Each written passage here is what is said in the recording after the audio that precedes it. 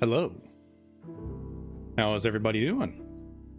Let me know if you can hear me now, okay? Because I don't think I had a microphone source set up in my starting soon screen, so just let me know if you guys can hear me now. The microphone source is still set up in this one. It better be. So, let me know if you can hear me. Like I said, I mean, I'm not even going to get into it. If you guys can't even hear me, then I'm not even going to bother. Let me know in the chat if you guys can hear me. Please say you can. Alright. Okay, so you can hear me. Alright, does my microphone sound weird? Because I did mess with my filters and stuff like that, so let me know if I sound weird. I will definitely sound different than my previous streams and my previous videos because I had to completely rework how my microphone sounds from the ground up, pretty much. So now that I know that you guys can't hear me in the starting soon screen, whatever, I'll have to add the source back to that because I did remove some things in here and there. I have no idea how many things are actually destroyed from all the stuff that I've done to it. So that's good. That's good. That's a start. That's definitely a start. All right, let me read the chat. Ah, good. It's been a while since I've streamed. It's been a while. I am definitely rusty. Let's see what we got. We got Supreme in here. We got Pandy, Dr. Marbel, and I saw Jonsey G earlier up in the chat. We got Matindo. How you doing, Matindo? A human is in this stream right now. You don't look like a Gossip Stone. Well, don't worry, my personality closely matches a statue, so don't worry about that. I'm a Gossip Stone on the inside, man.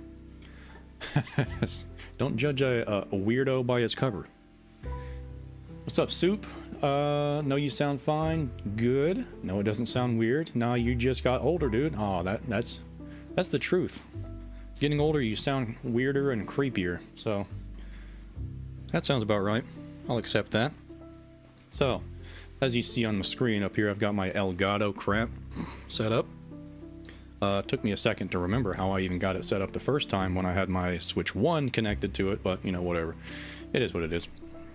Hold up a second. Let me get my phone out of my pocket. Get out of here. Alright. Like I said, yeah, I did mess with a lot of my stuff. I tried my best to optimize all of my stream assets, like my border and stuff like that. I got rid of like several hundred megabytes worth of memory because I tried Oblivion Remastered and I was like, I wonder if I did notice because whenever I had OBS up before, when I tried to, you know, test out a couple games that I wanted to stream potentially, I opened up OBS and I was like, I wonder if OBS will cause like some significant frame drops in like a modern game, you know, a modern game like Oblivion Remastered, for example. Because I was wanting to stream that, and I opened up Oblivion Remastered, I opened up my stream, and it was fine on like the full screen recording, you know, just playing full screen. But when I switched on to my my streaming source or scene, whatever, and all the stream assets and stuff like this, the stuff you see right now, it it plummeted 15 frames per second. I was like, well, there's something wrong with my stream setup, big time. So I was like, okay, well, I'll put a little note in that, save that for later, and I'll look into that at some other point in time when I've got the time to fiddle with it. Because once you fiddle with your stream stuff, once you fiddle with your audio, you've put a commitment in to spend the rest of your life messing around with it until it works again. So anyone that messes with their audio knows that they never touch it again after you've got it to where you like it. So everything should be a little bit more optimized now, thankfully. Alright, so we got Dr. Marvel that says, yeah, happy to be in here, Geist. It's been a while. I'm sorry I've not been active in the Underworld. The Underworld, by the way, is my Discord server, so if you guys didn't know about that, I do have a Discord server, and the link to join the Discord server should be in the description of this stream. So thank you for that. Dr. Marvel says, a shameless plug for... It literally just says the next line. Shameless plug for Geist's Discord server. There you go. Thank you very much. And there it is.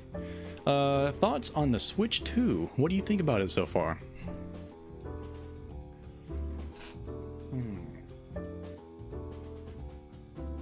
I like it.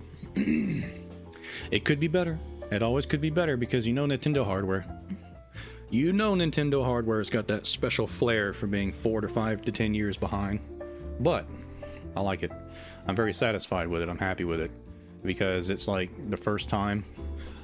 the first time Nintendo... If you're a Nintendo-only fan, and you enjoy Nintendo-only consoles, just Nintendo, this will be literally the first time y'all will be playing in 60 frames per second, 1080p.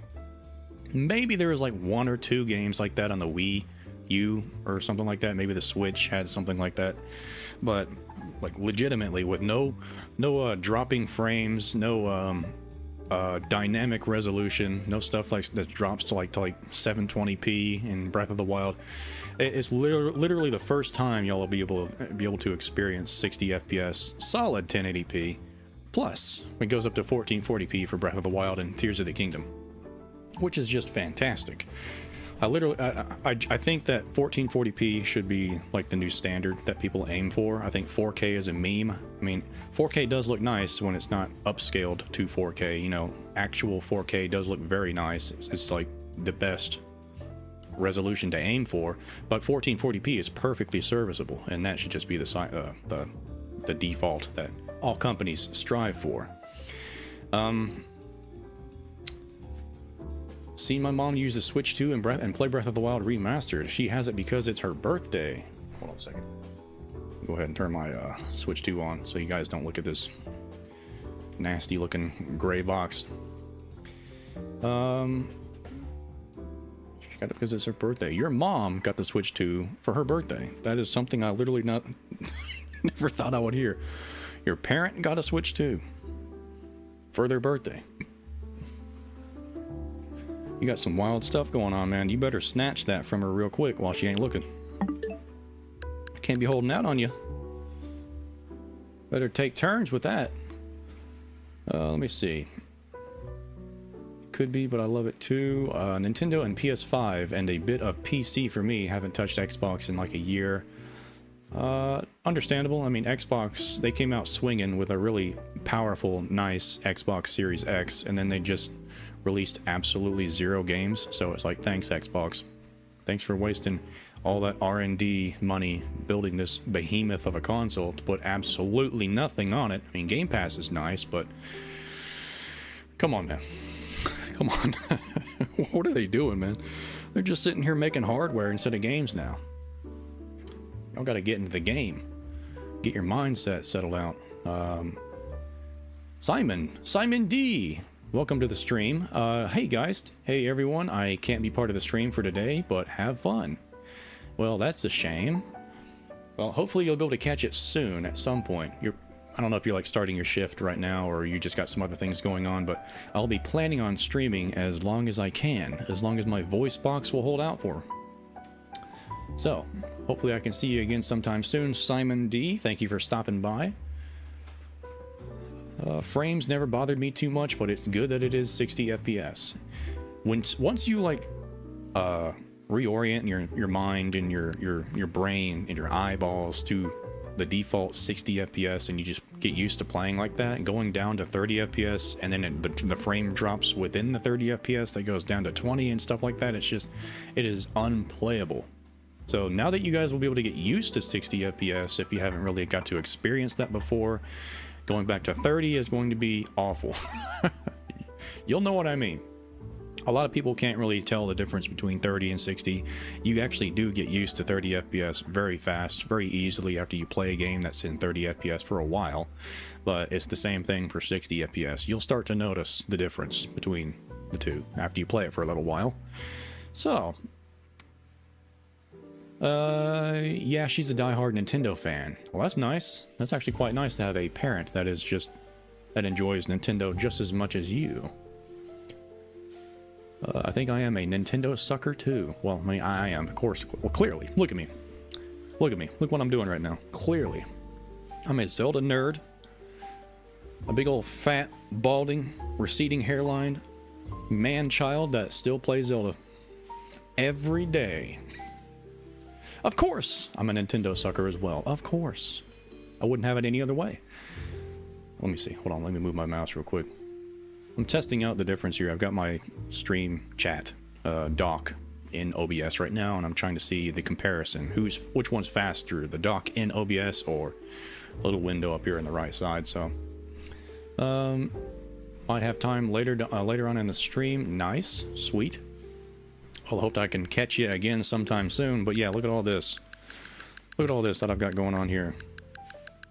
All Zelda, all Virtual Console, of course.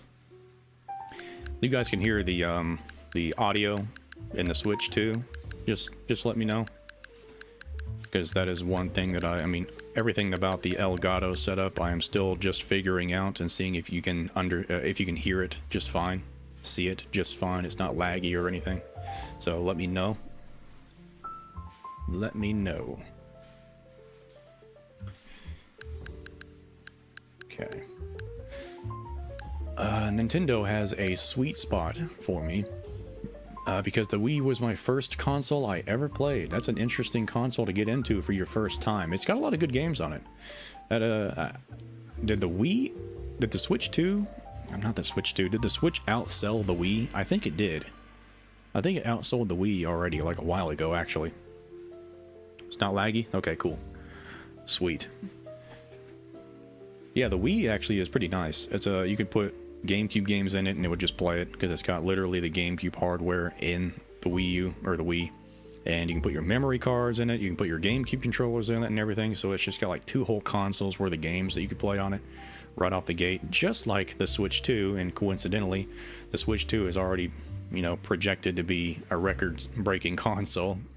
Who would have thought having an entire console's worth of games playable right away at the start of a new console would cause a lot of sales to happen? Who would have thought? Give us Virtual Console back, Nintendo. None of this Nintendo Switch Online expansion pack nonsense. Just let us buy the games, man. It's nice, actually. I mean, the Switch Online plus expansion pack is like filling out, dude.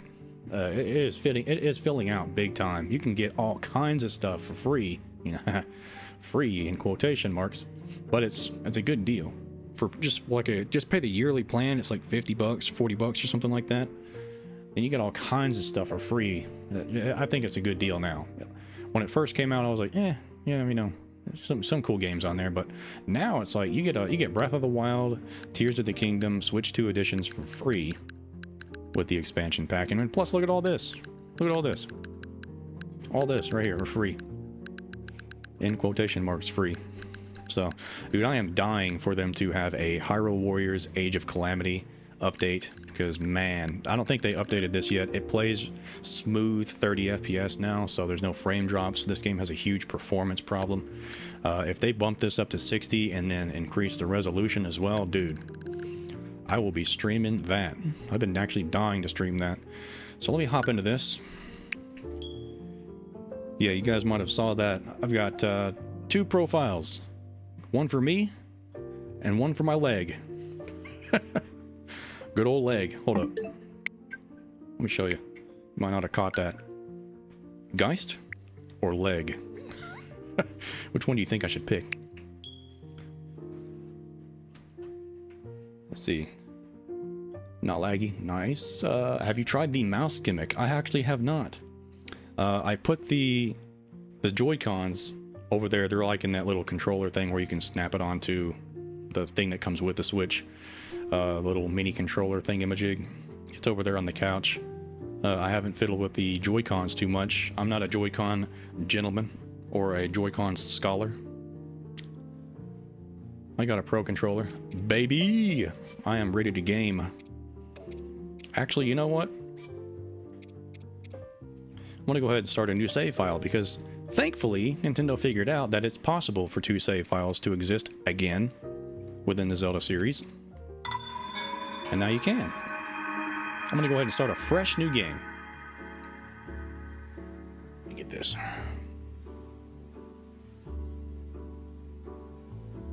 Alright, let me check it out. See if I can actually... see if I can listen to the gameplay.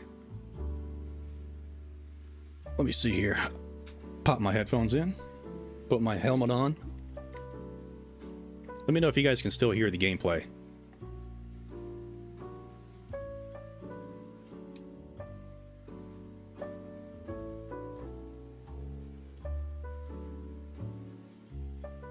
Hopefully that didn't just annihilate the stream by putting my headphones in. Shouldn't have. Better not have. Let me see. Oh crap. Gotta turn the stream music off.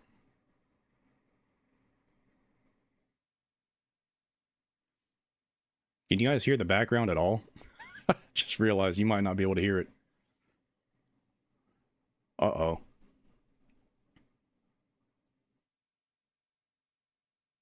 You can't hear it? No! No. Oh no. How can I hear it? Hold up. Hold up. Let me pull these bad boys out again. Can you hear it now? I just pulled the, unplugged the headphones. Can you guys hear it now? I can see some readings. I can see some audio levels. I might not be able to play this absolute gem of a game with my headphones on.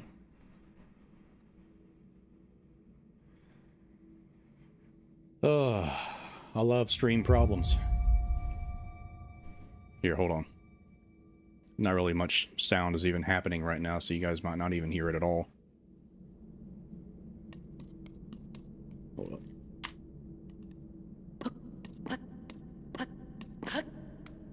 Alright, do you hear that? Let's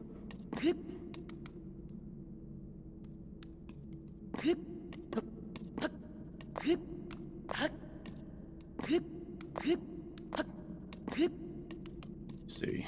Let me read the chat.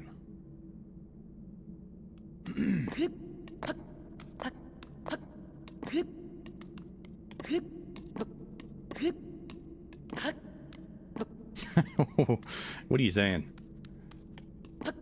I know you can hear me, but I'm just asking if you can hear the gameplay. You can? Okay, cool. Alright, thank you. Yeah, I plugged my headphones in. I just realized that it completely deleted the audio for the game, so that sucks. Wonderful. Just lovely.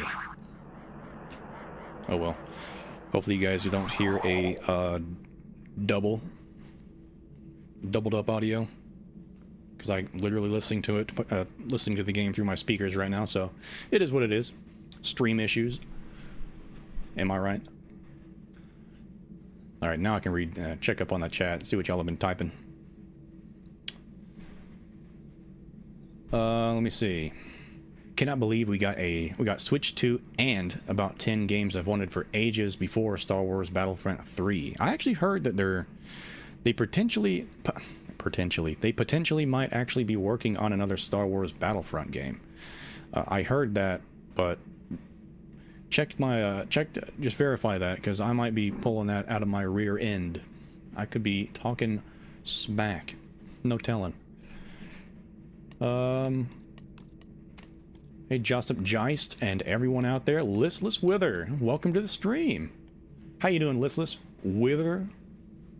What's going on? Sausage-sized. Sausage-sized. Y'all are butchering my name. Jonsey G with a $5 super chat. It's wonderful to be back with everybody and gossip. I can't wait to see what you've been cooking. How are you and how is everybody else holding up? Let's see. Can't wait to see what you've got cooking. How are you and how is everybody else holding up? I have got a lot cooking on the grill right now. I'm actually in the process of editing a new video. I don't know if you heard that. I kind of moved away from the mic, but I'm in the process of editing a new video right now. That is a sheep I decided to just go ahead and take it. You know, let my hair down. Ironically, it's the least down it can possibly be right now. It's tied up and restrained, but I'm letting my hair down, kicking my feet up, playing a Switch 2 game. So, no double game audio? Okay, sweet. Yeah, I've got my my speakers turned down pretty quiet, so you guys should not hear any audio bleeding from the speakers, creating a double feedback loop, hopefully. So, but yeah, I got a Switch 2, got my hands on it completely unexpectedly. I did not expect to get a Switch 2 this soon at all. I was actually going to hold off on getting it for a little while and get it when everything was dying down, because I absolutely despise, you know, climbing over people, getting things on the release day and, you know, stuff like that. It's just too much stress, too annoying. Up to the pedestal. I don't want to wake up at we'll show you the way. 12 o'clock at night and then show up in like a parking lot at 1 in the morning and wait for 8 to 9 hours for them to open up again, like I did for the Switch 1. I'm getting too old for that, man. I'm getting too old for that funny business. My old man bones can't handle it.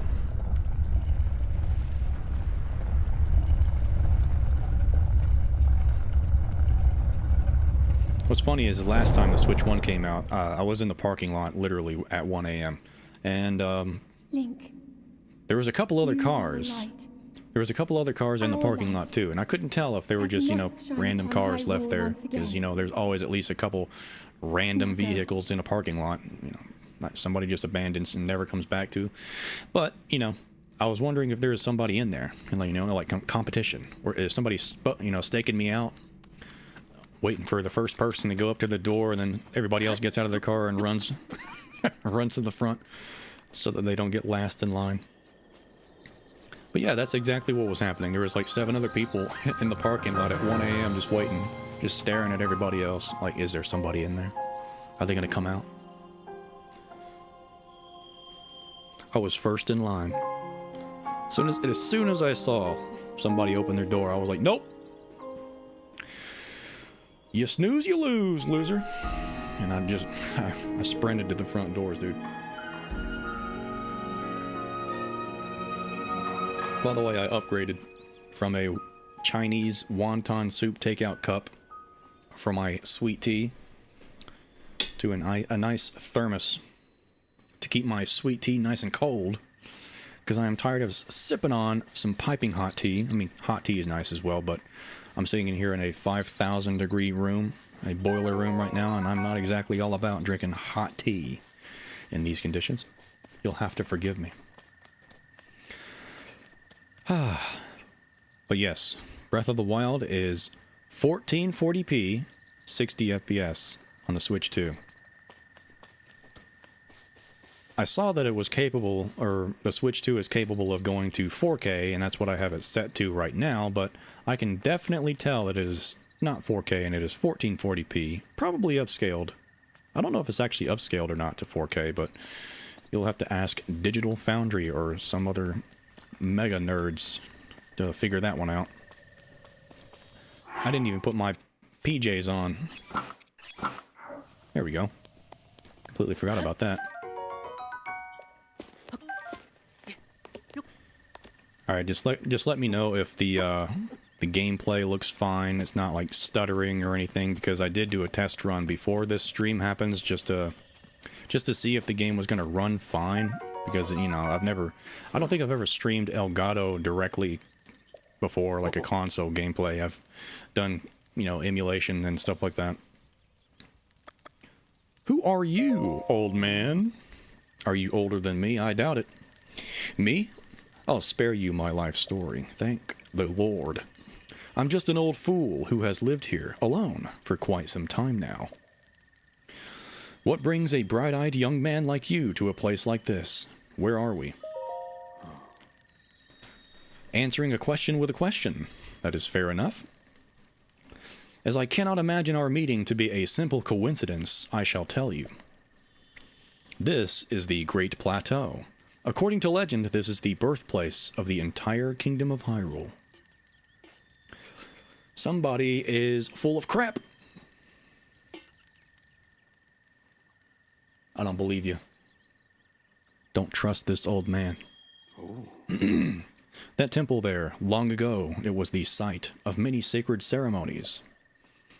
Ever since the decline of the kingdom 100 years ago, it has sat abandoned in a state of decay. Yet another forgotten entity, a mere ghost of its former self. Former self. The Temple of Time is not a hermit crab. It does not have a former shell. But I do have a double-handed axe. I'll take that.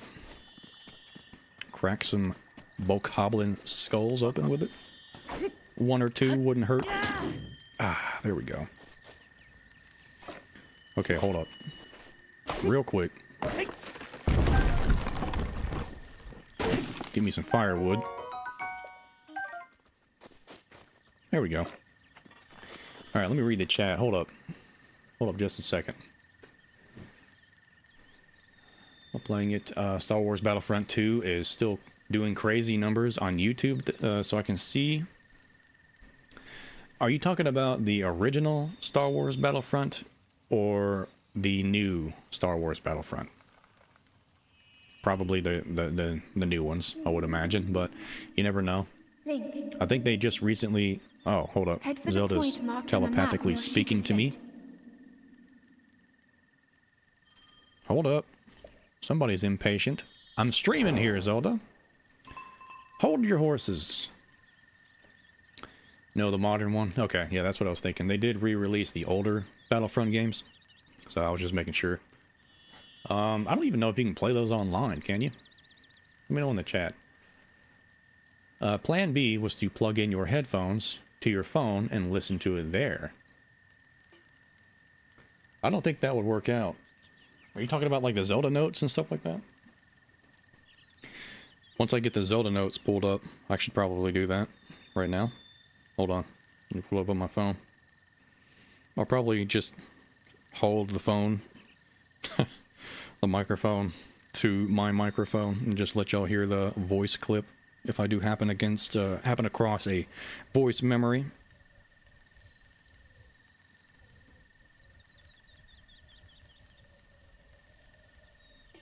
Okay. Searching for voice memory.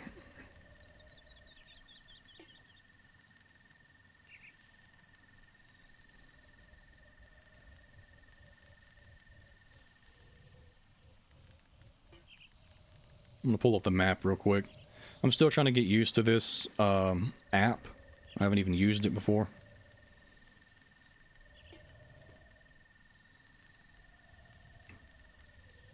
There we go. Okay, we got a couple of them next to us right now. Alright. Okay. Sweet. Just realized that everyone... Oh, hold up. I missed a chat message. This game is absolutely beautiful. Jonsey says, will this be a full game, or are you just going to be demoing it for now? I'm actually thinking about that. I'm not sure if I'm going to play the whole game. I mean, this game is massive. I'll play it as much as I can. But I'm basically just fiddling around with the Switch 2. Just seeing what it's all about. Because I did briefly check these games out the other day when I first unboxed the Switch 2. And I just wanted to make sure that all of it was set up in the stream and everything like that. Everything worked just fine. So It's basically a huge old test run, a mess around day. If it does turn into a full game, then I'll probably have to change the thumbnail. And make it a little bit more understandable. But I do plan on playing a lot of Breath of the Wild, just goofing around. According to this map over here, there's a voice memory over here, and it looks like it's literally right there at the place where you look around at. So I'll hold up just a second. Let me walk my way back up there.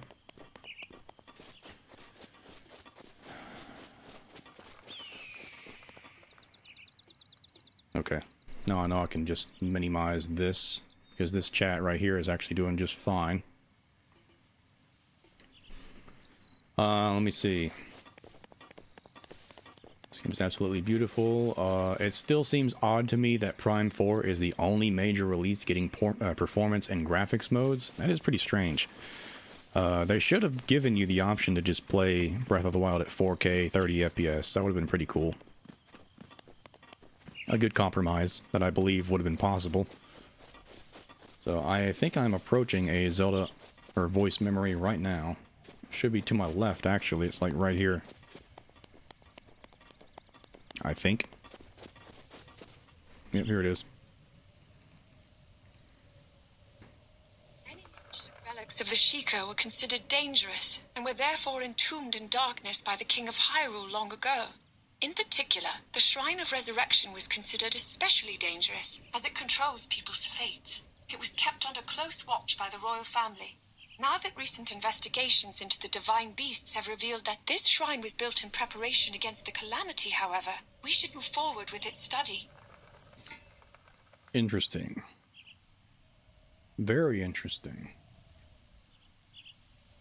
I actually have looked into a lot of the Zelda notes that have been released so far. There's like a lot of them that have been cataloged for you to look over the dialogue. And I did do some... What in the world just happened? My screen just turned black for no reason. Let me know if you guys saw that.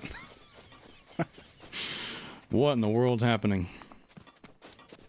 Anyway, hopefully they didn't have a huge impact on the stream, or if it even was picked up. I don't know why my screen just turned black. But whatever. We read up on the chat.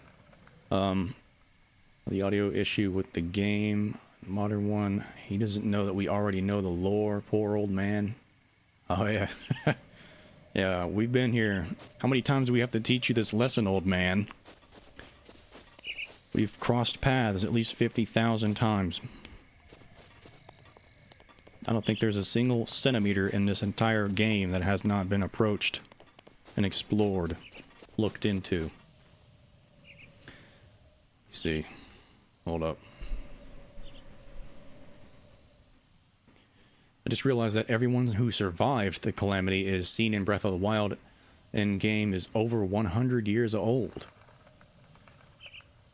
Yeah, there actually is there's a couple of people in Ateno village. I remember specifically there's an old woman that sits by the by one of the cauldrons where you can pick up a ladle. There's an old woman that likes to sit in a chair right there at the little cooking pot. And I think that she says that she was the grandchild of somebody that survived in the calamity. Something like that. There's a couple people that actually that did live during that area. And I think it's just really interesting to go around and find all those people and see what they have to say. Old people have wisdom. Most of the time. Sometimes they are this guy right here. I should not be mean to him. Hey, he's pulling a fast one on me. He's faking his identity. He's already got my suspicion meter up. Gonna throw some shade at his direction. That's what he gets. Alright, I don't want to break this rusty sword at all, so I'm just going to keep the axe on, because the rusty sword is actually quite nice. I'm actually very impressed with the... I don't know if it has to do with resolution. I doubt it. I doubt it, but I think that they actually increased the resolution of the textures in this game, in the Switch 2 versions. Because when you emulate this game at 4K, 60 FPS, the textures don't... They don't... I mean, and you can drop the frame rate and the resolution and everything too, and the textures, they don't change. So I think that they actually increased the default resolution of these textures, and they look a lot better, man. Much cleaner, less dirty, much less smeared. But yeah, the Switch 2 version of Breath of the Wild and Tears of the Kingdom are like really good. I'm very happy with them. And if you're questioning on whether or not you should get it, I definitely do recommend it. It's like a completely new experience playing it this way.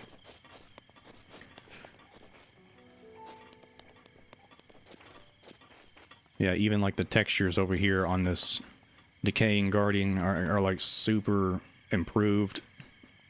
There's a couple of videos out there that have done the comparisons on textures and draw distance and stuff like that. You guys check it out if you're interested. Let me see. Supreme Soup, and those same people who survived are in Tears of the Kingdom even older. Someone like Impa is around 120-ish years old. Yeah, the Sheikah, definitely they're definitely still alive after living through the calamity. They have a longer lifespan, big time, compared to regular Hylians. For some reason, which is never explained. Even though the Sheikah are actually categorized as Hylian, they are still very not Hylian at all. They're like a sub-race of Hylians. Maybe the Hylians are like a sub-race of the Sheikah. Because I don't see why they can live so long, but we can't. And I don't see why they have such a strong adeptness with magic and a closer tie to Hylia than Hylians do. Which is quite strange when you think about it.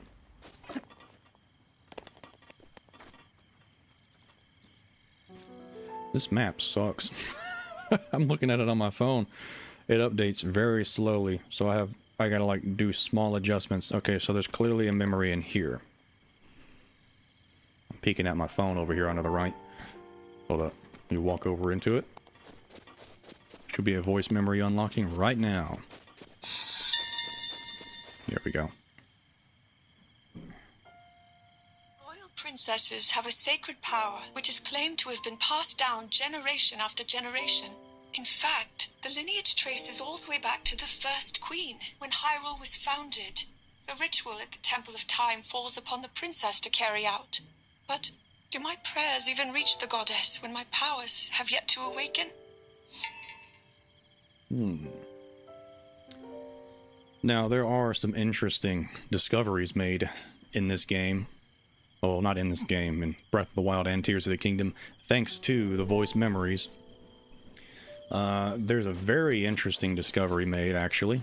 A very, a very good discovery that might prove my theories correct. Hold up. I'm moving my stuff over here to the side because I can't stand looking that far over to find that chat. There we go. That's much better. Okay. It's been a very long time indeed. I missed some chats. You got Snooze Poos in the chat. What's going on? We got a GG stream. How long has it been? It's been way too long. I tell you that. Way too long. I have been busy up to my knees in chores and activities that you will soon understand the depths, pun intended, the depths of what I've been doing and getting myself into. I've been getting into a lot of different stuff, new ways to make content, new ways to add stuff to my videos, and yada yada yada, all the boring stuff. But you will see soon enough the efforts of my, well, the fruits of my efforts, whatever. I'm a very intelligent mongoloid. You'll have to forgive me. Man, this sucks. I really... I wish I could pull my, pull Zelda notes up. There we go, that's a little bit better. Wish I could pull Zelda notes up on my monitor. Probably could, if I downloaded it through, like, the Google Play Store and opened that up on my, in, like, a window or something. But who wants to do that? What kind of smart genius would do something like that?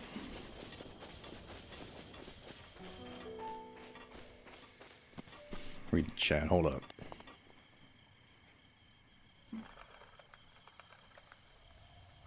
Gossip, when will you be finishing the Twilight Princess live stream? Are you going to be playing this on the other channel as the next game on the list?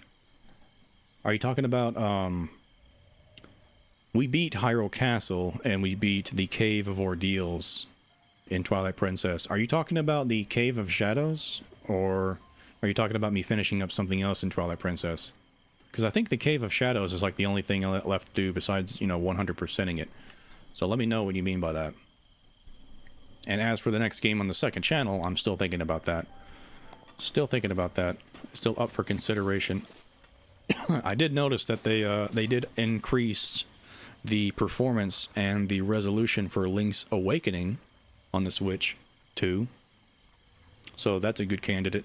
I've been dying to get good footage of that game, and that game is quite literally unplayable in an emulator at anything higher than 1080p. Ooh, crap. Voice memory out of nowhere. Past this gate is a snowy landscape, cold enough for one to freeze there.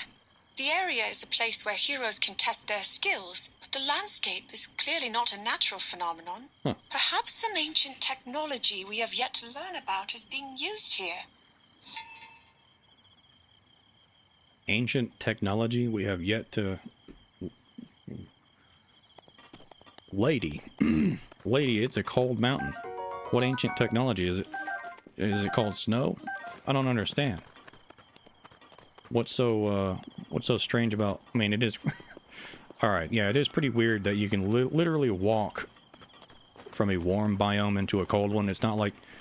This ain't Minecraft. But apparently it is on the Great Plateau. So, that is a little bit strange. I'll give her that. Okay. Yeah, I would say so.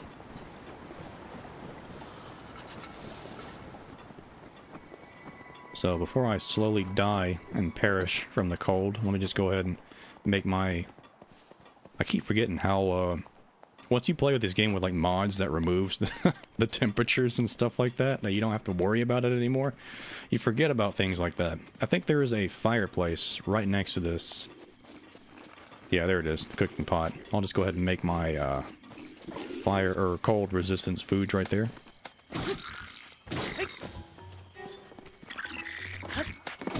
Nope. Oh. He got me.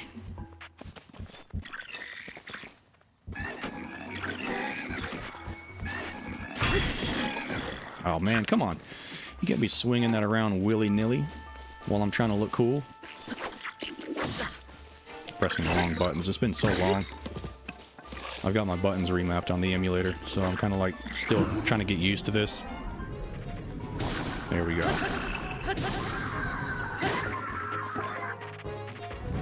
Alright, bring it.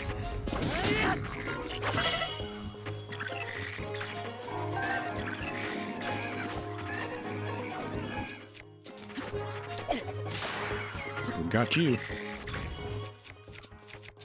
I'm just gonna go ahead and keep this. I was gonna pull out the rusty sword, but I am still gonna hold out.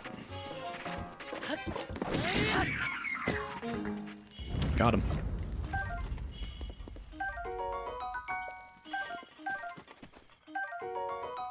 Ooh, nice. I'll take that. And I will also take a spear. Good throwing weapon. Poke somebody in the eye from a mile away. I'll do that. Happily.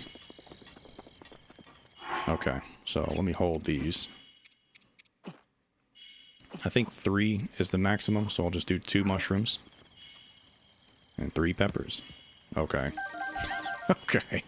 Okay, game. There we go. Oh yeah, it's not even lit. Look at me. Look at me. Being intelligent. There we go. That makes a little bit more sense, don't it? Okay, oops.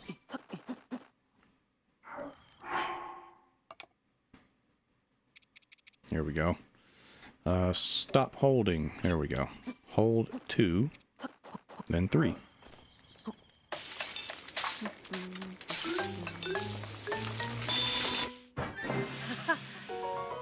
Spicy fruit and mushroom mix. 13 minutes and 30 seconds. Nice. I've got enough for 2 of those, so I might as well just go ahead and do that. Why not? I'll probably need it eventually anyway.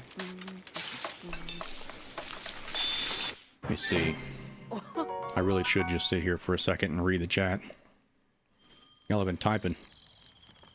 Before I move into the snow area, that's exactly what I'll do.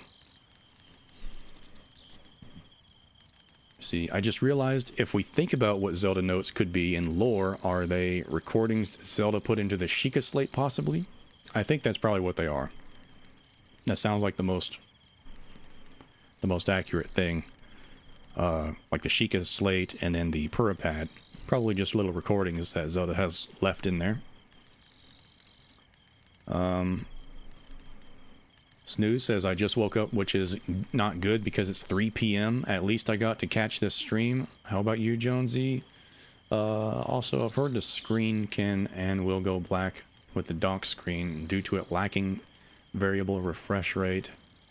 But I don't know why that would apply here. Yeah, I mean, I've noticed some weird lines appear on the screen randomly. Very, very thin lines for like one frame. So there might be some weird dock issues that I'm not aware of. That might be it. I've been hanging out with a friend, my boyfriend, and just chilling out. Identity fraud is no joke. Congratulations, Jonsey. What do you think about the King of Hyrule or so? The dude says, do you think he might be the King of Hyrule or something? That's ridiculous. I agree, that is ridiculous. He's just an old man that likes to cook apples. Like everybody else. Every single old man likes to cook apples. So that's no suspicions there whatsoever. He's normal. I've never been happier. Life's so much better. I say they had higher quality textures in-house that they just used instead of upscaling or something. We'll say one thing texture-wise, were Link's abs that evident on the Switch? I don't know. Yeah, they usually, whenever developers make textures and stuff like that, they usually compress them down in order to fit their, like the constraints that they're supposed to for optimization purposes and stuff like that. So the actual textures are most likely like 3 times higher resolution than what you actually see in the games as the end product. So it does not surprise me that they just had the uncompressed higher resolution textures on hand, and they just didn't compress them, or they just compressed them a little bit less and just re-released it like that. So it is very significant difference, the textures in this game versus the Switch 1 version, so I'm very happy with that. They were only confirmed Hylian in Tears of the Kingdom. Yeah, that's what I was talking about. In Tears of the Kingdom, the little characters, character section in the menus, you can find, it says like the races of stuff like that, of people, tribes, and it says the Sheikah are apparently Hylians, so that's interesting and very weird. Let me see. Wouldn't Hylians and Sheikah both be a subspecies of humans? See, in Skyward Sword, they were humans. Before they descended down, they were all called humans in Skyward Sword. Whenever they left Skyloft and colonized the surface, they started calling themselves Hylians to, you know, show respect for their goddess Hylia. So they actually were humans originally, just, you know, humans with pointy ears. So that's pretty cool. But if they were humans, or if they were humans originally, but the Sheikah were the Sheikah back then that already creates a difference, a fundamental difference before they were considered Hylians. Which is strange. The Sheikah always were called the Sheikah. But the humans adopted the name Hylians, not the Sheikah. They kept their name. So to me, that creates a fundamental difference between them that I think that a lot of people might not know, or might not understand, or might not be familiar with. That connection there, I think there's a very intentional difference. I mean, clearly they literally only have white hair. I mean, Impa has blonde hair.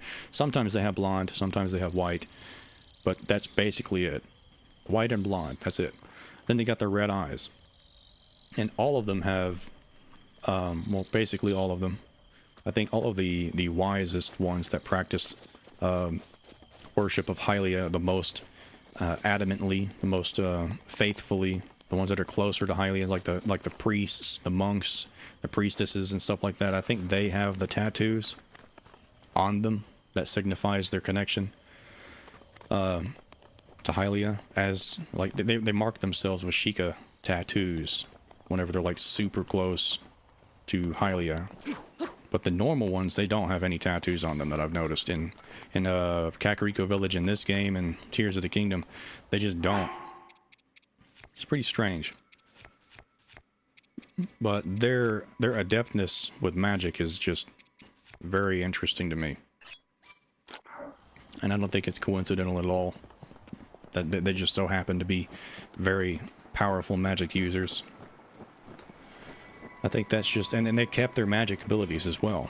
Another thing that separates Hylians from Sheikah is the fact that in the manual of A Link to the Past, the manual actually says that over the years, Hylians have actually had their genetics devalued and their connection to Hylia has grown weaker, meaning they can no longer hear the words of the gods, which is originally what their long ears were supposed to do. Their longer ears means that you can hear messages from the gods, but they even lost that ability because they became diluted over time, and they just slowly lost their ability to utilize magic as efficiently. And they also oh, I'll take that. Nice. I will take that. Anyway, yeah, they just lost their ability to use magic as much, and they couldn't hear the gods anymore. Only like very pure of heart Hylians could still do that. But the Sheikah didn't. Like, they just didn't. Why did they not get afflicted with this same issue after a long period of time like the Hylians did? Is it because is it because of the Gerudo women going around and stealing all the men? Or what? What's going on here? I don't know. You'll have to wait a couple thousand more Zelda games for an answer like that. I just realized I don't even have my good stuff equipped. Hold up, let me put my spear on.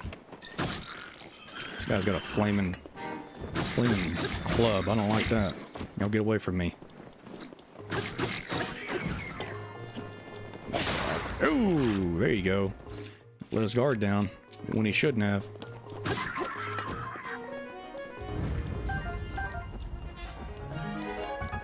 Nice. I'll take that shield. It's a little bit better. And I actually need this club. It's a really pretty good item. Take that.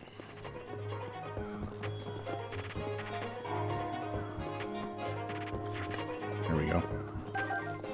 Trying to collect some arrows. I wonder if that glitch still works, where if you just sit here and look at the ground, you can't get shot. Yeah, I think that might actually still work. There was a glitch in the original Breath of the Wild where if you just look down, where there's like a lot of archers around you, they can't hit you. For some reason, their aiming is messed up, but they don't drop arrows after a while, so that's like the only downside. You can only pick up like 3 arrows or something like that before they stop spawning on the ground. Which sucks, but I think that's just really funny that they cannot hit you at all if you just look down. Nice. The more arrows, the better.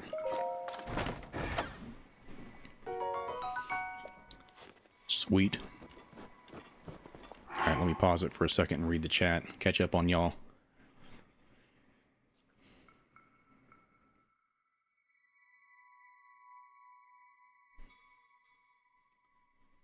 super distracting from the game. I'll pass on those or check them later.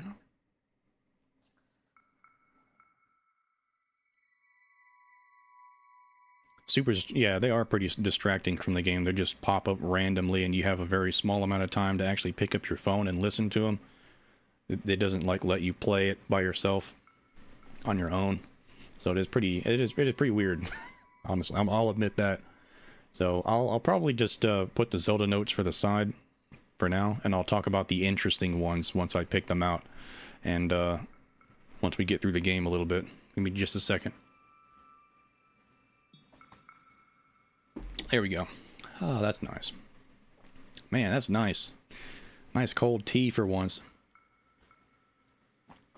Instead of boiling hot tea. Oh, that's nice. Oh, I'm so glad I got that. Alright, hold on. Let me check the chat again. I'm still unsure if humans, as such, even exist in Zelda, but presumably yes. Oh, I didn't realize that. That's my bad. I'm gonna be gone a sec. Need to move from my room and get water. No problem. The labor of your fruits. Yeah. Man, that happened a while ago. I gotta catch up on the chat. Gossip's the expert here if he knows the answer. I don't know about expert, but I'm an informed idiot. I'm a well-informed idiot. There you go. I like that title. I'll take that title with pride. Is whistle sprinting still in the game on Switch 2 version? Yes, it is. They did not patch whistle sprinting. It is still in the game. Most major glitches and exploits still exist. Some, yes, they patched a couple of them, but they didn't patch the ones that would truly make everybody flip. Like the sprinting, the whistle sprinting is still in the game, thankfully. Major glitches. There's a note in Tears of the Kingdom that in the Big Sky Island cold emitters were used. Yeah, that's what I thought. Yeah, cold emitters, just cold emitters, you know, the usual. Make an entire chunk of a land mass freezing cold. The works. Let's see. Thanks, that's nice to know whether... Yeah, I was talking about the Cave of Shadows and getting what's left of the game to 100%. That's still on the table. The Cave of Shadows and doing 100% of Twilight Princess is definitely still on the table. I'll look into that. Because it is a little bit annoying to play the Cave of Shadows. I have to do some fiddling around in the emulator in order to get like the amiibos to work. So yeah. We'll have to see about that. Let me see. Did they change the console controller UI and the Switch 2 version? The console/controller UI in the Switch 2 version. What do you mean by that? Let me see. Not the controls, not that.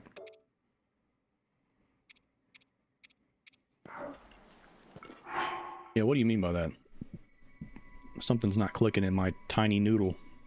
My tiny noggin. I can't comprehend that sentence. I never ended up using any good weapons while playing Breath of the Wild. Always wanted to hold on to it. Yeah, that's basically what I was doing just now. I'm hoarding the good stuff already. Impa in A Link Between Worlds has purple hair, but the main traits of Sheikah is appearing to have the albinism, red eyes, and white hair, and pale skin, but are sometimes also tan, like Impa from Skyward Sword, Hyrule Warriors, and Sheik from Ocarina of Time. That is true. I think Impa from A Link Between Worlds is like a one-time thing. That is very strange. I think was Impa in the original A Link to the Past? Because she might have carried over her color palette from that game if there is an Impa equivalent in that game. I don't think there was. I can't remember if there was an Impa in that game or not. I know that there was apparently an Impa in the original Zelda game, because I think that was the reason why Link is even there in the first place. He was told by Impa to go there and collect the Triforce and save Zelda, blah blah blah. So Impa has been a part of this series since the first game. But I don't know if she was in A Link to the Past. I actually have no idea, so let me know if I'm on the right track with that. Pixel Fusion Productions. Oh boy, it's Geist time. Welcome to the stream, Pixel. How you doing? How you doing? Got to go do something now. See ya. Hey, you have a good one, Soup. Have a good one. Thanks for catching the stream, man. Seems like an oversight or possibly a mercy mechanic to let players know they are under attack. See, maybe there is a sacred code or something that is in place to keep the Sheikah bloodline pure by not mating with Hylian / Gerudo, etc. in order to keep their magical abilities. I just find it strange that that only exists for the Sheikah, you know? Like, that's what I'm trying to say. It's like, fundamentally, the Sheikah are just... they're just built different. And they never waver.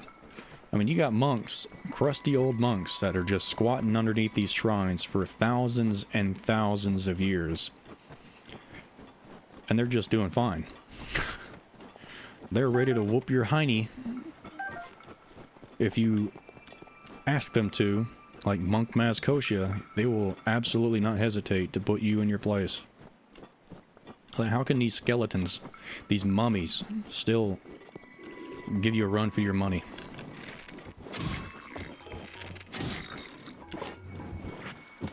I just find that so weird.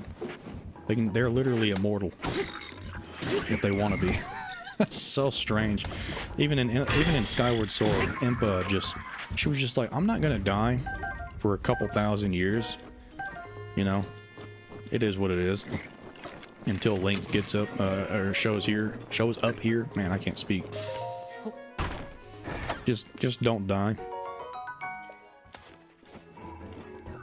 They have an average lifespan of like 200 years old or something like that. Around 200, maybe less, just a little bit, give or take. But if they want, they can just be alive for thousands of years. It's like, you know, it's no big deal. It's like, how can you do that? How can I do that? I'm clearly missing out on something as a dirty Hylian.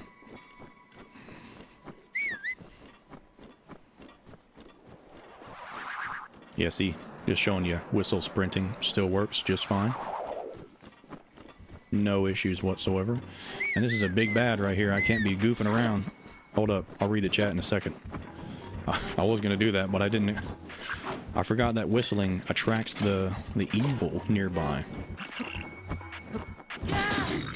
Oh! Woohoo! I gotcha.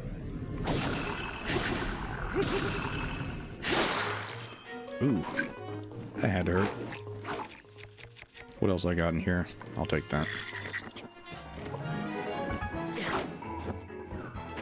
People have been saying that the timing window of like flurry rush and stuff like that, of just dodging bullet time, has been shortened because of the 60 FPS. Ooh, I did not expect.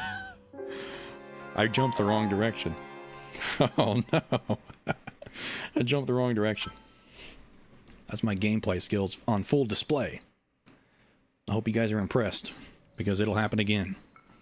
Coming right up. Hold on. Let me, I don't think there's anything cool. I think there's like bomb arrows or something over here. Wait, not over here. It's up there on like the, come on now. It's up there on one of these, yeah, one of these things. In a chest, I believe. I could be wrong. It might have been in Tears of the Kingdom. Wait, there's no bomb arrows in Tears of the Kingdom. Never mind. It is in this game. Alright, let me read the chat before I get annihilated again. Let's see. Blonde hair for Skyward Sword Impa shouldn't be too odd, since Sheik has it as part of their disguise, and Fanati / Imperaz is blonde as well. Yeah, blonde is actually pretty prevalent for Sheikah, which is interesting. I wonder why it is that they have white hair, like, exclusively in this game, which, in my opinion, I think that the Sheikah in Tears of the Kingdom and Breath of the Wild are like a completely different breed of Sheikah entirely. Than the ones that we were used to seeing in the other games. Because I think that the Sheikah in this game are the results of the Zonai and the Hylians procreating, and I think they're a genetic combination between them.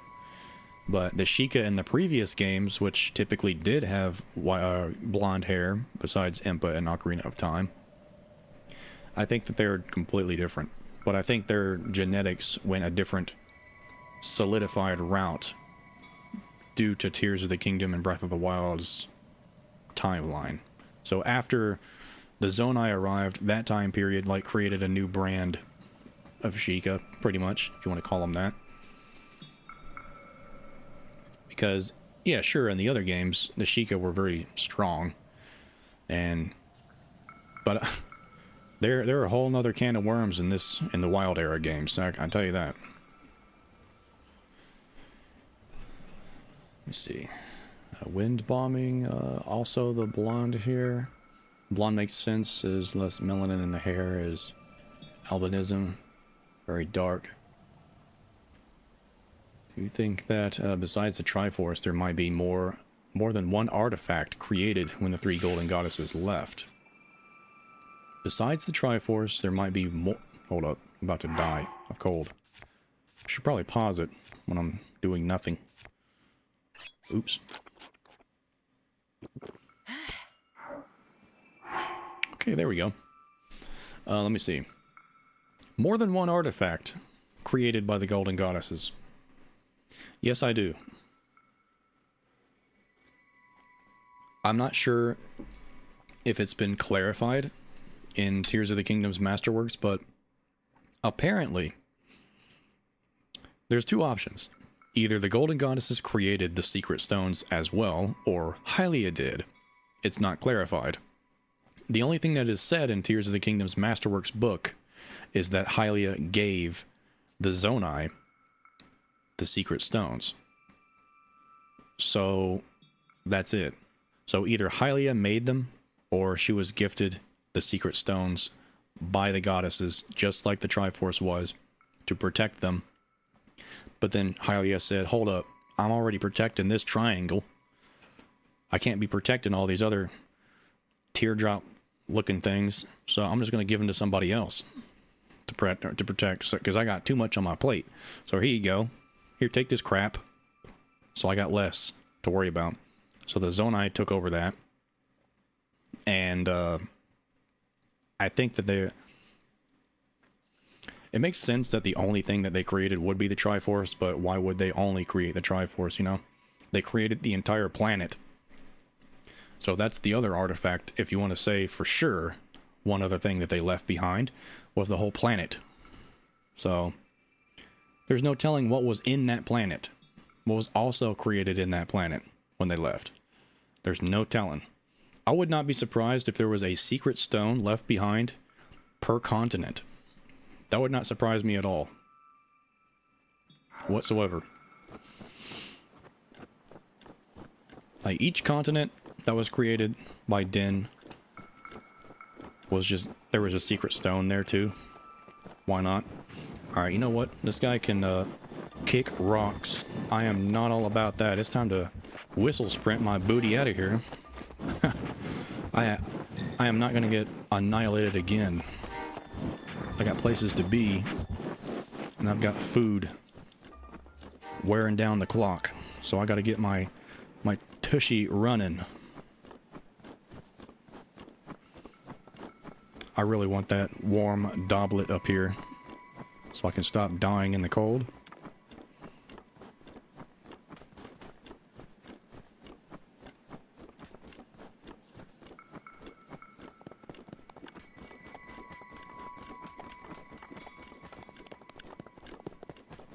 All right. There we go. Very annoying. Just pops up randomly. From here, you can see the Great Plateau, or rather, Hyrule itself. At the castle, we are king and princess, but while here, we were father and daughter. It was in this place that I learned about everything from paragliders to cooking. I still remember the feeling of the warm doublet father wrapped around my shoulders. I'm wearing Zelda's shirt. Wait, where is that old man? You're gonna tell me I I came up here for no reason? Oh no, I forgot I have to activate that guy first. You kidding me? No, I forgot all about that. I gotta go to that tower down there. Dude, I don't even have a paraglider. I gotta walk all the way down. Are you serious? Alright, cool. Well, I've learned my lesson. That just goes to show you how long it's been since I've actually played the intro. Every single time I've gotten into this game to like record footage of it really earlier on, I did as much as I could to not play the intended way. So that I can get things done faster. If you catch my drift. The pain. The pain! Oh, well, I can't even go down this way. I've got to go down over here or I'm going to break my ankles. Here we go. Just a sheer cliff that direction, I believe. Well, not really, but whatever.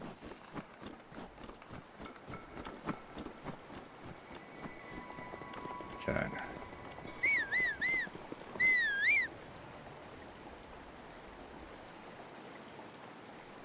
Did they change the UI? The C button is shown on the pause screen.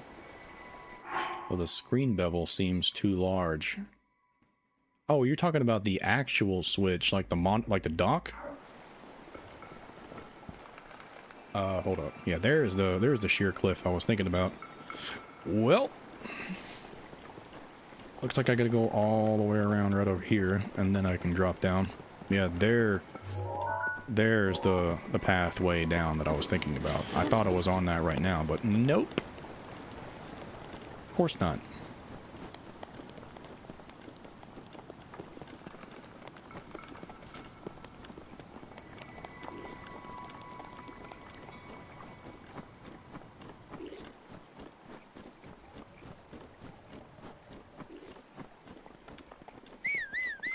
Okay, here we go.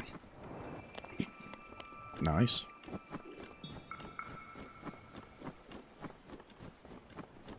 Go ahead and break that box open. It's probably got another set of arrows that I could use. I'll take those if there is any. There's absolutely nothing in there. I'll take that too. I could use some of that. I just climbed up this entire mountain for absolutely nothing, so I'll take some more while I'm at it.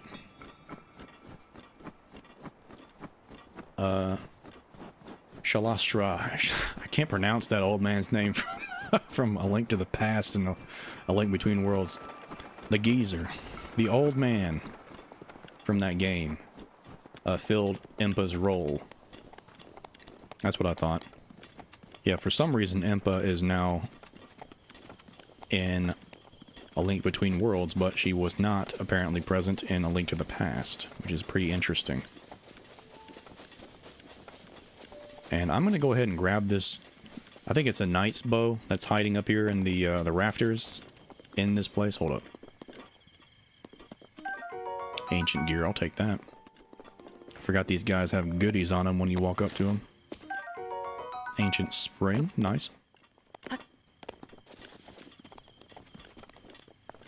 Yeah, I think it's up top. Yeah, it's up top at the very top. So I'll go to the ladder over here. Man, I'm glad to be out of that snow mountain.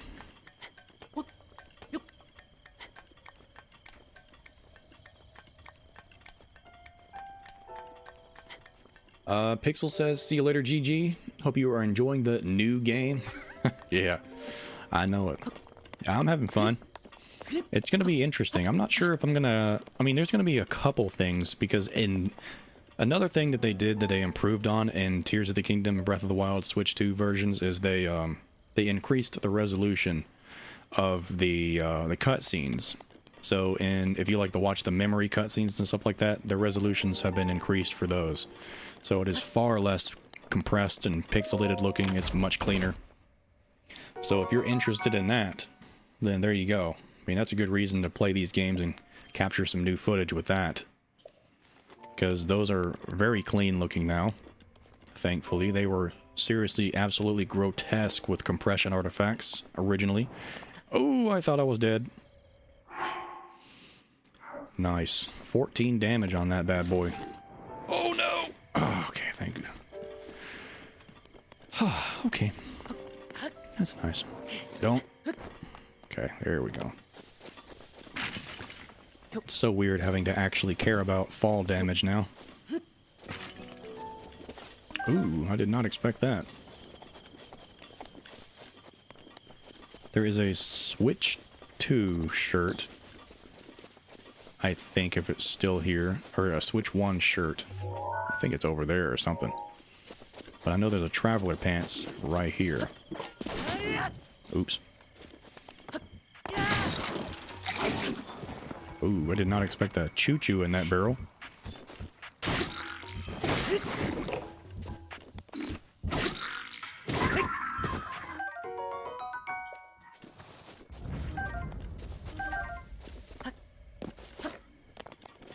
Alright, here's my pants. My brand new breeches. Hylian trousers. Nice. Alright, let me go see if that shirt is still there. That'd be pretty cool if it's still there. I wonder if it says Nintendo Switch 2 on it. I did not look into that. Gonna have to get past these goons.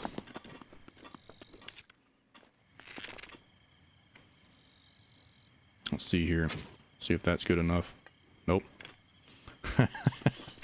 Looks like I gotta be a little bit down. A little bit further down in order to hit that rope. We'll try to take out this guy, though. There we go. Nice. There's a clean hit.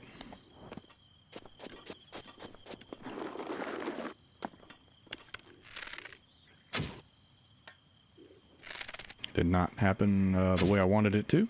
There we go. Wow. That did nothing. Let's try this one. Okay, the same thing's gonna happen again.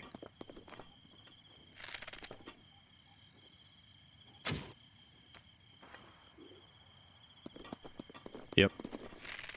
That's what I get. Alright, let's just ignore them. How about that? That was anticlimactic. Nice. You love to see it.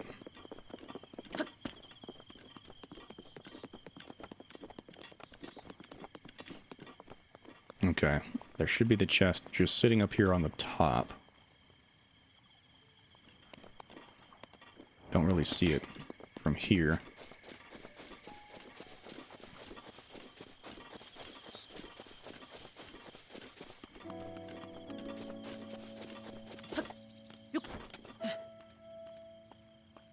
I think it's sitting on the top, if I remember correctly.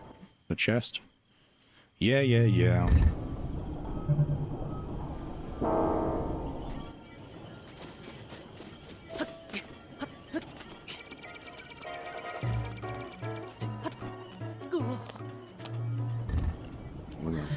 Read the chat, hold up. Crap. No more holding up. Okay, now let me read the chat. Good lord, I didn't even realize that one was there. Given the Shinto... Oh, hold up. Jonsey G gifted a membership. Zerks, welcome to the Heroes Shade Brigade. The Heroes Shade Brigade. That's what I meant to say. Welcome. Thank you so much for the gifted membership, Jonsey G. You are an absolute bonafide legend, as usual. Thank you so much. Seriously, if you guys aren't familiar with Jonsey G, absolute legend, a regular of the channel, a long-time viewer, long-time friend of the channel. Everybody show some love for Jonsey G in the chat if you can. Always there to catch a stream. Let me You see, given the Shinto Buddhist themes, it seems meditation is required, but still, we've never seen a regular Hylian even close to as old. Yeah, exactly. Even if they drift away from the open world style in the next 3D Zelda game, like I hope they will, I really like the mechanic of being able to open the chest from any direction, and I hope that stays. I do like that as well. I also hope that Link stubbing his toe with no shoes on when he opens a chest and hopping in pain also stays. That's a nice touch.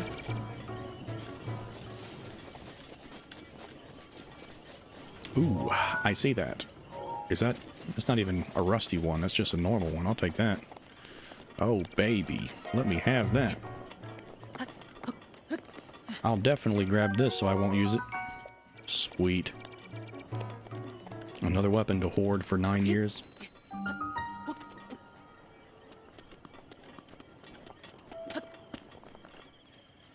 Oh, there it is. There's the chest. I don't know how I didn't see that. I knew it was up here somewhere. Sweet. A Nintendo Switch shirt. Poo. There's no 2 on it. Come on, Nintendo. That was a no-brainer. You should have done that.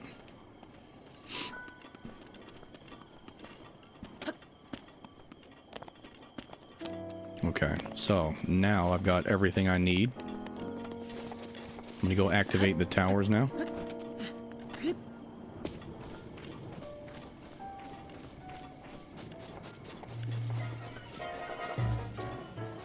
I'll try to passively make my way over there while I'm playing the game. Oh crap. Oh, I thought that one activated right there. I was about to say. Here we go. So, I mean, Impa and Ocarina of Time and the Sheikah in this game are visually similar. The only major difference is red eyes and are rare in the Sheikah nowadays. Are they really? I could have swore the other the Kakariko Village residents also have red eyes. I might need to check that out. They might not. Huh. Interesting. So are we under the assumption that Hylia is back to existing in Breath of the Wild and Tears of the Kingdom? And if so, could she perhaps be an ascended Zelda from the past? So Hylia, or at least somebody is still watching, 100% confirmed because of the Zelda notes.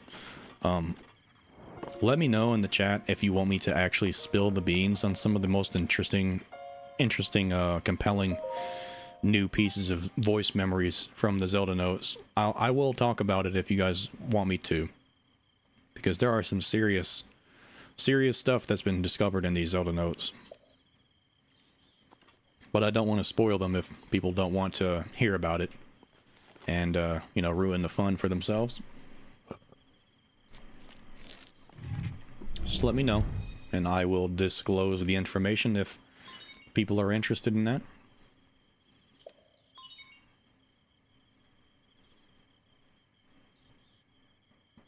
There we go. Got things pulled up. Okay. Let me look at this cutscene.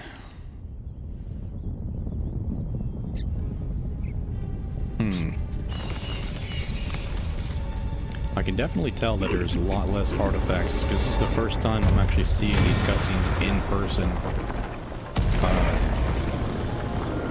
Oh yeah, they're way better. Yeah. It's still pretty low. It's still pretty low resolution, but it's not. It's far less compressed, and you don't see pretty much any artifacting at all. It's just low resolution now, which is fine. I like that. Much better.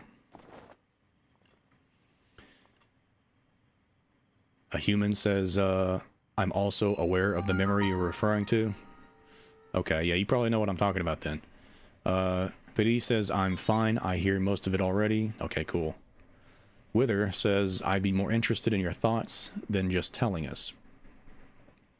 Well, that's what I was going to do. I was just going to, you know, use the Zelda notes as a base and then kick off of those and speculate on it.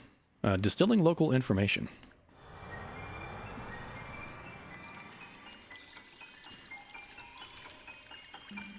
You're wrong, no. I believe it's pronounced Sahasrara. Lens.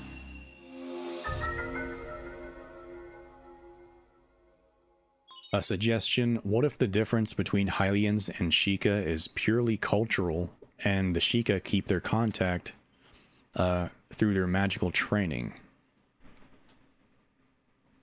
It probably is mostly cultural because they like keep to themselves. The Sheikah have always been, you know, I think the most compelling thing about the Sheikah is the fact that in every game, literally every game, even in this one, even in Kakariko Village, in Breath of the Wild, and Tears of the Kingdom, the Sheikah have always been conveyed as being a very, very small group of people. Almost to the point of borderline extinction small. Like, they keep to themselves, and which is kind of strange when you think about it, because how in the world are they not horrifically deformed if they keep to themselves that much? You know what I'm saying? The beast. Through, you know, When the beast regains its true power, this through world strange will face its breeding. end. Catch my drift. You know, stuff that make you raise an eyebrow. How do they exist for so long without being so weird? You know what I'm saying? But putting that to side, they've always been conveyed as being like a very, very small group of people with only several of them, like a handful of Sheikah left in the world. That's what they've always been described as, pretty much, which I find fascinating. I mean, it's very hard for a small group of people like that to like diversify from their roots if they just perpetually keeping to themselves forever, what seems like. Which whatever, more power to them. I just don't know how they do it. And I don't think I want to know. A little bit spooky, if you ask me. Okay, I can't just... I've got no fall damage enabled on my emulator, so I can't just dive bomb off the edge and expect to be alive anymore. I gotta get my mind wrapped around that. It's a big old difference now, not playing on an emulator. Let me see. My, it would seem we have quite the enigma here. This tower and others like it, others just like it, have erupted across the land, one after another. It is almost as though a long dormant power has awoken quite suddenly. If you do not mind me asking, did anything odd occur while you were atop that tower? I heard a voice. Well now, a voice you say. And did you happen to recognize this mysterious voice? No. I see. Well, that is unfortunate. I often don't recognize the voices I hear in my head. I don't know who they are, but they better get out, because they aren't paying rent. I assume you caught sight of that atrocity enshrouding the castle. That is Calamity Ganon. 100 years ago, that vile entity brought the kingdom of Hyrule to ruin. It appeared suddenly and destroyed everything in its path. So many innocent lives were lost in its wake. For a century, the very symbol of our kingdom, Hyrule Castle, has managed to contain that evil, but just barely. There it festers, building in strength for the moment that it unleashed, for the moment it will unleash its blight upon the land once again. It would appear that moment is fast approaching. Sounds pretty cool to me. I must ask you, courageous one, do you intend to make your way to the castle? I do. Yeah, sure, why not? I had a feeling you would say that. Here on this isolated plateau, we are surrounded on all sides by steep cliffs, with no way down. If you were to try to jump off, well, no death could be more certain, or more foolish. Oh. Of course, if you had a paraglider like mine, that would be quite another story. You better hand it over, old man. Oh, certainly. Why not? But there is no such thing as a free item in this world, you know. Let's see now. How about I trade it for a bit of treasure that slumbers nearby? What you got? Could it be a rune? Could it be magnesis? Come, let me show you something. Okay.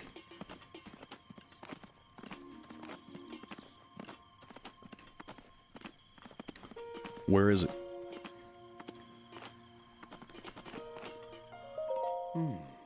Do you see that structure there? The one shining with a strange light.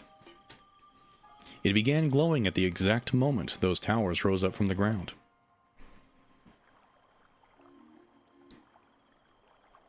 Okay.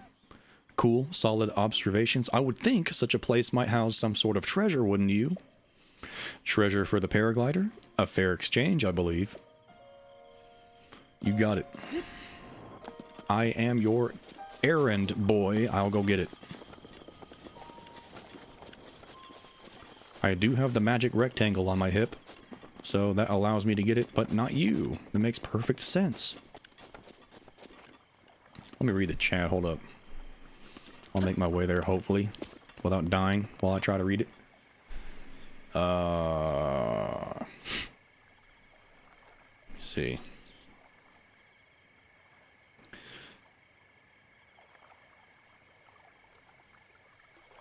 They've already created artifacts to see what others can't. The lens of truth. How? I mean, when you think about the lens of truth and what it implies, like, how? It must be magic that they cast on objects, because, like, to make them illusory, but how? If it's not the case, if it's not magic that you just cast on something like a spell for invisibility, how do you construct something with the attributes that other people can't see it but you? Like, can no one see it? Can the Sheikah see it? Or does it literally require a magnifying glass, a purple one, to be able to see these invisible things? Like, it's truly a head scratcher. How do you make something you have no idea what you're even making? Like, you can't, it's not tangible in your hands. It's gone. It's not there. Unless they got lens of truth glasses on the whole time while they're making it or something. Very, very interesting to think about.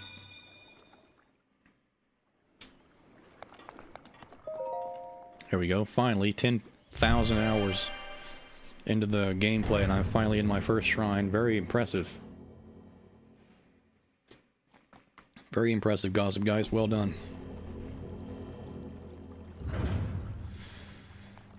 Couldn't have been more embarrassing of a display of gameplay prowess if I have tried. I mean, I'm trying right now, and look at this. I'm producing results of terrible, terrible gameplay already.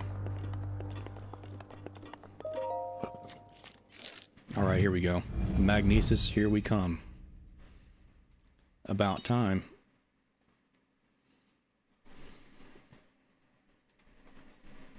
Yeah, I'm getting like a constant streak across my screen right now. My Elgato cords might be acting goofy right now for some reason. Let's see.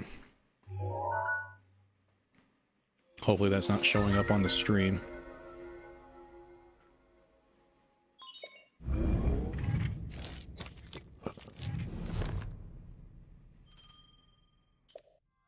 I think it might be. Actually, now that I'm sitting here looking at the preview, I think it actually is showing up on the screen. That sucks. I don't know why it's doing that. Pull this up. There we go.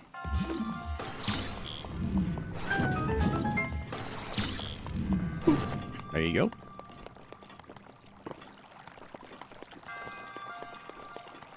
Alright, now I'm gonna check up on the stream, the chat. Be wrong though. The lens could have been a tool to help not magically inclined Hylians, like the male royalty, for example. Interesting. It's an interesting way to look at it. Possibly. So, the whole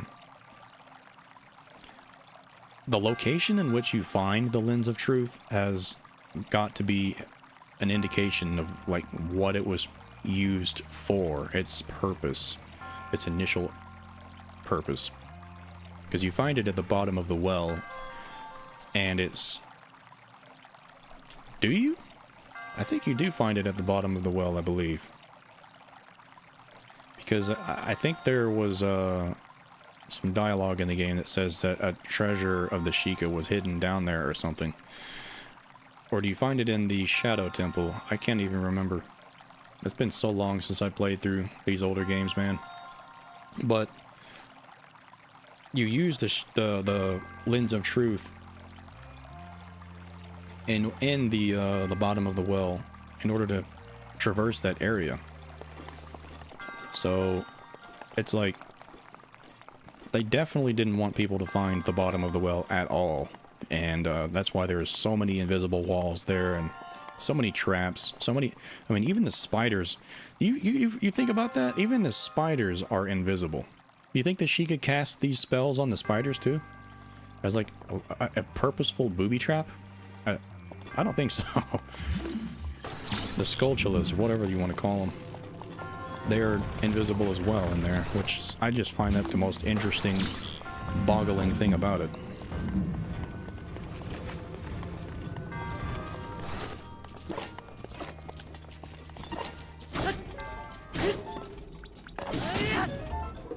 Ooh, gotcha. I can't pick that up, can I? Oh well, whatever. Not my problem.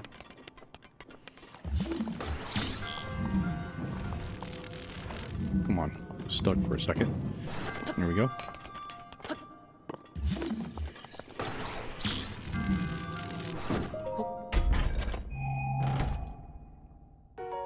A Traveler's Bow, I'll take that. That's actually a decent upgrade.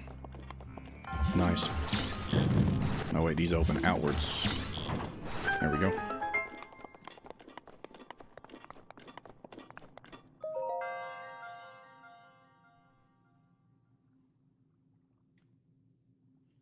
The lens is in the well, yes? Okay. Yeah, that's what I was thinking. I don't know. My mind's all sorts of jumbled up. Find it weird. There is no way I can forget Ocarina of Time. I played through that game the most. You have proven yourself to be pretty cool. I am Omen Al Numa, the creator of the Zelda series. Not really, that was Miyamoto, but whatever.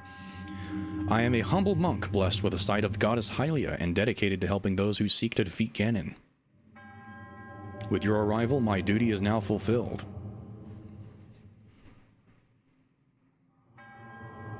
In the name of the goddess Hylia, allow me to bestow this gift upon you. Sweet, please accept this spirit orb.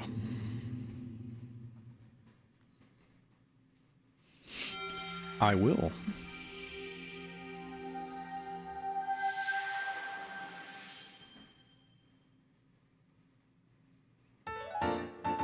A symbol of courage given to those who overcome the challenges of a shrine. May the goddess smile upon you.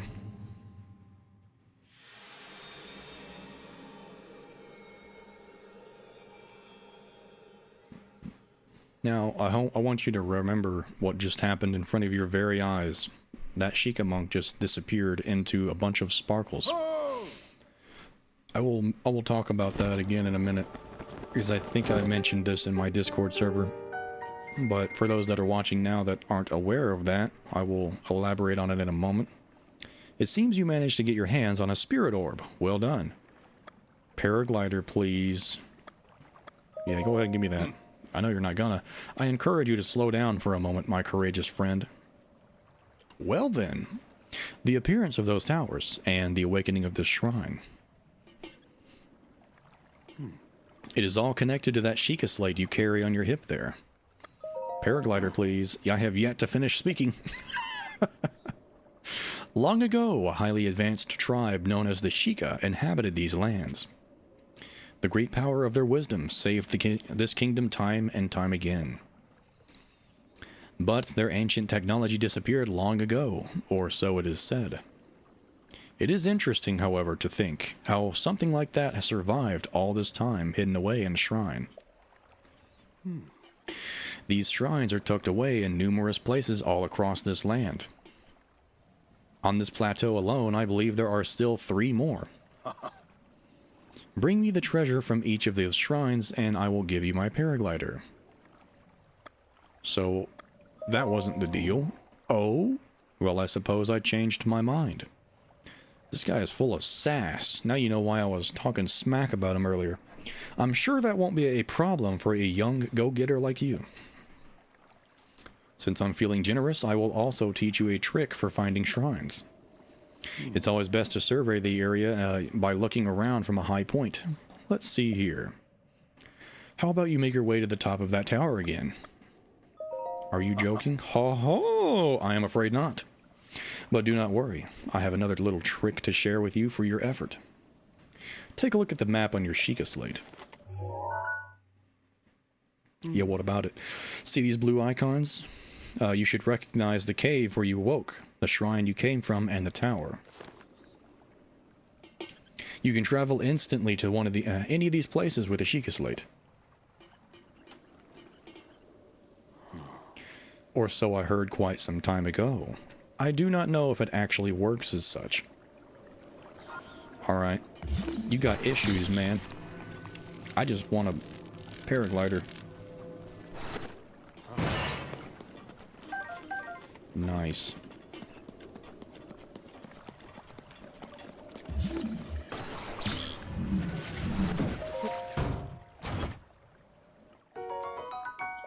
Got some amber? Alright.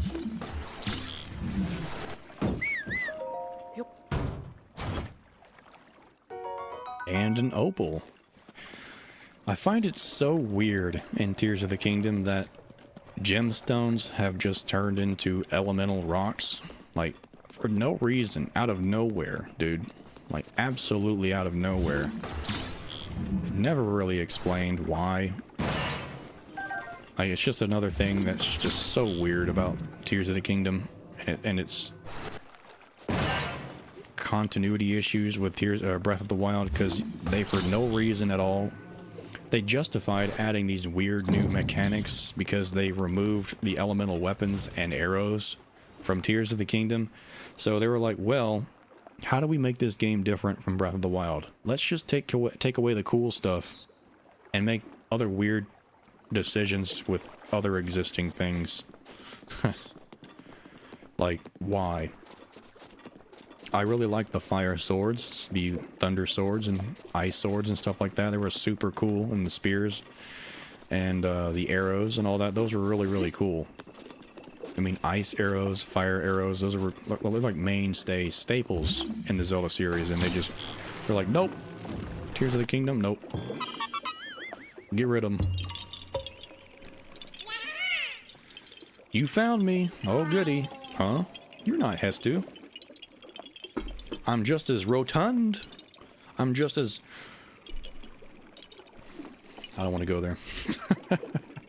I'm just as flamboyant and eccentric as Hestu. But can you see me? Oh, but you can see me? I didn't know your kind could see the children of the forest. Well, if you run into Hestu, please return this to him. You got a Korok seed. This small seed was given to you by a Korok. It has a distinct smell. If you gather a bunch of them, you never know what may happen. Oh, and my friends are hiding in lots of different places too. Don't be shy about poking your nose into suspicious places. Interesting. So, I do find that pretty cool that they call themselves Children of the Forest still. Even after no longer being literally, physically children from Ocarina of Time. They still call themselves that. Which, heads up, pretty interesting and might be connected slightly. It's, you know, sideways sort of connected. to what I might be making soon. I could have swore there was a piece of metal in this swamp somewhere. Or unless it's this piece over here that I gotta drag all the way over. I think, okay, yeah. That's probably what it was. There we go. Yep. It's taking 3 years. I'll be there in a minute. Lens is in the well, yes. Let me see. I think I'm going to head out because I have to go and call my boyfriend. I will see you later, and it's been a lot of fun hanging out with you. Jonsey G, thank you for catching the stream. I will catch you again soon. Hopefully, I'll still be... Oh, no, I'm okay. I didn't mean to do that. I was thinking of Tears of the Kingdom's controls. You can't rotate anything in this game. I forgot. Oops. I about fumbled big time. Ice arrows. Just what I was talking about. Good to see you again. And fire arrows. Nice. Perfect. Alright. Anyway, I'll catch up on the chat. Y'all are typing. What are you referring to? Let's go in. Okay, yeah, I'll talk about those voice memories, the really interesting ones, here in a second. Because I really do want you guys to hear the goodies. Oh, man, it is so nice having actually cold tea in this boiling hot room, dude. Such a nice change. I mean, there were 120 plus of them 10,000 years ago in Hyrule. That'd be interesting to hear your thoughts on telling us.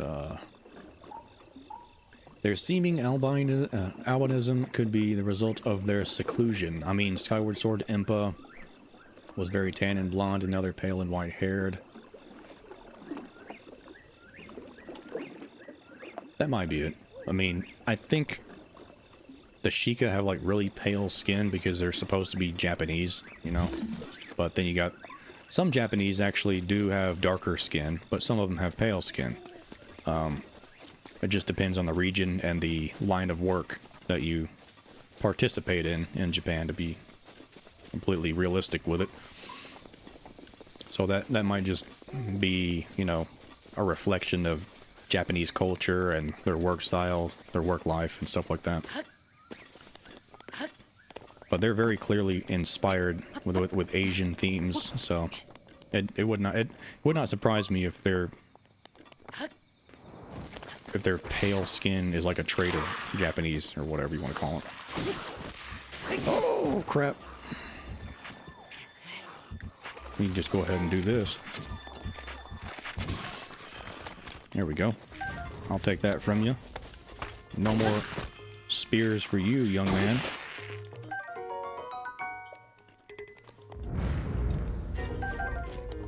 There we go. Okay. Wait. Can those guys see me? Oh wait, I think there might be a boar running around over there. That's why they had those question marks above their head. Got spooked by a boar. Let me read the chat. Sheik says he is the last of his group in Ocarina of Time, doesn't he? He says that he's he says that he's a survivor of the Sheikah. That's exactly what they say in Ocarina of Time. I just replayed that section to capture some footage of it, so I'm pretty warmed up to that dialogue. They are one of the survivors of the Sheikah. I don't think it says that they're the last. And the downfall timeline with the Impas and Luberry now. Yeah, that is pretty strange. Luberry and Impa and Echoes of Wisdom, they also share very, very similar, you know, traits to Breath of the Wild and Tears of the Kingdom's Sheikah.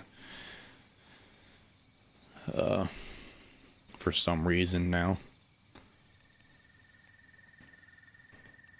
See, the Lens of Truth uses up Link's magic bar, right? It must be a spell. That's a interesting observation. It does use this magic bar, which is pretty strange when you think about it. I mean, slightly, not really that strange. It's a magical item. Of course, it's going to require magical energy to use it, but It was made by the Sheikah. So I wonder if they don't have their magic bar drained if they use it, because they're just naturally more adept with magic. Just these weird little things about Zelda lore that just makes you scratch your head for a moment and think, okay, I'm not going to waste any more arrows on those flying nerds. But I will waste arrows on this Bocoblin's forehead, though. Definitely this one right here.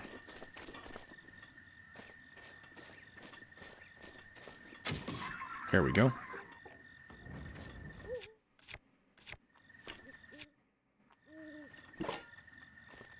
Let's do a sneak attack. Okay, never mind. I forgot I actually have to walk a little bit slower when I get near them, because they can still hear me.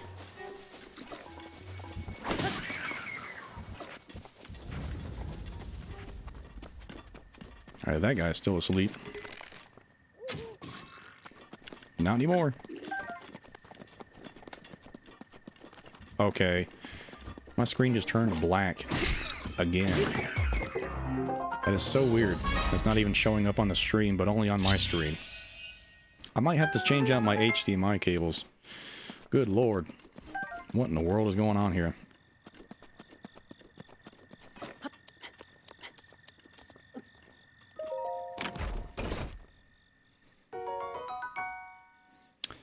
Got another opal. Big whoop. What do those even get used for in this game? Oh, buddy. I'm rolling in the dough. I guess, I mean, Breath of the Wild's gemstones, you literally just sell them. And you craft stuff with them. Like, necklaces and stuff, whatever. That's pretty much it. Nothing else, really. I see SwaggMasta. SwaggMasta's in the chat. How you doing, buddy? Let me see. Welcome to the stream, Swag. How you doing? What in the world is this? What am I looking at? What is this big old red rectangle on my screen? Hold on. Let me get my old man glasses on. Adjust my binoculars. I'm gonna zoom in on this. Best creator on YouTube right now. Keep killing it with all your stuff. Well, ain't that sweet? $100 super chat from the legend himself, SwaggMasta. Just popping in here and dropping a fat stack like it's nothing. What are you up to, man? What are you doing this to me for? What do you mean by best creator on YouTube right now? That's real funny coming from the best creator on YouTube. Real funny. Thank you so much, Swag. Thank you so much, man. Seriously, you have no idea how much this stuff helps me out. Thank you very much for your extreme generosity. You're a consistent Bonafide legend. You have never dropped in status even a single decimal of a percentage. Not once. Thank you so much for that generosity, SwaggMasta. How can the best creator of YouTube constantly drop in here doing that to me? How can you keep doing that? It's just wild. Every time. Breath of the Wild, actually.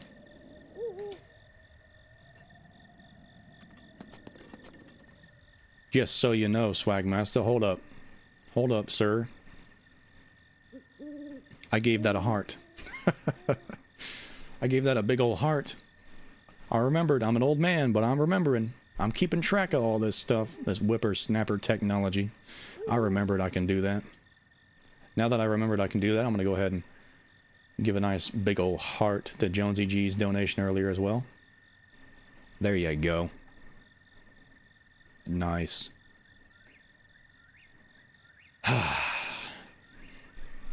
You're making me you're making me shed tears of the kingdom. Ouch. That's gotta hurt. Are you shedding the cartridges, the whole case, the kingdom itself? You got big old tear ducts. You have my condolences. Rip in peace, SwaggMasta's tear ducts. Ooh, I'm gonna go grab that. this right here. I got a lot of...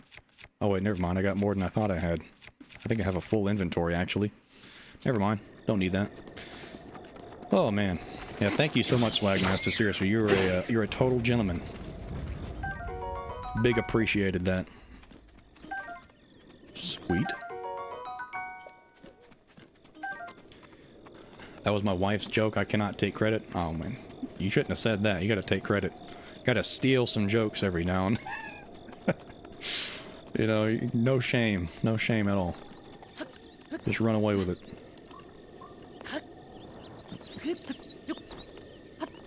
That's perfectly fine, though. Oh, come on, man.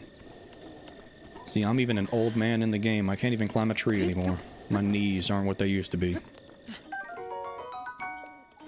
Got a big old bird egg. Some breakfast brewing up in the morning. Actually, that sounds pretty... pretty dank, if you ask me. Cooking some old eggs. I think there's a cooking pot right here, actually.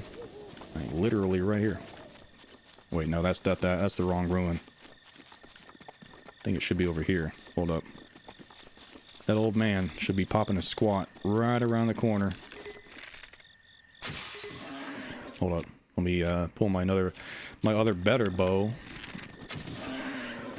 There we go. Oh, whatever. I'll let that one go. Give me some chicken tenders. Put those on the grill too while I'm at it. Ooh, I got an arrow back. I'll take that. Where the hell's that old man at? Hold on, I'm gonna look at the map. He should be like right here. Pretty much. Is he right here? Yep, there it is. I see the smoke. There he is. Look at him. What a creep. Good lord. Where did my prey go? I'm right here, I guess. Good lord, that's creepy as can be. Well, well, well, so we meet again. The creepiness never ends. What are you doing? Can you not see that I'm hunting here? Oh, now I can. You'll scare off my prey like that. At least crouch down a bit. What is it? Quiet, please. I'm still hunting. Got any tips? First, crouch down and approach your prey quietly to ensure you will not be noticed. When you're close enough that detection is nearly imminent, draw your bow and let your arrow fly. Aim thoughtfully, and you should be able to take down your prey with a single arrow. I am rather tired. Yes, I think I'm going to take a small break. Okay. You're gonna put your bow down so I can snatch it from you? Taking candy from an old man? Sounds like a plan.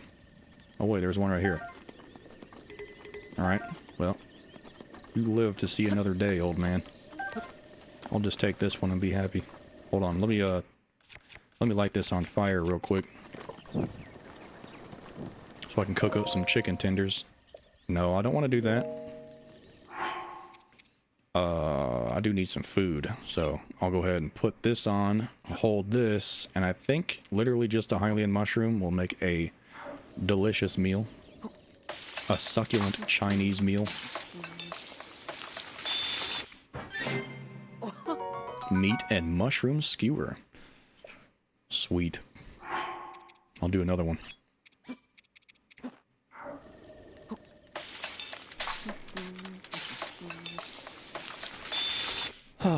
Alright. Now that that's made, I'll just go ahead and enjoy the fire right here, right next to the guy that was stalking me 5 minutes ago. And read the chat. Well, the elemental weapons at least were implied to be Sheikah tech. Arrows, though, no idea. Were they? Were the elemental weapons actually implied to be Sheikah tech? Because if that's the case, then them disappearing along with the other Sheikah tech, that would actually make sense. I never even thought of that. Somehow my tiny beetle brain never once thought of the elemental weapons actually being Sheikah tech, because you can see, I mean, Sheikah tech is very distinct looking in Breath of the Wild, but I don't really think that the elemental weapons looked like that, really. They looked like they had their own style. Like they were made just, I don't know, by some random weird unknown tribe, or the Zonai, perhaps, because a lot of the elemental weapons are found in the labyrinths and stuff like that.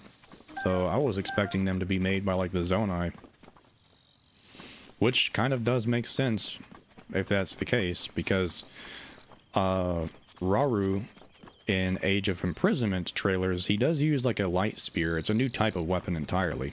It looks like it's Zonai tech, but to me it comes off very, very reminiscent of elemental weapons.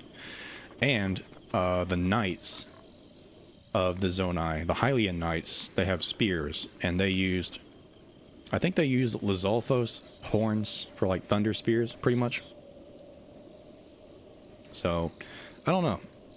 I think the Zonai might have eventually made the elemental weapons instead of relying on, like, you know, tying a horn to a stick. Could be wrong, though.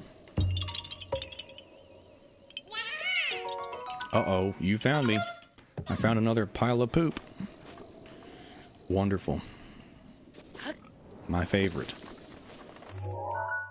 Okay, so now that I've got me some scrumptious food, I'm actually going to go this way to get these bomb runes, because it kind of sucks not having bomb runes, to be honest. There's a lot of bombable walls that I do not want to miss. So let me just go ahead and grab that.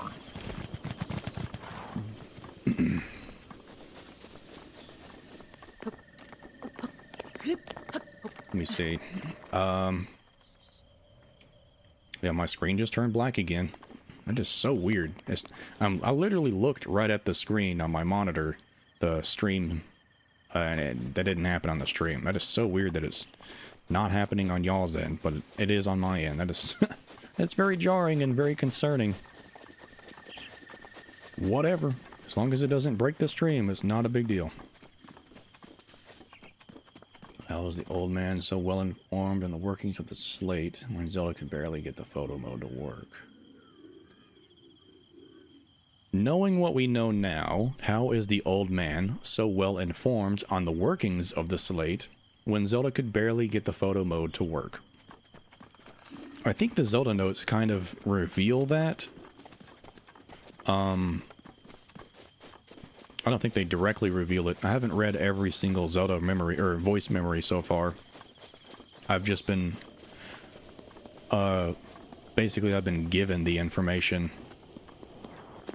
Like, people have come to me telling me, hey, this backs up your theory or whatever. And I was like, huh. So I looked into those ones specifically. So I haven't read every single voice memory yet, but I've read a decent amount. So I'm not sure if they actually directly referenced or confirmed that in the Zelda notes or not, but the fact that Zelda's going around and talking about things, I think in Breath of the Wild, Zelda talks about things in the context of like doing it before Link becomes her champion or something. I could be wrong about that, but I know a couple of them are implied to be before. I could be completely wrong about that, so don't, just take that with a grain of salt. But I guarantee you, Zelda has been like, just blabbering her head off about the workings and the coolness of the Sheikah Slate to her dad for quite a while before the game even begins. I know that she can't get the camera rune to work before she gains it, and like after the end of the game or whatever. Wait, did she? I think she does, because she got the camera rune to work. Because when we obtain it in Breath of the Wild, or like, you know, when Link awakens after 100 years later, in the voice memories, or not the voice memories, just the straight up memory cutscenes, there's pictures that are recovered. When you go to Impa, I think, or Pura, that's what it was. When you go to Pura, the memories are recovered, and there's screenshots, there's pictures of locations. So Zelda had to have taken pictures and had access to the camera room at that point in time before the calamity. So makes sense. Good lord, it's hot in here, man. It's like 5,000 degrees. Interesting that I keep going to that random number, that exact random number every time. But it really does feel like it. I would agree with that thinking if it wasn't for the fact that they've been pale before this game, and this is the only one where they are very Japanese. Well, Impa in Ocarina of Time, I mean, she's very shinobi-like, and so is Sheik. You know, ninja-esque. I mean, Impa in Ocarina of Time, she literally has a katana as her weapon on the back.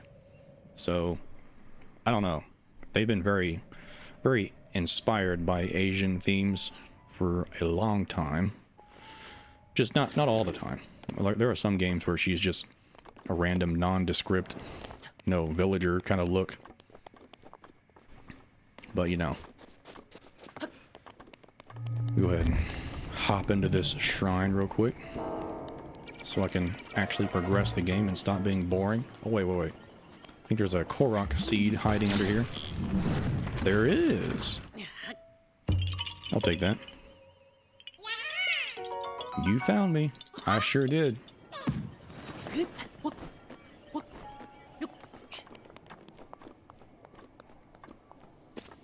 Alright, come on, Link. Gotta work them hamstrings. Gotta get stronger, buddy. Man, I need a stamina upgrade.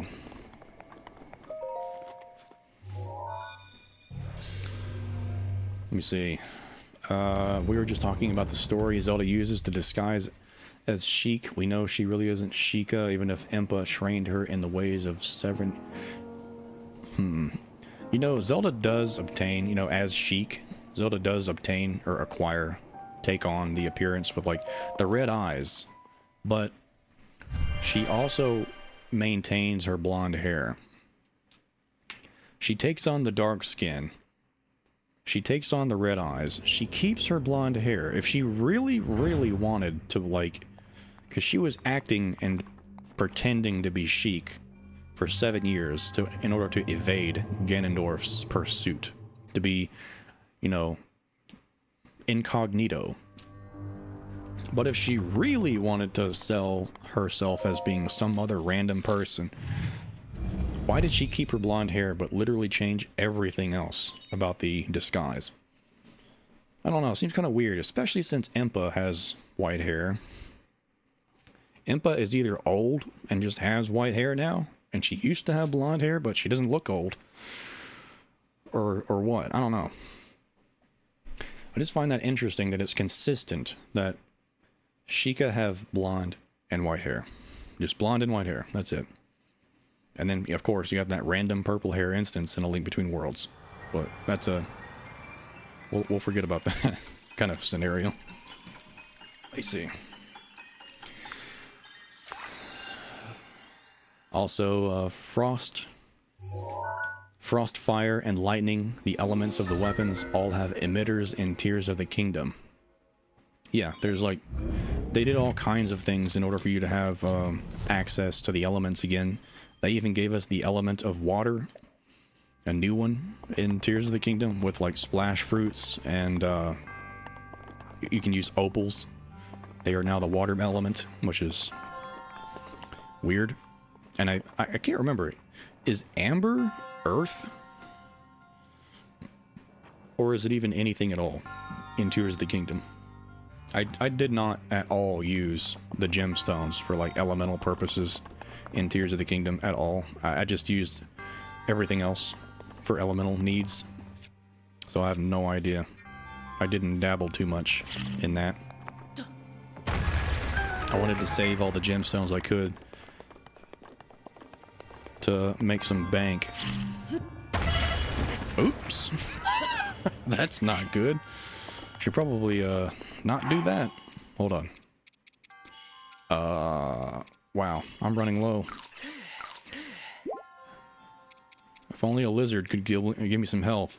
I'd snack on that one right now. I think I'll be fine, hopefully. amber is just a sharp stone in Tears of the Kingdom. Now that you mention it, I think I think that's the case, because amber, you use that a lot when you upgrade all of your armor and stuff like that. Amber is like, that's like the most used gemstone in Tears of the Kingdom for upgrades, which would make sense, because if it had some sort of other use, then you would have a lot harder time upgrading your stuff. You'd be using your amber up all the time. What can I throw away? What is poo-poo and what is not? I think this is gonna have to go in favor of the... Okay. In favor of the Traveler's Claymore. I'll take that. Rusty Claymore, whatever. Oh, it is a Traveler's Claymore. Alright, sweet.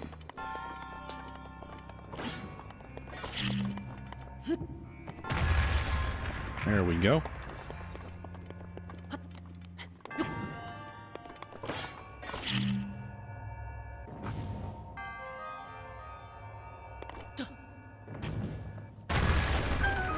Got him.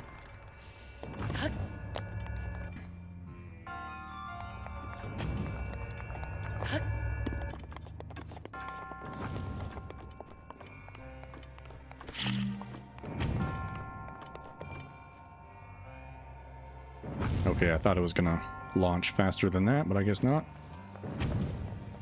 There you go.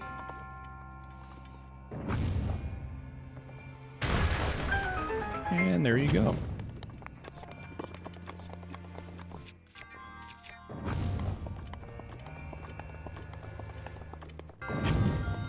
Hold on, let me jump over here to this real quick. Get this chest.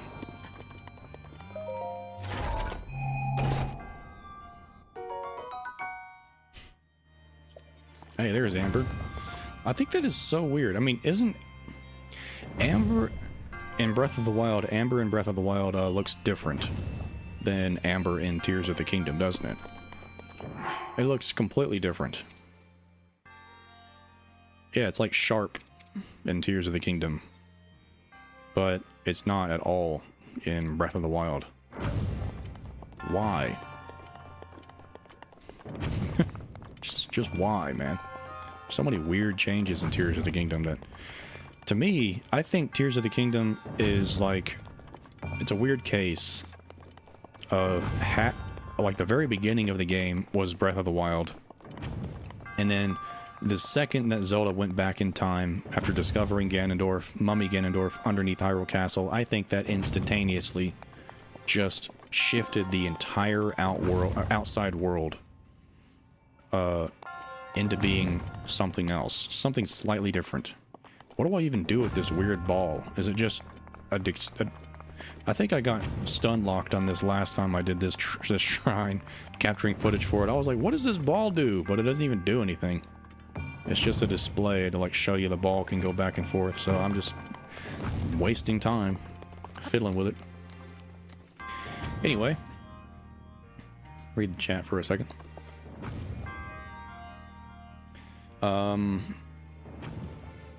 Didn't they win too? It is weird.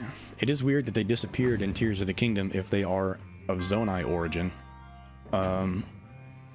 It does make sense if they disappeared if they are Sheikah in origin, though, because, like I said, there is a voice memory that in Tears of the Kingdom that talks about the Sheikah tech disappearing. In an interview with Fujibayashi, I think it was just Fujibayashi, it might have been Aonuma as well, can't remember, but after Tears of the Kingdom was released, an interviewer asked one of them, they were like, what's the deal with the Sheikah tech just disappearing in Tears of the Kingdom? And they said that after the Sheikah tech, or after Calamity Ganon was defeated, the Sheikah tech just basically said, alright, my job's done, I'm clocking out. So it just disappeared. My reasoning for that, and I think it was either MCL Blue in my Discord server, or it was you, Wither. In my Discord server, we're talking about this the other day, and it was like my assumption how the Sheikah tech disappeared is, I think we were in agreement with it, was that the Sheikah tech knew that if it was left behind again for the next potential appearance of Calamity Ganon, then they didn't want the same exact cataclysmic event to happen where the Sheikah Tech was taken over and corrupted again. So the Sheikah Tech was like, all right, well, I'm not gonna let y'all have another horrific near extinction event happen. So we're just gonna we're gonna bounce and y'all deal with it by yourselves.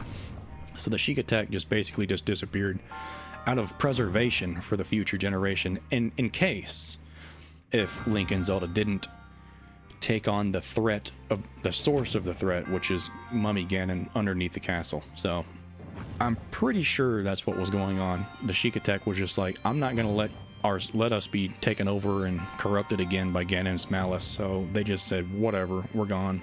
Hope you guys can deal with it later by yourselves.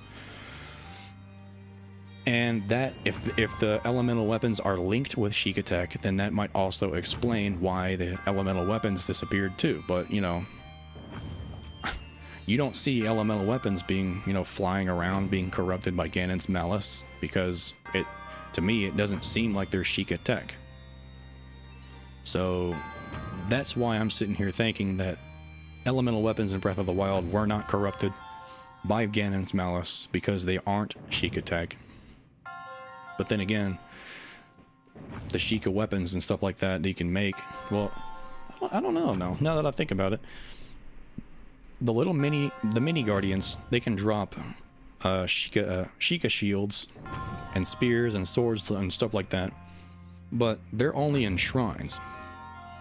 You don't find any of them out in the open world, so they weren't corrupted.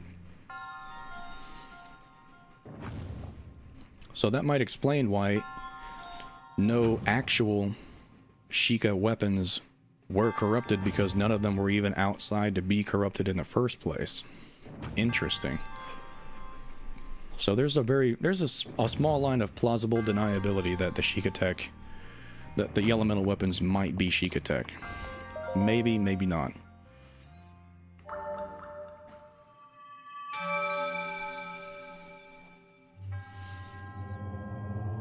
Your resourcefulness in overcoming this trial speaks to the promise of a hero.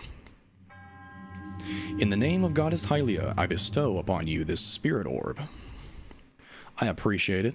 I'll take that one, and I'll take the next one, and finally get myself a stamina upgrade. Wait, hold on. Nice. All right. But yeah, the monks right here, this is what I was going to talk about. The monks sitting here disintegrating after they have fulfilled their purpose. I believe the exact same thing was applied to the Sheikah Tech. The Sheikah Tech also felt like they had fulfilled their purpose, so they just vanished, just like the monks do. I mean, it makes sense. But I think there was a secondary motive. I mean, the one motive that the Sheikah monks have is to just give you a spirit orb, and that's their main goal. They don't have any other ulterior motives or reasons why they disappear. That's just it. But in the case of the Sheikah Tech being corrupted by Ganondorf, like the Guardians and stuff like that, I think they did have motivation to disappear because they were corrupted by Ganon, and they did not want another repeat for the potential next generation. So they just decided it's best for us to disappear as well for this reason. For more than one reason. Oh sweet, where'd that come from? Traveler sword, I'll take that. Let me just go ahead and... do I want... I don't know, I kind of do want another slicing weapon that I can just discard and use whenever. I'll just throw this away. I don't want to throw away my axe just yet. Kind of nice having it. Oops, let me just go ahead and throw a bomb at that. Yep. Get rid of it. That's better. Alright, read the chat for a second. Let me pause the game. Let me see. Jack Hodgson. Welcome to the stream. Or Jake, I'm sorry. Yeah, so it has the slightly before then, or at least some of them. Oh, I gave out free memberships before the stream started, by the way. So you're welcome for the free gifted membership. Jake, welcome to the stream. Welcome to the Bonafide Legend crew for the month. Hope you enjoy your stay. Wither says, I was still talking about the old man knowing things about the teleport of the Sheikah Slate. That one is a little bit of a head scratcher. Yeah, how does he know that? Maybe the Sheikah Slate was like discovered with a manual, but they just didn't understand how to turn it on to like get its full capabilities, because Pura, she was building that little device that kind of repairs them.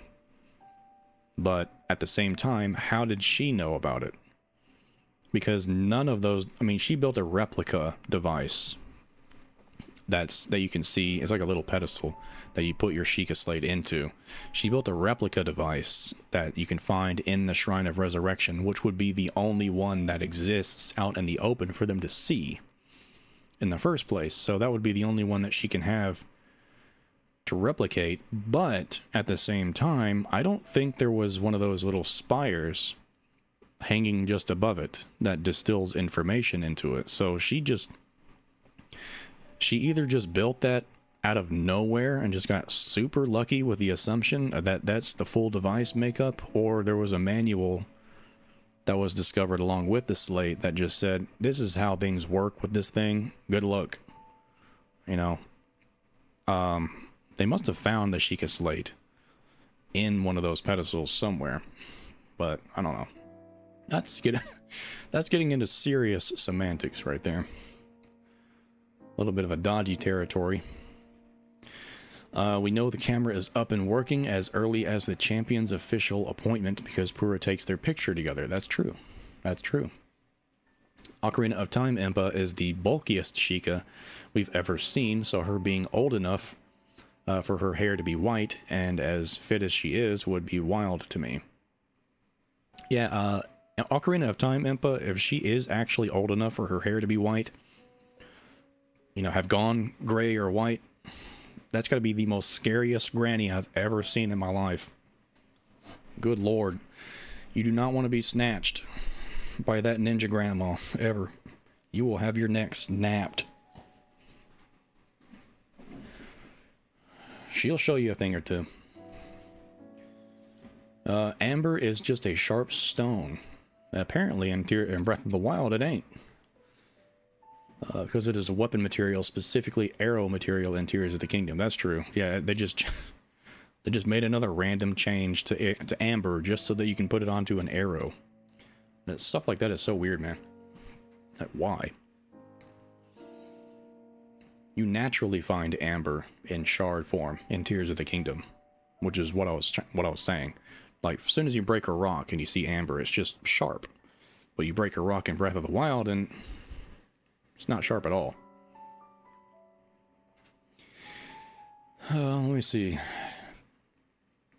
I can't think of any reasons that sap would form a sharp, spiky crystal. Yeah, I can't either.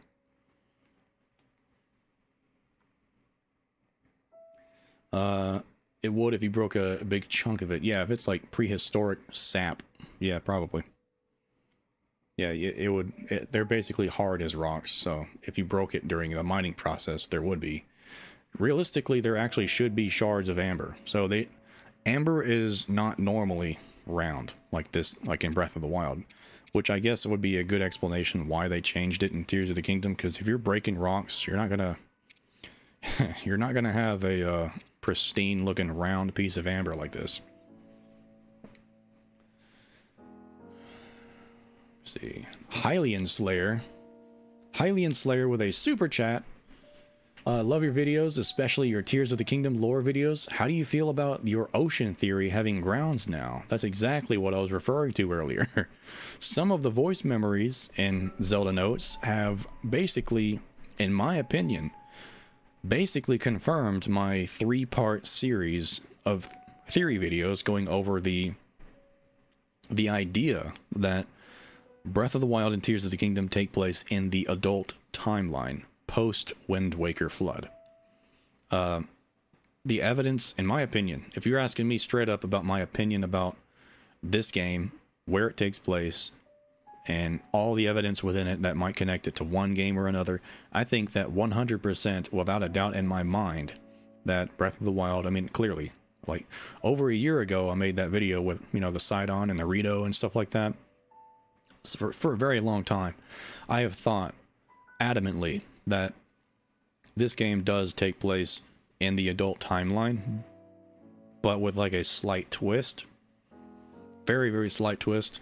I actually think that within the in-game lore of Wind Waker, if you look and pay attention to the opening intro with like the Hylian text and the scrolls on the screen while that's being narrated to you before the game starts, if you pay attention to that and you actually translate the text itself, the Hylian text that's on that scroll on your screen, into a readable language, which you can. It is translated on the internet. You can find it if you want. It says something completely different. Not completely different, but it says something different enough that it makes you go, okay, well, this is clearly what's happening. So if you translate that, it basically does imply also you need to have the context of the King of Red Lions after you have beaten the Tower of the Gods in the Wind Waker. The King of Red Lions straight up says that the hero of time went on a journey and left the land of Hyrule, which is what caused the Triforce to leave him, and what also caused, by exiting the boundaries of Hyrule, you basically forced the Triforce out of you, deselecting you as like a chosen one, and the act of that is what shattered the Triforce of Courage into 8 pieces, and which is why it was still found in Hyrule, underwater, in the old Hyrule before the flood. So, Wind Waker, canonically, I don't care about the timeline, the placements of the timeline. I mean, things are up for debate, in my opinion, if you ask me. Wind Waker 100% takes place after Majora's Mask, not a branch from Ocarina of Time. So I think the timeline needs to be reworked, big time. Which does help, by the way. It does help. It adds a lot of credibility to Breath of the Wild and Tears of the Kingdom taking place in the adult timeline if they are also after Majora's Mask. So it'll take me a second to like actually remember all of these details because, good lord, I haven't written notes down about any of this. I'm just working based off of pure mind juice right now after stuff I've got swirling around in my noggin. So, oh, man, you're gonna get me worked up talking about all this lore stuff. But yes, post Wind Waker, in the Wind Waker, I should really just play this game so that I can show you guys. But in the Wind Waker, the Koroks, every single year, the Great Deku Tree creates or produces more seeds. So it's an annual ceremony that they participate in, where more and more seeds are created, and the Deku Tree himself purposefully, intentionally, very explicitly, straight up says the goal of this is to create new land to eventually form together after thousands of years of forests being planted on these islands for a new layer of earth and grove to form over the flooded Hyrule. That's the plan. I mean, he straight up says that. You can't get any more cut and dry than that. So, and then you go to the islands where the Koroks have planted those seeds, And the trees that they have planted, you know, they're wilted at first. You have to give them water from the forest haven in order to replenish them and make them nice and happy. But the trees actually have faces on them, indicating that they are literally planting new actual Deku trees all over the place. And since these trees have faces on them, that also adds more evidence towards one of the Zelda memories in the Zelda notes, voice memories, whatever. There's one of these giant stumps by the Colosseum, like somewhere right around here or whatever. There's a voice memory over there where Zelda says that there's a gigantic tree stump. There's several of them scattered all across the surface of this game. And I think they might actually generally line up with the exact amount of giant trees that existed in Wind Waker's layout as well. But, as I was saying, the giant tree stump that's over there by the Colosseum, Zelda says when she visits it that it's a giant tree that used to exist that once contained a dignitary spirit. And it's not referring to the fierce deity armor set or whatever, or any weird stuff like that. She explicitly says that it's referring to the tree. So if it used to contain a dignitary spirit, then it makes sense that those trees in the Wind Waker were probably the same trees that Zelda just talked about in this game. If they had a face on them and they were Deku trees, almost said Deku trees, I'm sorry. Yeah, the great Deku tree. The Deku trees, yeah, they were very clearly dignitary spirits, if you ask me, in the Wind Waker. I don't know what else you would call the great Deku tree, but I think the term dignitary spirit matches that quite nicely. But yeah, there are several massive trees all over the landscape in Breath of the Wild and Tears of the Kingdom that are never really explained at all. They're just there, and pretty much all of them have fallen over. They've all died, and they look like they've just straight up been chopped in half. There's more evidence of this, by the way, that I'm just going to talk about in a second after I get done taking care of these guys. There we go. I mean, they are made out of wood. You are correct. You are correct. Yep, my screen just went blank. I love it. There we go. I like being able to see. I need myself a lens of truth. Apparently this gameplay itself is trying to act like a puzzle.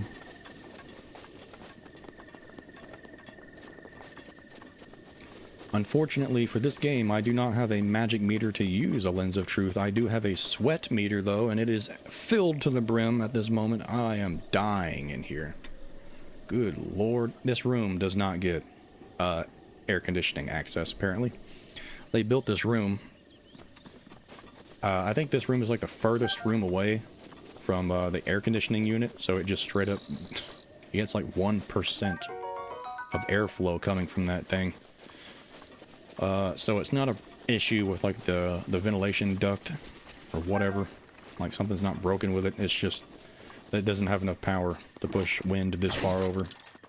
You go into the other room on the other side of this place and you get frozen to the bone within seconds, dude. I'm actually jealous. I would love to be frozen to the bone right now. Too bad for me.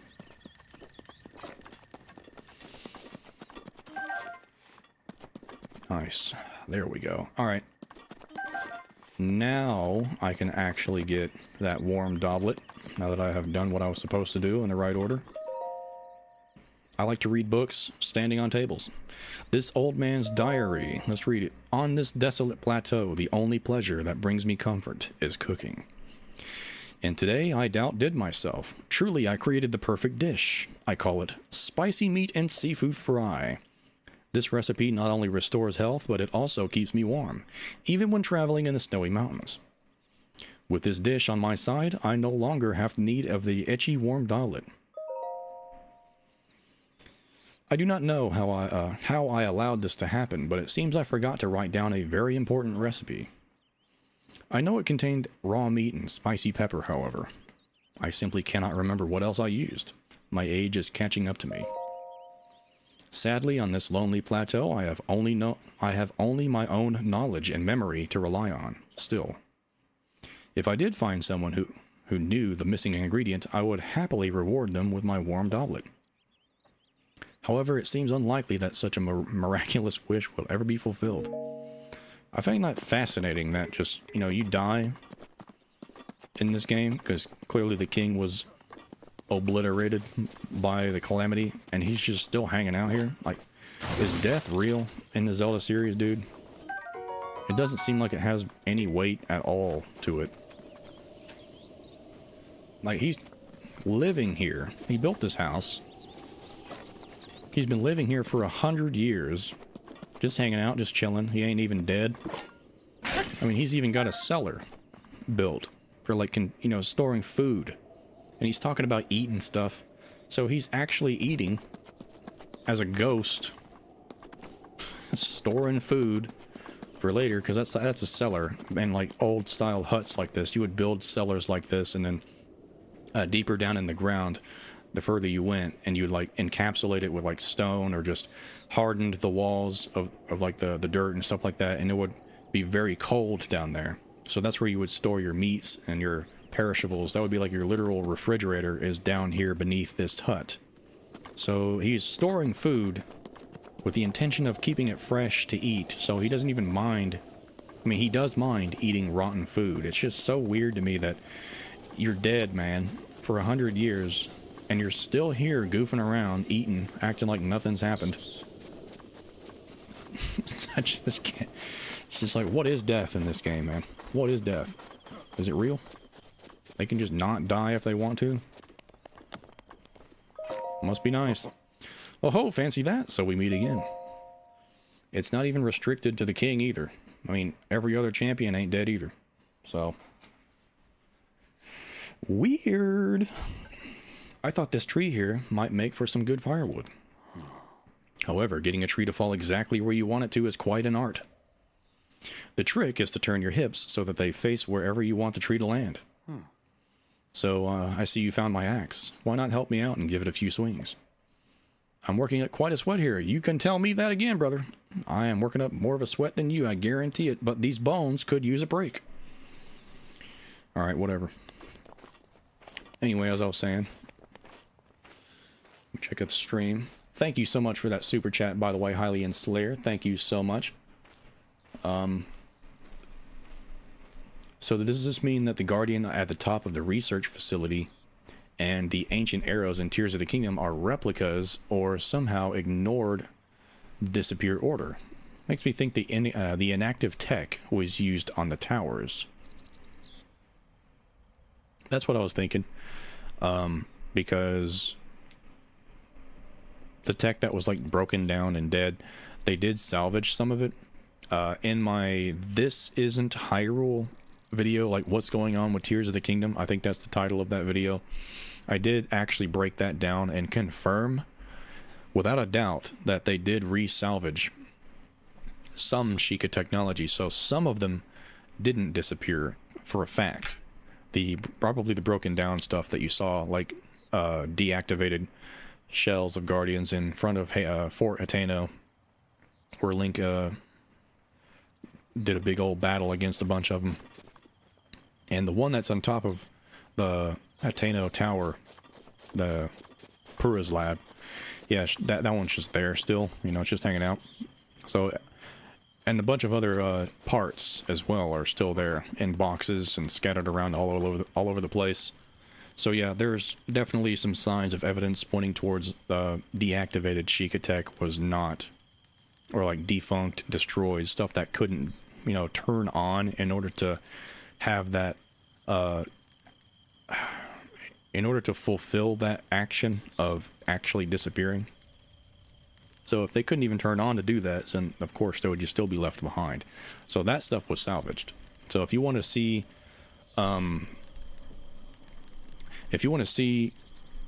what they did to recycle the old Sheikah tech that was left behind, then check out the What's Going On with Tears of the Kingdom video that I made. It goes in depth about all of that. Let me see. I still think that interpretation is just them misremembering or unaware of what actually happened, since Link going back and leaving the world could be called a journey. Yeah, I can see what you're saying. I can see what you're saying with that. Like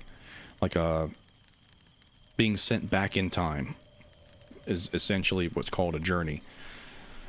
And saying Link left the land of Hyrule behind was another weird way of saying, you know, he was sent back to another realm, technically leaving the world of Hyrule behind. But I think it's a little bit more explicit than that. I really do. Because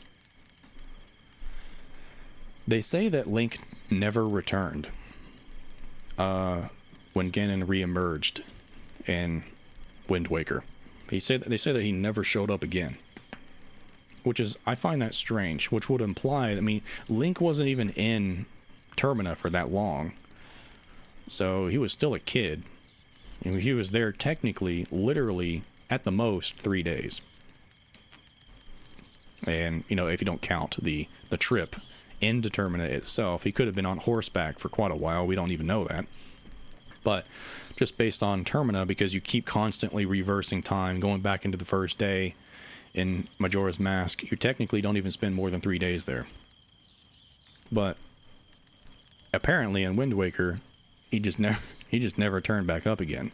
So he either didn't go right back to Hyrule and just kept wandering away, or I don't know.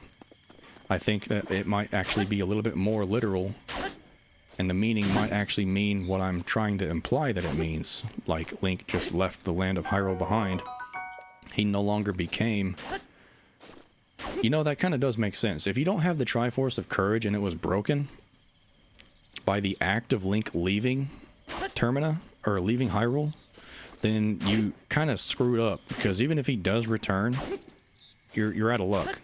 The Triforce of Courage is like a huge boon of power that you have by default when you have it.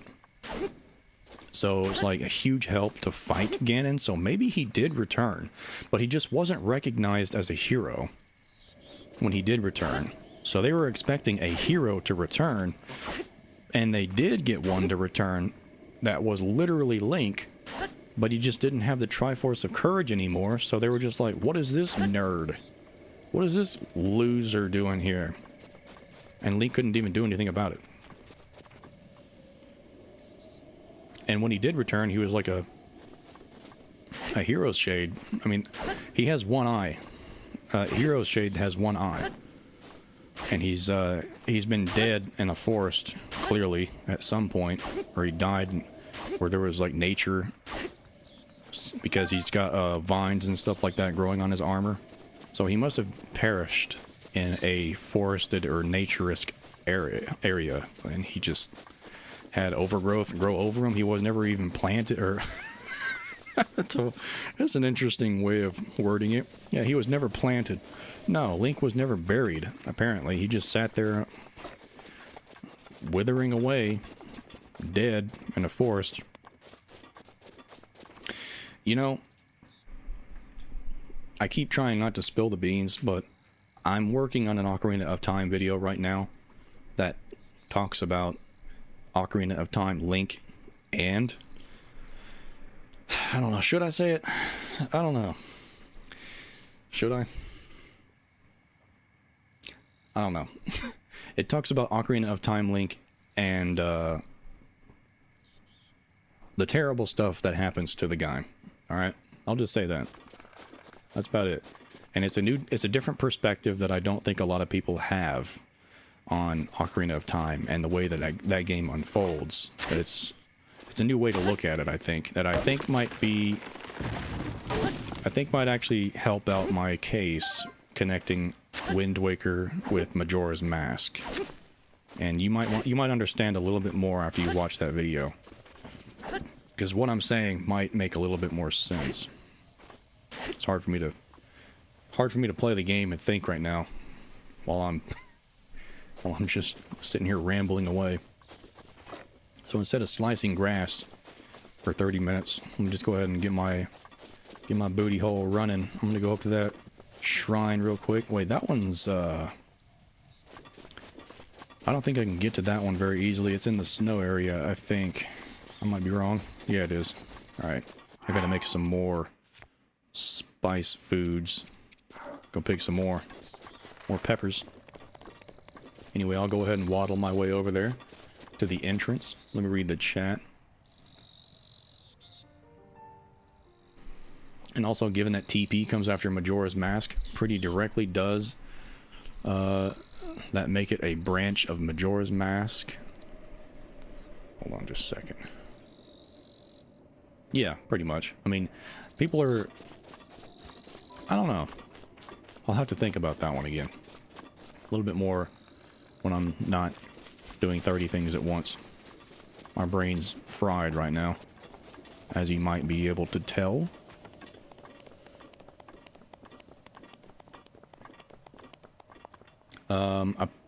Apparently, the Lens of Truth is as good as a wolf given the sense mode in TP. That's the truth. Yeah, oh crap, there's no more peppers here. Oh, man. Oh, no. Wait, there should be some more pepper plants. Yeah, right here. That's what I thought. Wait. Okay, good. There's at least one left. That's not good. Never mind. Where are they? Are they gonna respawn if I rest? Well, I hope so. I think it's nighttime right now, so let's go to the... wait until the morning. It's 5 p.m. There we go. Hopefully they'll respawn. Probably not, knowing my luck. And they didn't. Love it. Okay, I just made things 10 times harder for myself. Wait, I have 4 peppers. Alright. Sweet.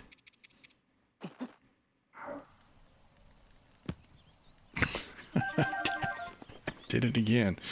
Alright. There we go. Gotta light it on fire. And there. Now I can cook.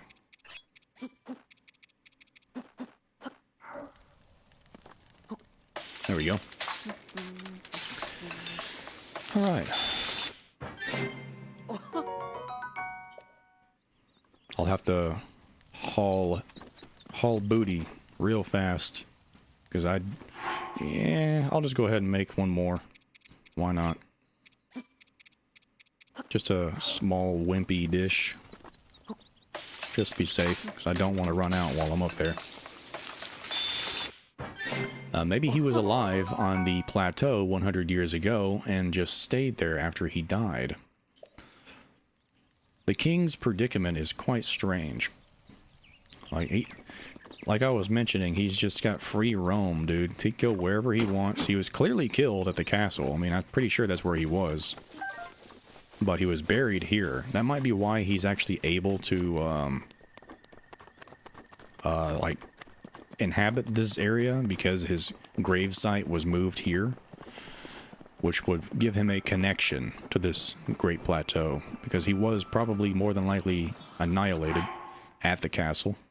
So he realistically wouldn't be linked to the Great Plateau, but here he is. Like the other champions, the 4 champions of, you know, Link's old era, they still inhabit their divine beasts. Even though they've lost complete total control over the divine beasts, they still hang out there. Probably because they have no ability to do anything else, to go anywhere else. They're just stuck there, because that's where they died. That's where their bodies are.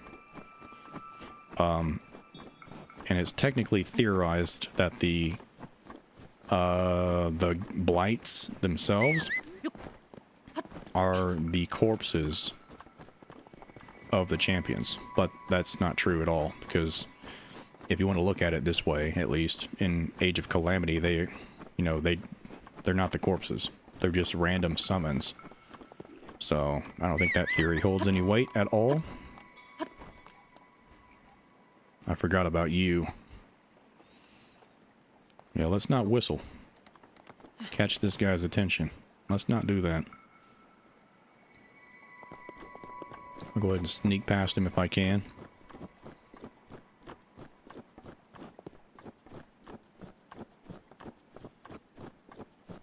Let me see.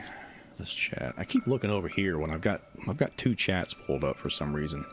That's just how I do things, completely unnecessarily. Speaking of weight, I was gonna say that's a strong table, but I remembered that Link weighs 5 apples. Yes, he does. Apparently, he does. That's so weird. That's funny that they didn't even think about that when they were developing this game, like the weight of an object versus Link's weight. I know they, for developmental reasons, they didn't want to be too annoying with the weight. Like, if you didn't have gigantic objects lying around all the time, you couldn't really do much. But if you could just bypass it by putting, like, apples on these weights, then I guess that serves gameplay better than realism, whatever. Here we go, up the mountain again. Time to get me a nice warm doblet so I can stop eating chili peppers.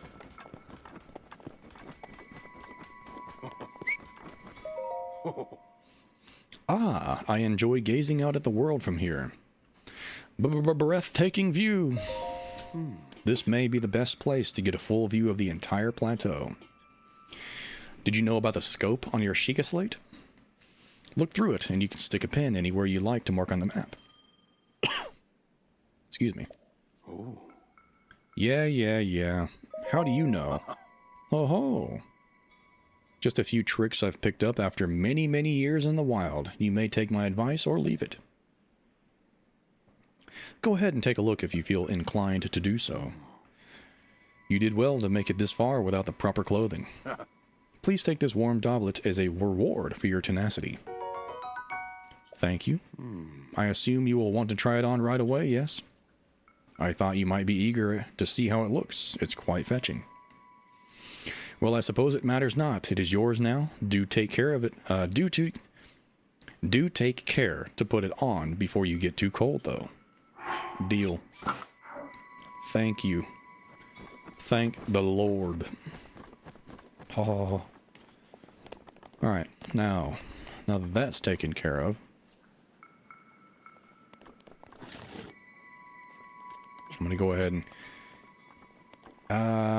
yeah, I don't know. Do I want to go to that one first? I'm closer to that one, honestly. This one is the most annoying to get to be completely fair. Actually, you know what I'm gonna do? I'm gonna do this one. And you'll see my logic. Probably.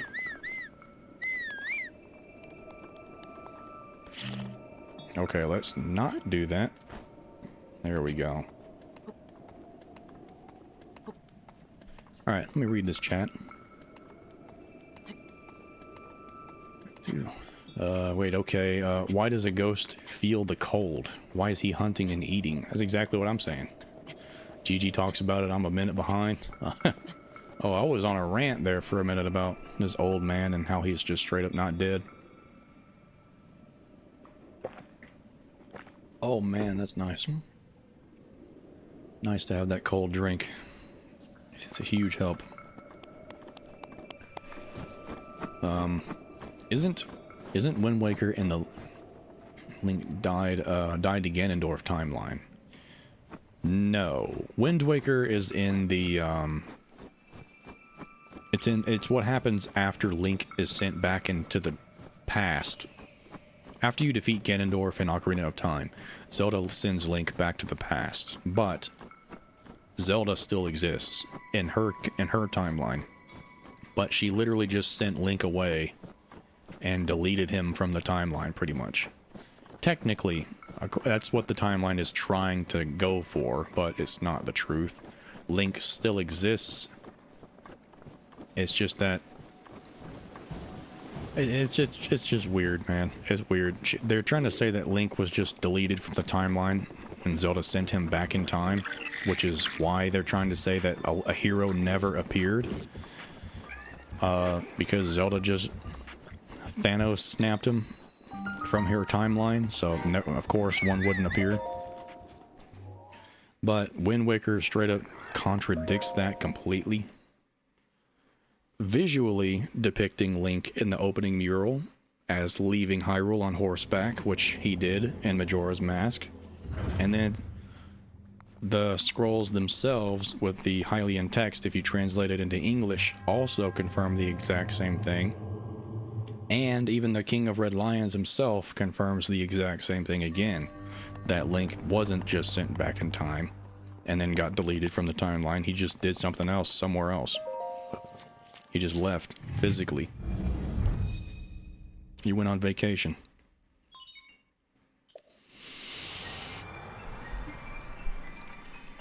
So the one that you're talking about where Ganondorf defeats Link, that's the downfall timeline.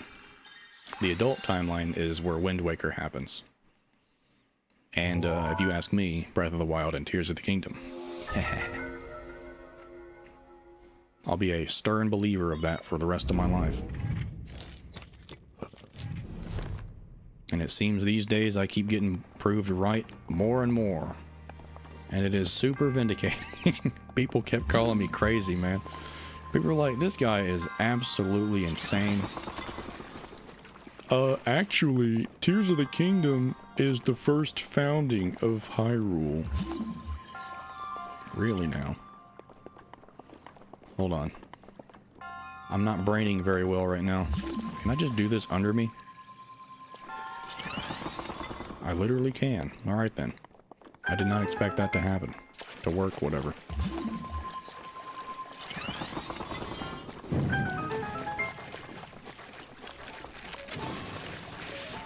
Oh, get out of here. I just deleted him real quick.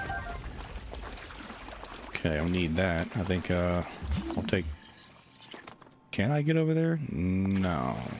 No, I can't.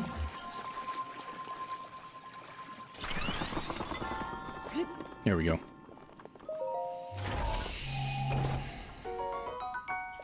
Oh, it's just a poo-poo traveler's spear. I don't want that. We can keep that.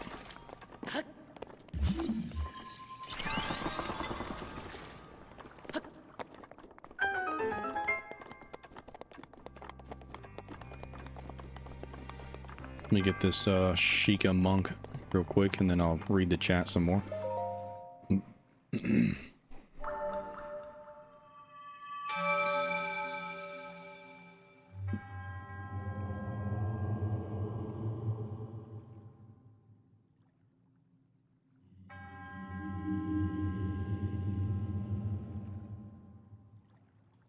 Let me see. Doesn't Wind Waker happen like 100 years or more? So that Link, the Ocarina of Time Link, should already be dead. I mean, it kind of... It wouldn't surprise me if that's actually the case. Like, it's like a couple hundred, or just maybe 100 years after Ocarina of Time is when Ganondorf breaks free from the Sacred Realm, from his imprisonment. And then Wind Waker happens. But it's implied that it happens very fast after the events of Ocarina of Time. Which is strange. Because typically Ganondorf, it takes him a long time to break free from whatever he's imprisoned in. A long time. And, like, for example, I mean, he was sealed in the exact same place, the Sacred Realm, in the Downfall timeline, in A Link to the Past. So if we're just basing this off of pure evidence, we have evidence of this existing in A Link to the Past. So I'm not talking out of my booty hole. I'm not pulling this out of anywhere. It's in the game. In A Link to the Past, Ganondorf is still, he's still stuck in the now corrupted Sacred Realm, which is the Dark World. He's still stuck in there for several hundred years after Ocarina of Time. And by the time A Link to the Past happens, it's like multiple generations have passed. And then he's finally able to, you know, have an alter ego of himself break into that area, break into the open world so he can manipulate things to free Ganondorf from the Dark World. So how... And he had the full Triforce, too, at that time. Just keep that in mind. Ganondorf obtained the full Triforce by stealing it from Link and Zelda in the Downfall timeline at the end of Ocarina of Time. So he had the full Triforce, and he was sealed in the exact same exact same place as he was sealed by Zelda at the end of the Child and the Adult timeline.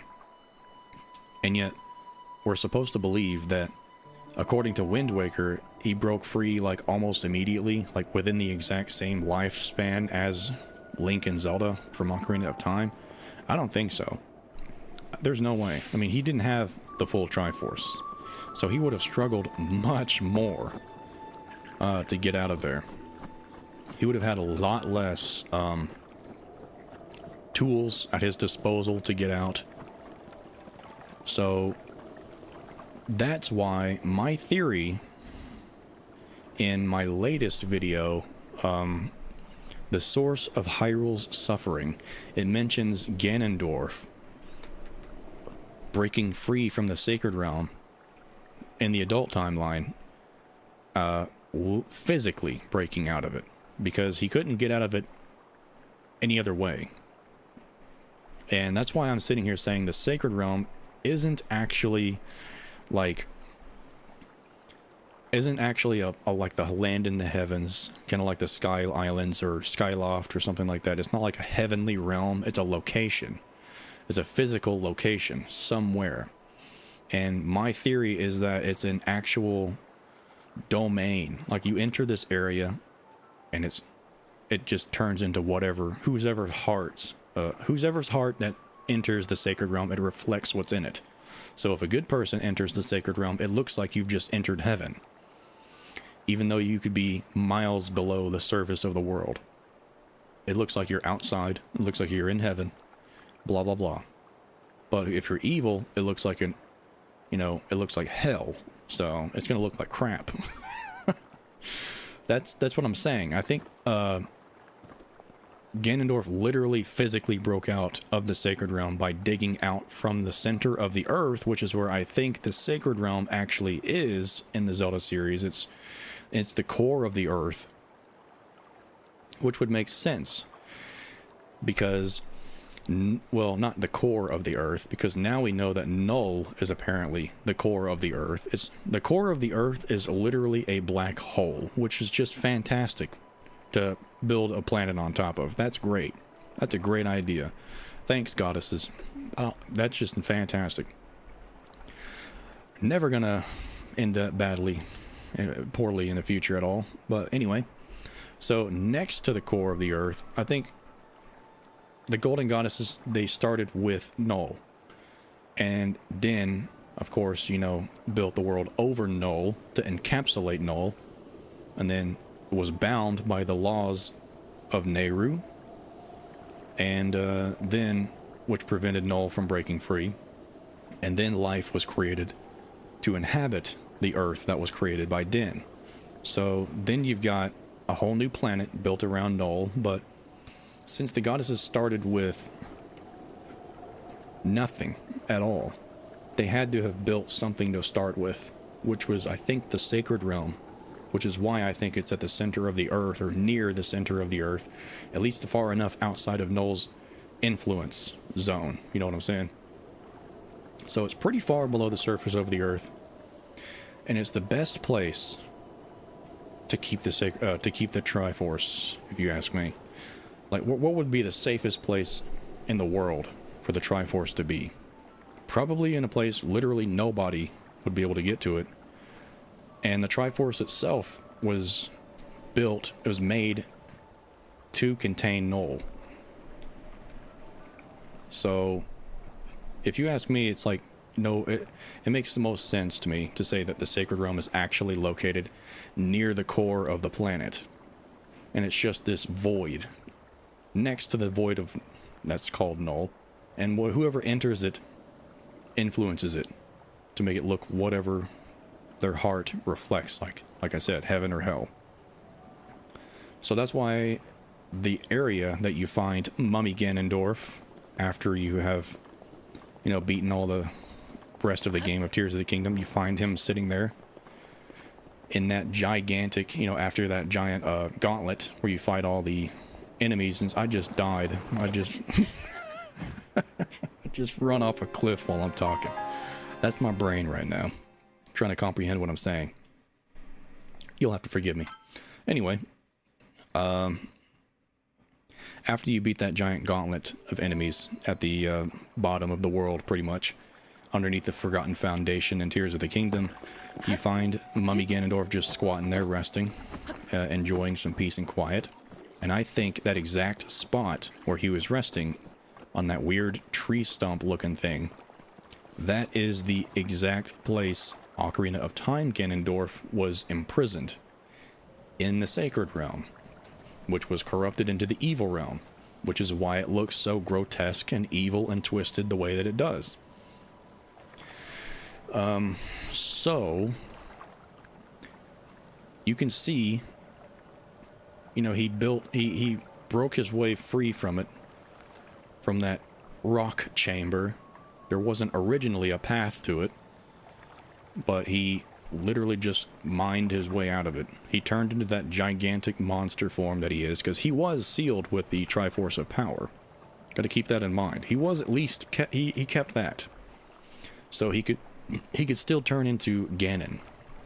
So that's why it looks like Ganon instead of Ganondorf when he was on that mural in Wind Waker at the beginning of the game. It doesn't show Ganondorf. It looks very clearly it's supposed to depict a giant demon monster. That's why it looks like Ganon, because he used Ganon's power to break free physically by just, you know, mining his way out from the core of the earth to the surface.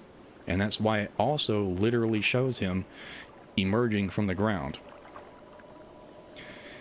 And the text of the Wind Waker says that Ganondorf broke free from his imprisonment and emerged from the earth.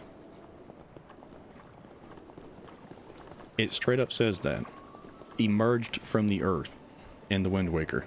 So I think it's just 100% what happened. And the gigantic hole over there below Hyrule Castle, before the castle was ever placed there, in Tears of the Kingdom's or Zonai era, there was no castle. It was just a gigantic hole in the ground, right there.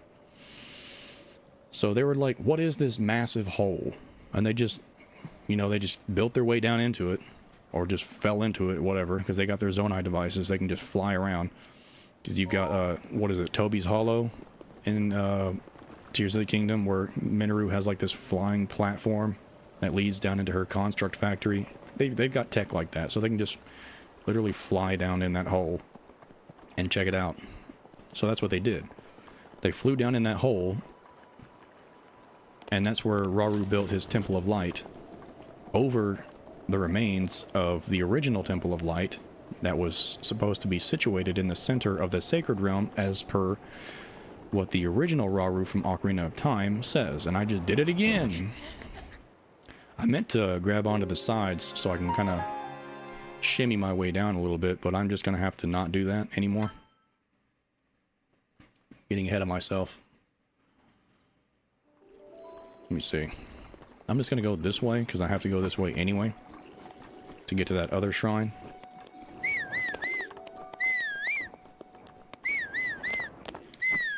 After I do this shrine, I'm probably going to take a short break so I can recover my throat and get another refill of my drink, because it is getting toasty in here, man. Getting mega toasty. But yeah, I there's way too much evidence in this game that points directly towards Wind Waker, the lore that you can find within Wind Waker specifically. That just puts it in, concretely puts it in the adult timeline. There might be some shenanigans with the timeline, like, maybe there's still evidence of, like, a convergence or something. But I don't believe that's the case. I mean, Nintendo is so loosey-goosey with their lore. I think that they would probably overlook all of the weird other connections and just say whatever. Eventually they might just put these games in the adult timeline and say, who cares?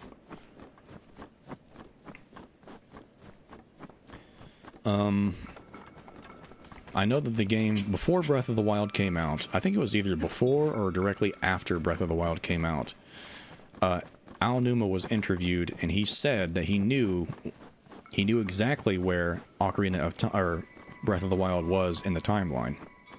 He said that. It's not like they don't know where it is. It's not like they intentionally are keeping the game disconnected from the timeline, which visually that's what it looks like it is right now. They're just off in a corner on the official Japanese website of Zelda.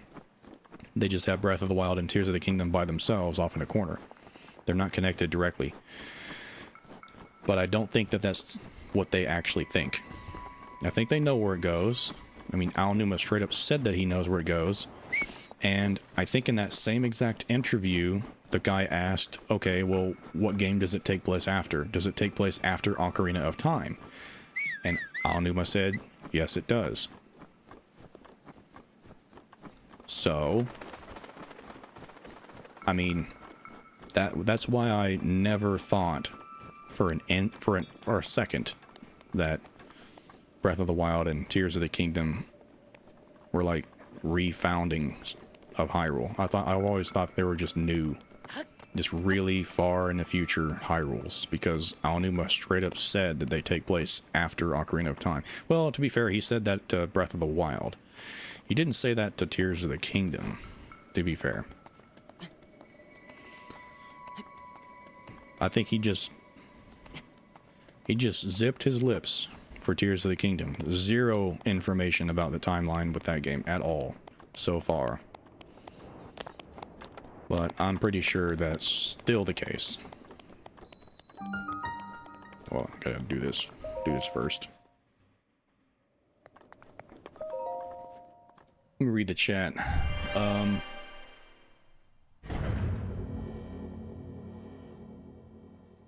Majora's Mask was interpreted as Link basically dying. Yes, the good old-fashioned MatPat Link is dead theory. That is forever burned into the brains of the Zelda community. I mean, I think it's a very compelling theory, if you ask me. It's very well done, well put together. It makes sense. I mean, the theming is there if you look for it. For like the signs of grief and all that. Like acceptance, regret, blah, blah, blah.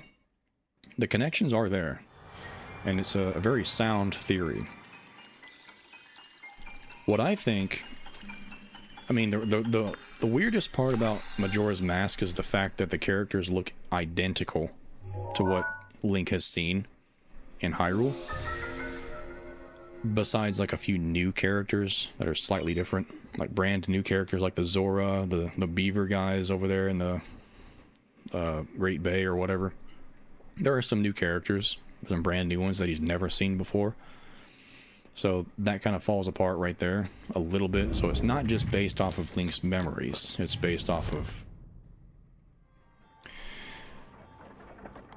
It might be based off of Link's memories just a little bit, but probably not entirely. Oh yeah, gotta like not do that at the wrong moment. There we go.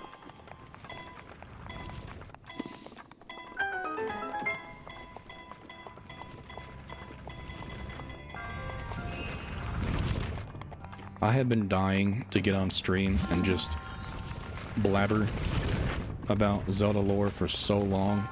I actually contemplated doing another, hold on. There's a chest back here. I'm gonna get this chest. I contemplated doing another theory crafting stream, but this is basically what this stream turned into, so I'm happy.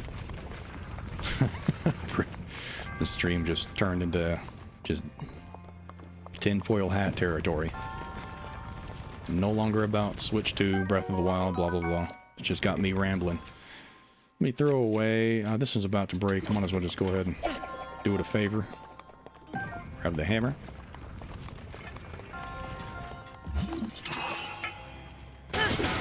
Oops.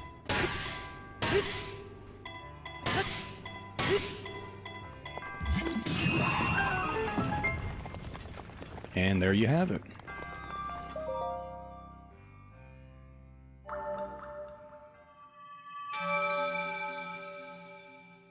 The hero of time did grow up. Wait, I missed a message by Wither. Also, the thing about the missing eye of the hero's shade could just be implying he lost it during the Civil War following. Yeah, that's what I was going to say. I just completely went off track with that. But yeah, he got into another battle. Link did at some point. I also think there might be something else wrong with him. I can't remember. Like another wound somewhere on him. I might be mistaken. But he does definitely look like he was just shot in the eye with an arrow or got sliced or something. He took some damage before he perished, which is probably what killed him. If he got shot in the eye with an arrow, yeah, he's done. He's probably done. He just died on the battlefield right then and there. Which would make the most sense, to be honest. If that's what ended up happening to him. If you die on the battlefield, most of the time, back in the day, you were just left there to decompose. It was like, it would take a very long time, even like back in the Civil War, in our Civil War, if you died on those grounds, you would be left there because it was like literally impossible to recover you most of the time because of how horrible the landscape has turned into. Like, it just became untraversable. There are mires, there's mud and stuff like that. That just makes it impossible to transport things properly. So if you die on a battlefield, you're basically going to be there for a while. Or forever. You luck out if you actually get recovered and transported out of the battlefield. Like, if you're not taken out of there right then and there by your teammates around you, then you're screwed. You're just there. You're just fertilizer at that point. Which sucks. It's a harsh thing to think about, but it is the reality and brutality of war. It is the truth. So now, this guy wants me to go to the Temple of Time.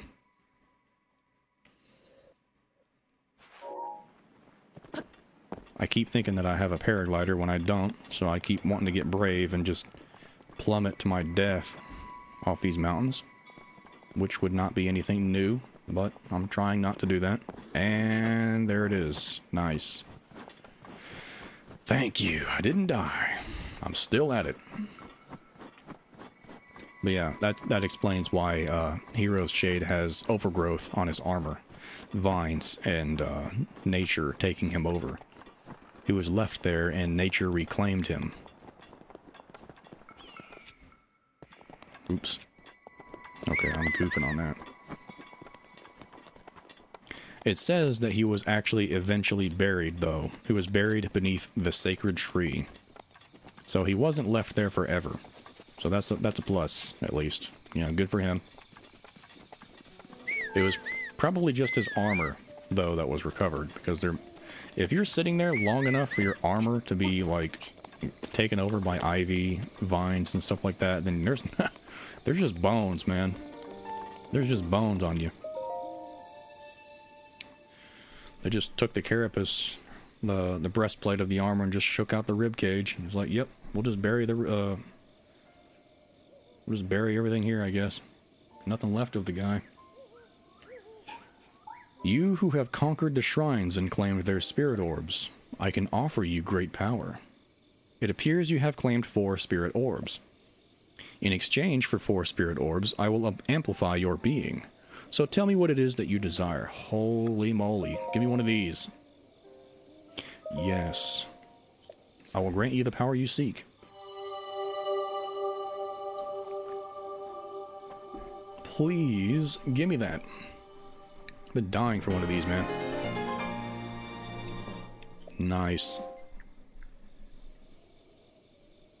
Go and bring peace to Hyrule. Yes, Mama. Old man, what do you got to say to me? The blessing of the goddess has made you that much more resilient, I see.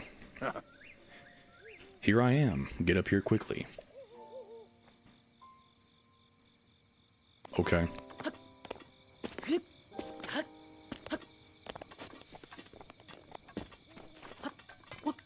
Alright. read up on the chat. Hold up. I got you.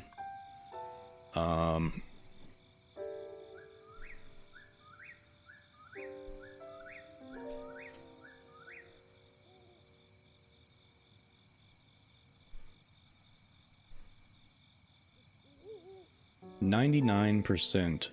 If Wind Waker does follow on from Majora's Mask, then what becomes of the adult timeline? I mean, the same thing still happens in the adult timeline, the same games. Nothing's changed, really. It's just, it adds more lore to the adult timeline, essentially. That's what I was saying. Link knowing the Song of Storms, or not the Song of Storms, the Song of Healing and stuff like that. Majora's Mask, and the lore behind the Majora's Mask is also embedded in the adult timeline, which adds more to speculate about within the adult timeline, stuff like that. So the other games don't really get affected by it. It just assists the assumption that Breath of the Wild and Tears of the Kingdom take place in the adult timeline. Because there are some things in this game that kind of do slightly hint at Majora's Mask lore, but just a little bit. A kingdom which no longer exists.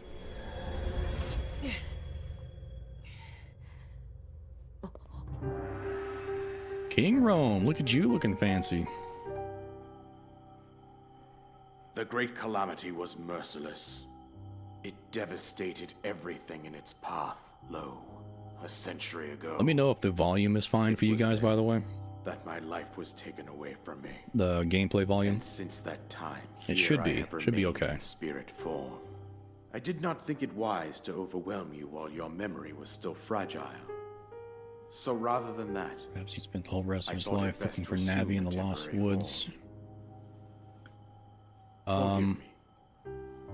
Snooze Poos said, the hero of time did grow up, so perhaps he spent the whole rest of his life looking for Navi in the Lost Woods, and without the protection of the Triforce of Courage, he turned into a Stalfos.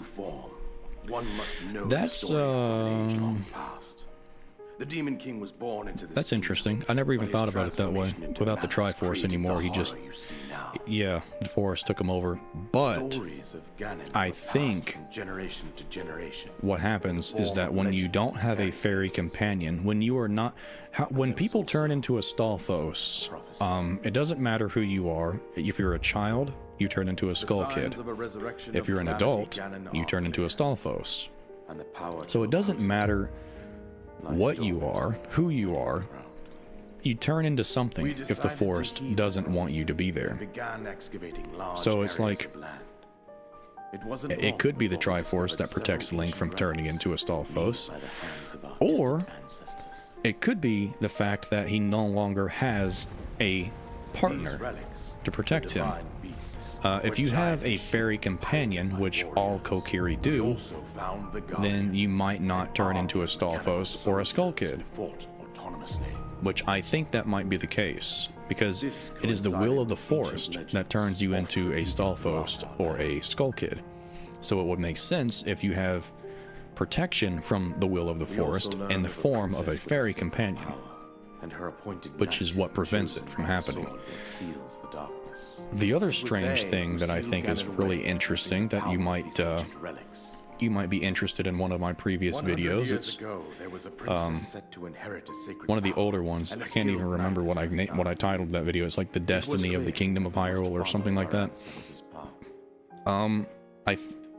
I theorized that if the will of the forest prevents people from entering it by turning them into monsters like the Skull Kid or the Stalfos, then how in the world did Link's Hylian mother, who was supposed to be just this random Hylian, how did his Hylian mother enter the Great Deku Tree's perimeter, let alone the Lost Woods themselves?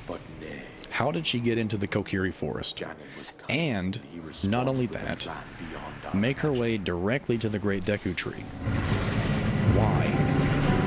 There must have been another explanation as to how she was able to even do that in the first place, especially in the Battle of War. Like, in the heat of the moment of the worst parts of the war, She was literally being chased, and she got wounded and mortally wounded on her way to the forest.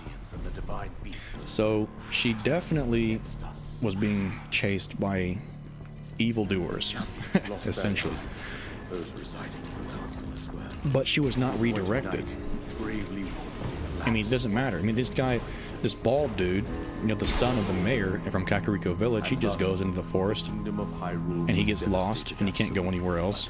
He's running in circles because he's already being misdirected by the forest. So he just sits in the woods and he's like, whatever. And then you turn into, I think you go back to him and then he's just a Sulfos. So Link. clearly it's like, even though these people with pure hearts, like they don't have any bad intentions at all. The bald guy that was the son of the mayor, he said that he doesn't like evil people, the wicked hearts of wicked people. So he went to the forest in hopes of getting away from the wickedness. So he's not wicked.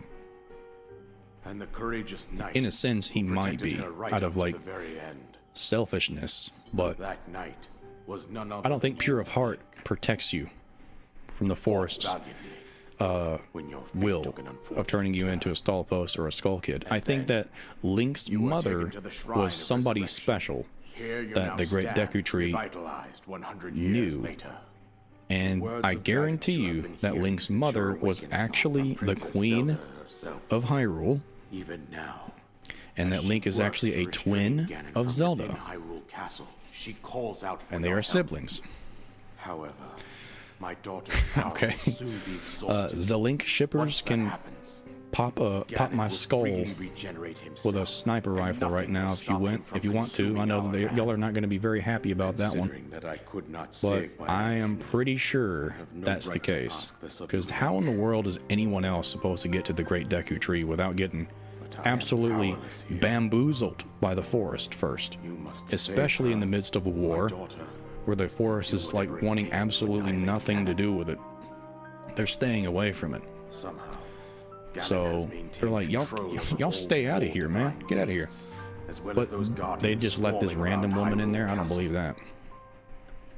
I believe it would be quite reckless. That's a new theory I've never heard. Well, you got to check out one of my older videos. Check it out.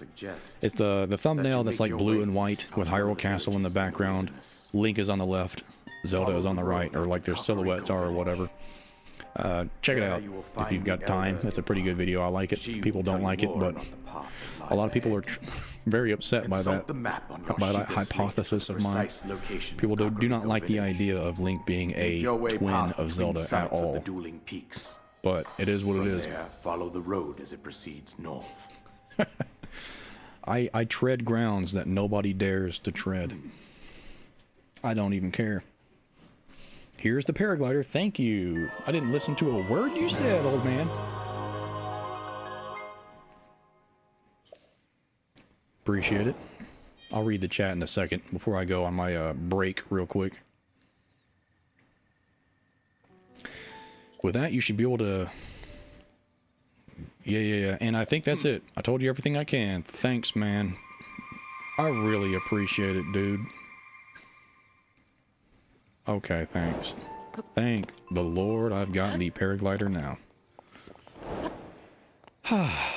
Well, if anybody catches this stream afterwards, they are going to be pleasantly surprised by horrifically bad gameplay and insightful theorizing.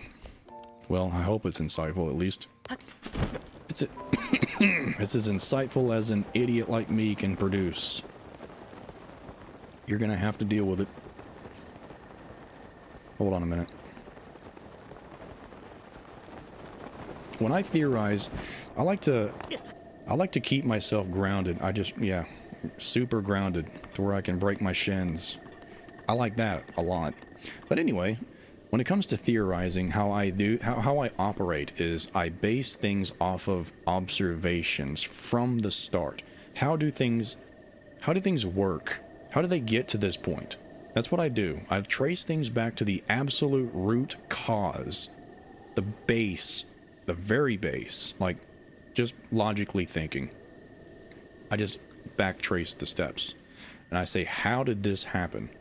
You know, Rauru is in the sacred realm with the Chamber of Sages, this random old man, and he says that he built the Temple of Time over the remains of you know, the old Temple of Time or the whatever where the Master Sword was from Skyward Sword, and I say, how? Who are you? What are you?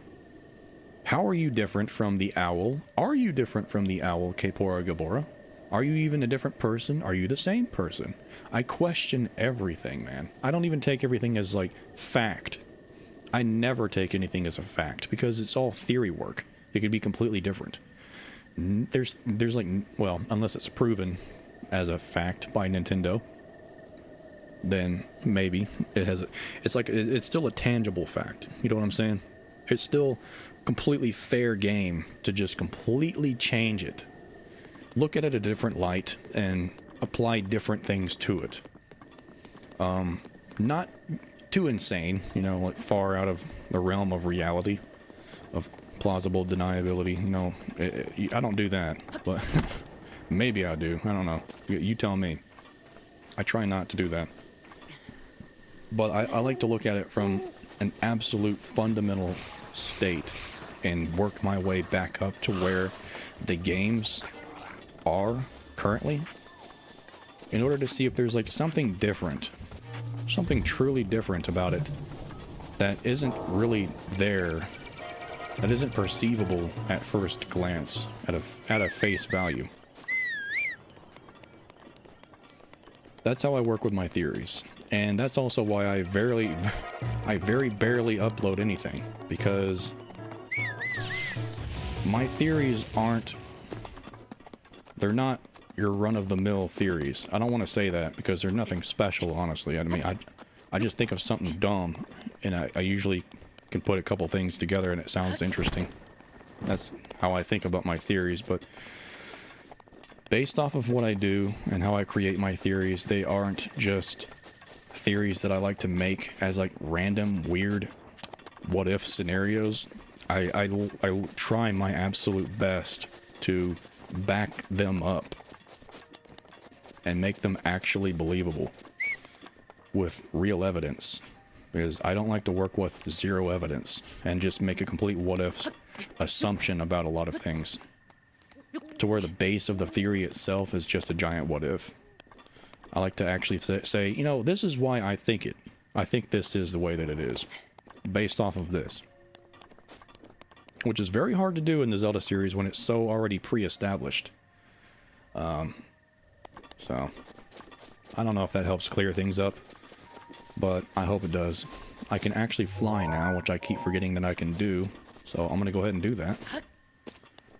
Good old paraglider. At long last, I can leave that dump behind.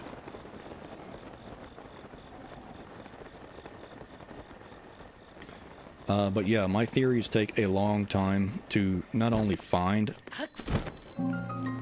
but put together in a bingeable, watchable format, because my brain is so harebrained and scattered. It's hard for me to put everything into something that you can watch without pulling your own hair out. I'm not good at it. My absolute least favorite part of making videos is the script writing. The script writing is terrible.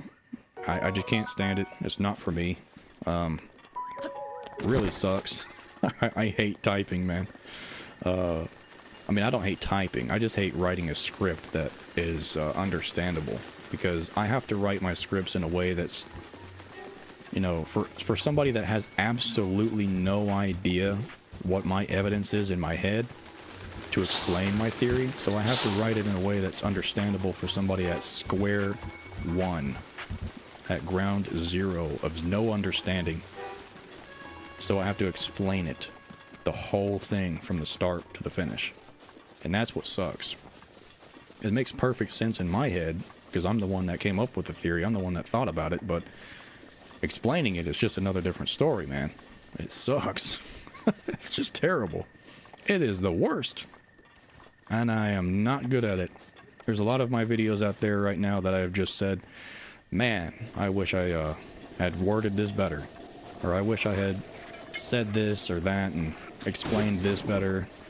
Because I usually do get comments that in my videos that people are saying, what are you talking about, weirdo? what are you even trying to say? And I'm like, I don't know. That's for you to find out and figure it out, buddy. I don't know what I'm saying. I do my best. I do my best to make it understandable. Like, you got me there. I'm still trying to figure it out.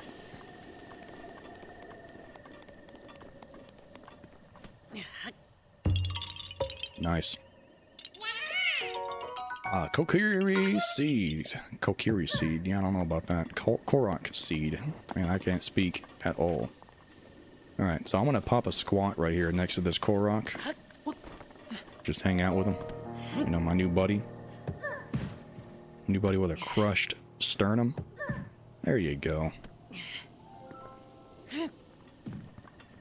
Now I'm gonna read the chat, catch up on y'all before I go on my break real quick. Good lord, I went on a spiel there for a minute. Oh, it is... I am melting alive in this sauna. Sit back for a minute. Rest my spine. There we go. That's nice.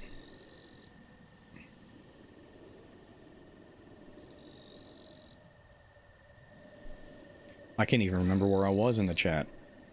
Let's see. The NPCs in Tears of the Kingdom never believe Link when he says that he is the hero, even though you show them the sword.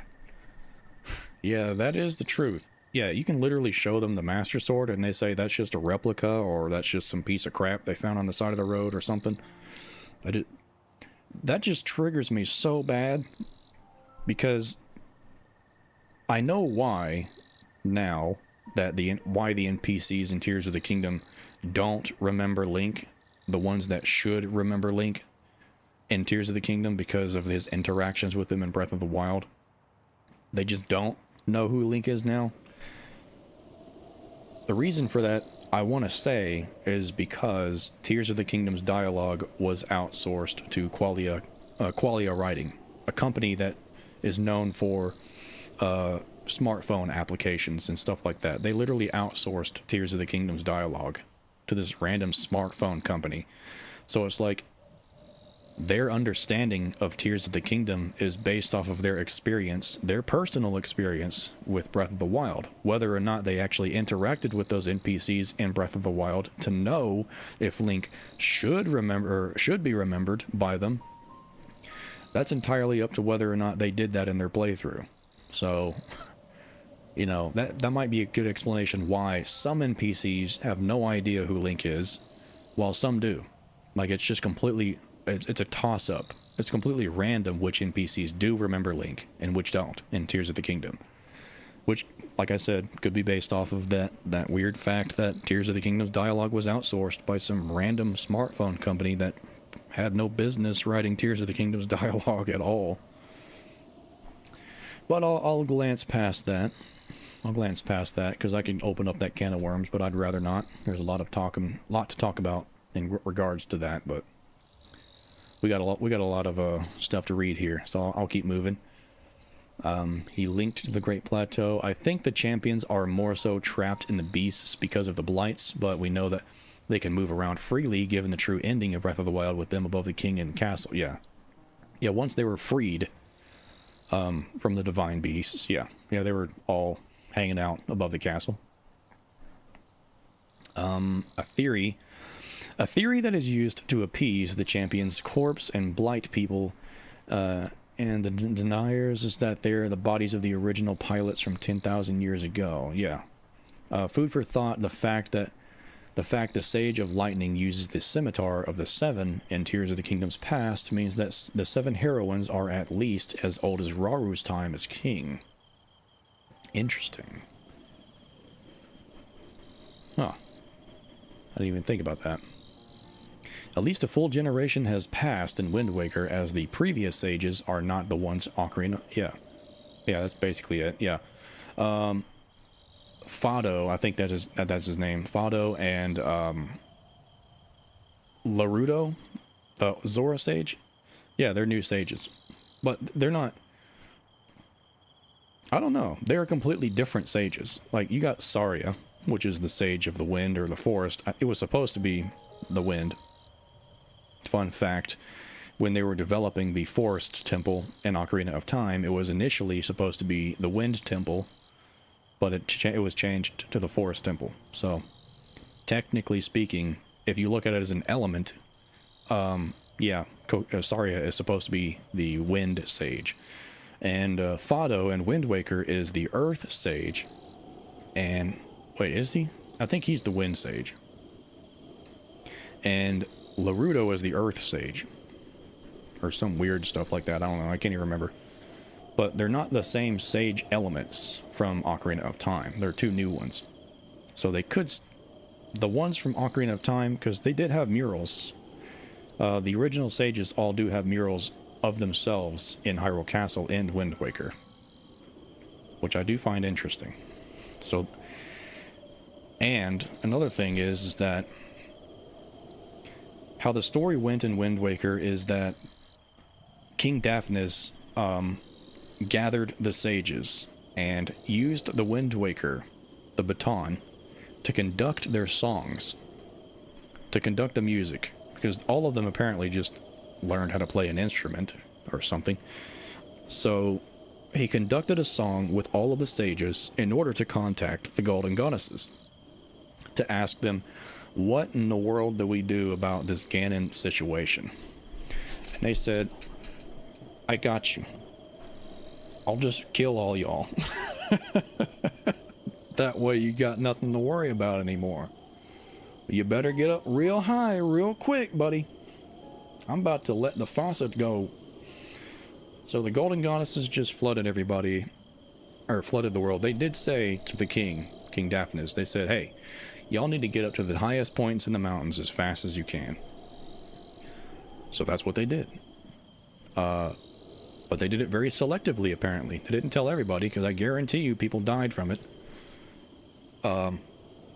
But the thing is that King Daphnis existed during the era of Ocarina of Time. And that's what I'm saying.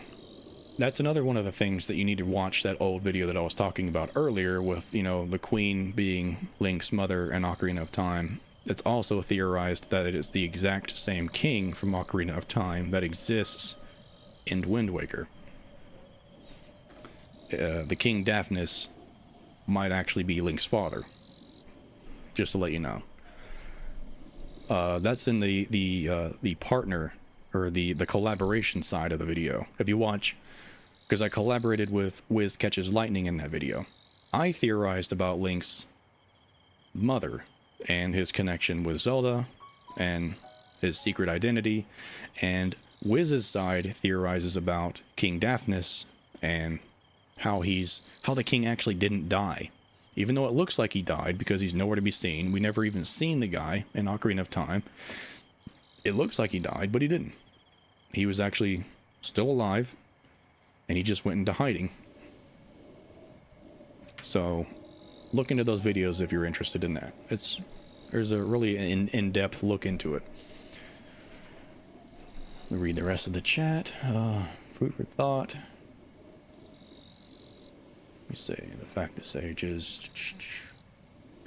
If Link can slip into Termina by simply falling, who is to say Link falling that far into one of the depths isn't a form of transportation to another location like the Evil Realm? Yeah, that's what I'm thinking. The whole thing where Link fell... Hold on. Before I get absolutely smited by lightning randomly, I'm just going to take my metal stuff off. There we go. But yeah, when Link fell down that hole, and you see, you know, all those mystical symbols floating around him and stuff like that, I think that hole was a portal. I don't think that he would have actually survived that fall, because it was a huge fall. He was falling for a while, if you see the scene and actually soak it all in. He was falling for a while. He probably would have not lived at all if that was just an actual hole. I think it was a portal. And to make it even worse, I think that was probably another misdirection of the forest. And I think that There's an argument to be made that in Majora's Mask, the entirety of that game is basically all happening in Link's mind, and it's not real. Which, that's another whole can of worms. I could talk about that as well, but I'm gonna wait.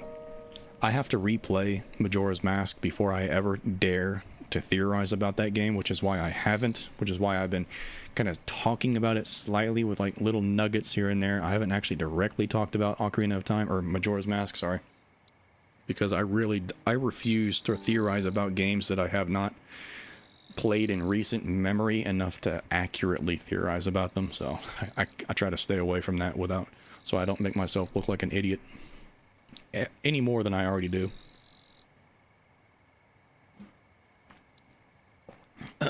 Anyway, read the next one.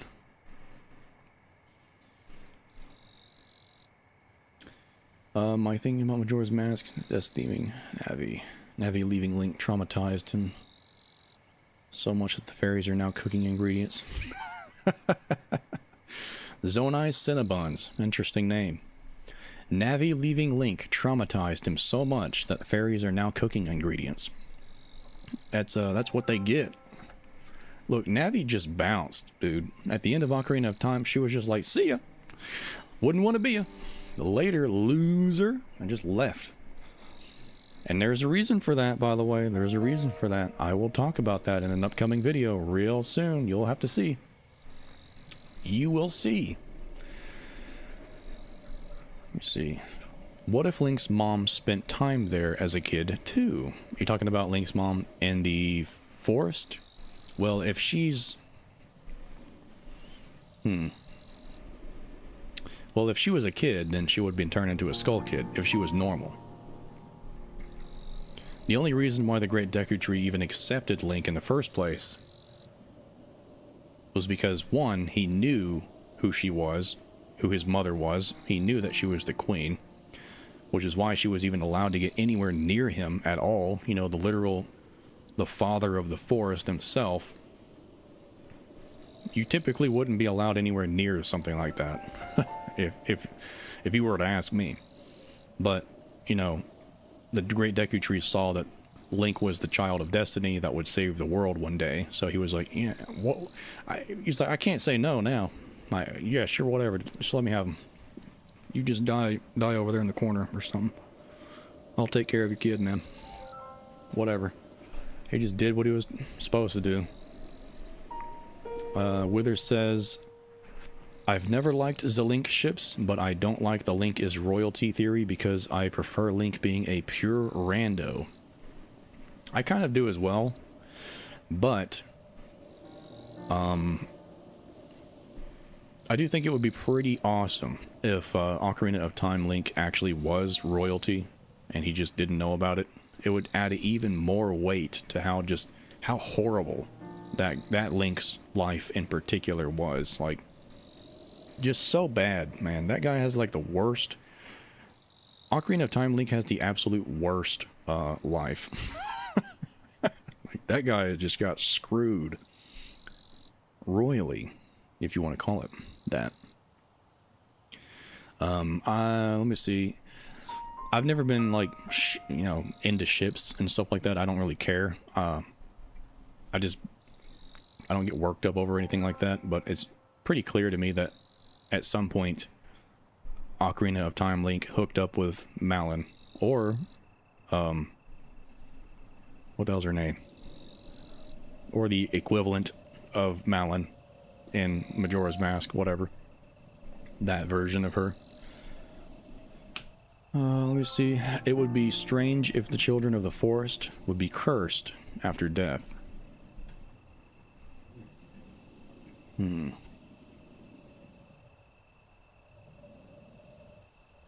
At least you aren't like some people with their vids, which are well written and read, but the pace of information is too fast to even attempt to properly understand. I mean, I think that's exactly what my videos are, actually. If you were to ask me, I think that's exactly what my videos are like. I speak way too fast in my videos. Like, I gotta tell you guys something right now. I want to tell you an actual debilitating ailment that has been inflicted upon me. And I know who to blame for this. Short viewers, you like to watch YouTube shorts? Well, you're guilty of this. Ever since I made those 5 YouTube shorts, I released 1 short a day a while back. I was like, I thought it'd be pretty cool if I did this little thing where I just released 1 short a day for 5 days. And after I did that, I completely lost my ability to, I mean, noticeably, if you go back to that time and you watch my actual videos before then, you will notice how different I talk. My brain has been fried trying to put theories into 60-second formats, dude. Like, I'm speaking like the wind. I speak so fast, and I start speaking so passionately, so fast, that I actually start working up a sweat, and I'm just dying over here, and I'm getting worked up and mad because I keep stumbling over my own words, and I'm like, just slow down, man. Why can't I just slow down and talk? Like, scripting and voicing the videos has just become a nightmare. Ever since I made those 5 YouTube shorts within that small time frame, I was just like, something in me just broke. Like, my brain has been completely lobotomized. Like, I am done. I am cooked. I am fried. Whatever the youngins want to call it. Yeah, I have an actual disability now. I straight up cannot talk slowly, calmly. Like, I can only talk like that now when I'm just sitting here talking. But when I try to do it in my scripting voice, I just want to talk super, super fast, and it's just so annoying, and I straight up cannot stop because of those shorts. So, you're welcome. You're welcome. I might just turn into a shorts YouTuber, because that's literally the only thing my brain will allow me to do. Thanks. Oh man, it's so annoying, because I'm like, man, I wish I could sound like that again. When I watch my older videos, I'm like, that's so calming, so understanding. Like, I can understand what I'm saying. I can keep up with it. But my recent video with, like, the source of Hyrule's suffering, I'm like, I'm talking 3 billion miles an hour. And I do the same thing in my shorts. I try to talk a little bit slower in my regular videos as much as I can without getting mad. And, you know, it just sucks. Oh, I keep messing with my hat. I apologize for that. This hat gives me an actual headache every time I wear it. So I'm just dying to get it off right now. Let me see. Kokiri.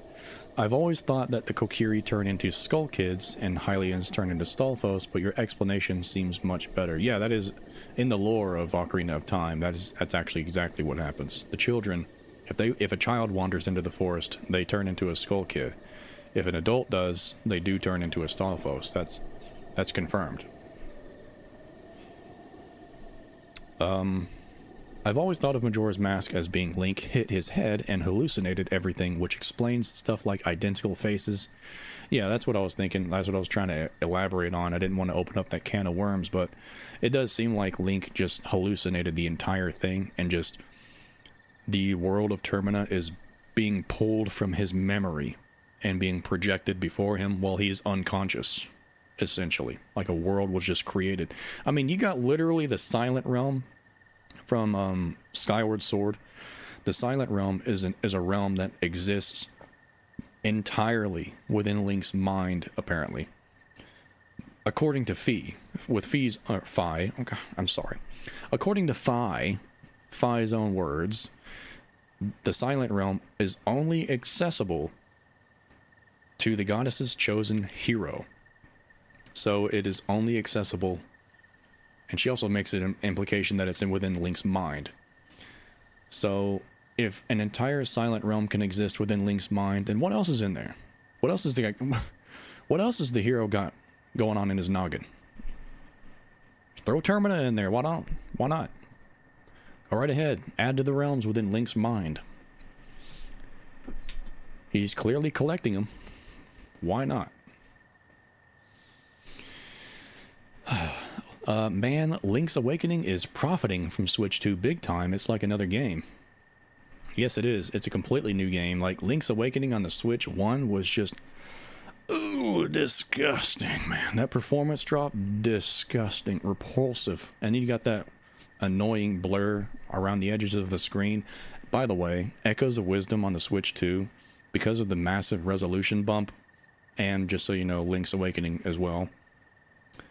Link's Awakening and Echoes of Wisdom on the Switch, they both had the blur around the edges of the screen, which was just awful. It limited your visibility. I know it's supposed to be a tilt shift kind of effect, but that's what they were going for with the art style, like a toy-esque art style, but it looks like crap. But that has been massively improved in Link's Awakening and Echoes of Wisdom on the Switch 2. The improved resolution significantly reduces the blur on the edges of the screen. It's still there, but it's much better to look at. Like, much better. So I do recommend, if you haven't played them before, or if you do have them, just go ahead and try it out on the Switch 2, the enhanced, because those games did get specific upgrades. They got Nintendo went out of their way to manually go in and upgrade those two games. So check them out again if it's been a while since you played them. It'll be worth it. What if the Deku tree is Link's father? I mean, he technically is. He became his godfather. So you're not wrong. You are not wrong. Well, Tears of the Kingdom Link also gets screwed royally, if you understand. Ooh, I do. I do understand. I do. MCL Blue. Hello, GG. I was out when I saw the notification. Welcome to the stream. Welcome. Then get it off. Taking off the hat would probably help with your studio feeling like an oven. It probably would, to be honest with you. It probably would. Not a bad idea. I might look into that. I'll get back to you on that. I'll look into it. I could just simply do it right now, but I'm not. I've got a bad hair day going on. Resolution and HDR updates. You are correct. The greatest thing ever is finding out that your monitor is not capable of HDR. Isn't that funny? Isn't that really interesting? See, this whole time I thought maybe it was able to do that, but no. I got caveman technology. I gotta upgrade my stuff, man. It is getting cobwebs all over it at this point. Way too long since I've upgraded my tech. I've had these monitors for, I don't know, since I was born. That's what it feels like, man. Since I was born. Might as well. Alright, I've caught up on the chat. Is bad hair really worse than having a headache? Oh yes, I actually agree with that. It is worse. See, I would rather have a headache in public than have bad hair in public. See? See what I'm saying? See where I'm coming from? I think you do. Alright, so now that I've read up on the chat, I've gotten all caught up, and I have blabbered essentially for 9 hours. I've gotten the paraglider, I have escaped the Great Plateau, and now I'm going to go ahead and take a break, refill my tea, because it's starting to get a little warmed up in here. Starting to lose its coldness.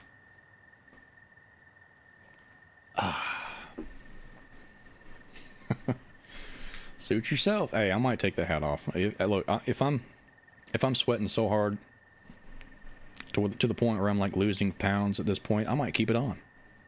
I gotta lose some weight. But if it gets to be too much, I'll probably just snatch it off. Honestly, HDR is kind of annoying since no company seems to be able to decide what implementation of it to put into. Yeah, there's like multiple kinds of HDR, multiple color formats and stuff like that to choose from. So it's very unnecessary, I think. It does look nice when you can actually utilize it, but You turn it on onto anything else that can't, and it just looks super washed out. So it's kind of, I don't know, I think it's a waste of time worrying about HDR when you could just, I don't know, like you see in the distance, it's very washed out already and faded because of the fog, and it's supposed to be for like hiding imperfections like unloaded or low resolution textures and models and assets. Like you look at this right here and it's nice, decent enough, but then you look at the one back there and it's super grotesque and low quality, low detail. It's supposed to obscure details like that in the distance, but honestly, I just cannot stand when games are very allergic to colors. Like just base, the base game is very allergic to colors. It's very annoying. I like my games to be nice and vibrant, very visually pleasing and pleasant to look at. Like this grass right here, this is nice. This is nice. But then you look literally anywhere else and it's just super washed out and boring. Like, can games just stop doing that, man? Like, you don't have to have HDR to have colors. You can just literally develop the game to have colors, man. You don't have to have HDR for that. That must be a lost art in game development or something. I don't know. It might just be me. I know a lot of people like the foggy in the distance look, but I'm not a big fan of it. That's like the first thing that I remove with reshade if I am able to. So I'm gonna go ahead and take a break right now. I'll pop back in just a moment, refill my drink, get myself nice and rehydrated, and I'll see you guys in just a minute. I'll be right back. Don't you go anywhere now.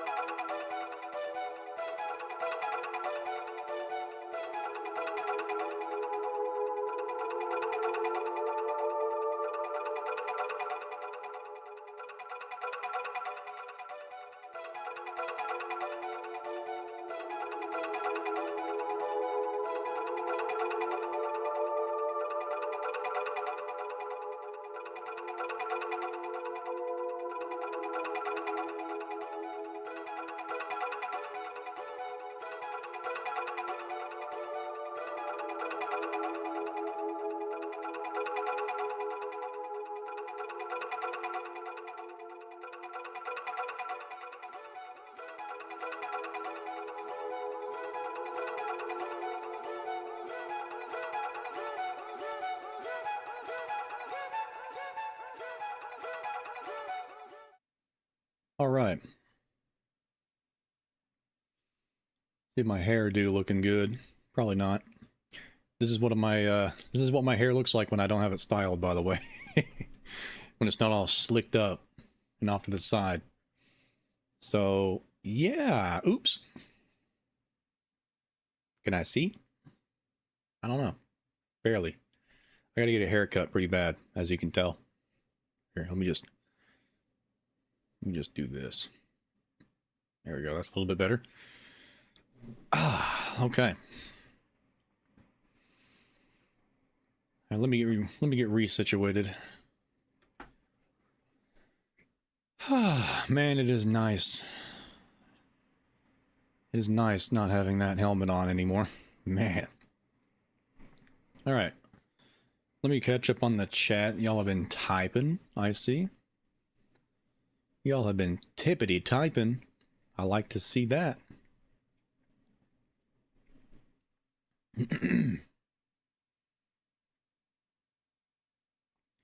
One thing I will say about the Switch 2 versions, even ignoring the HDR colors, the colors seem to be different from the Switch 1 versions.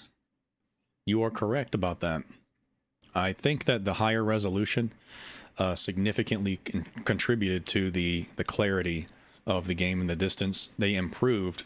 This is confirmed, by the way. They improved on the level of detail in the distance as well, which brings a lot of detail, you know, clearly out of the environment more.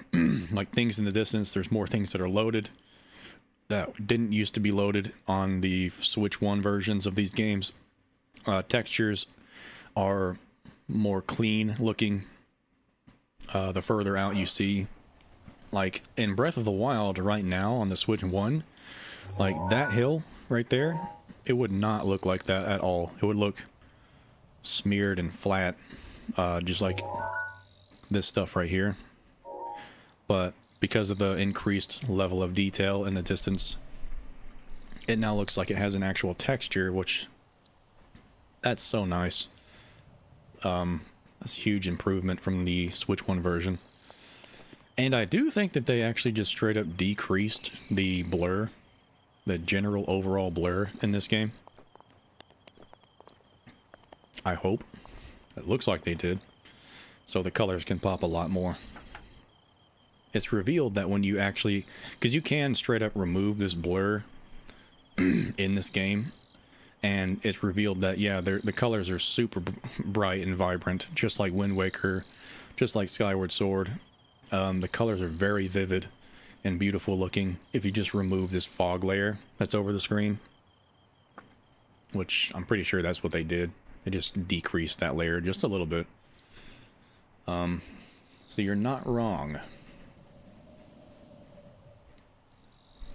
I feel like the game and film industry are too focused on making things look real instead of looking nice with beautiful colors. That is exactly what I'm talking about.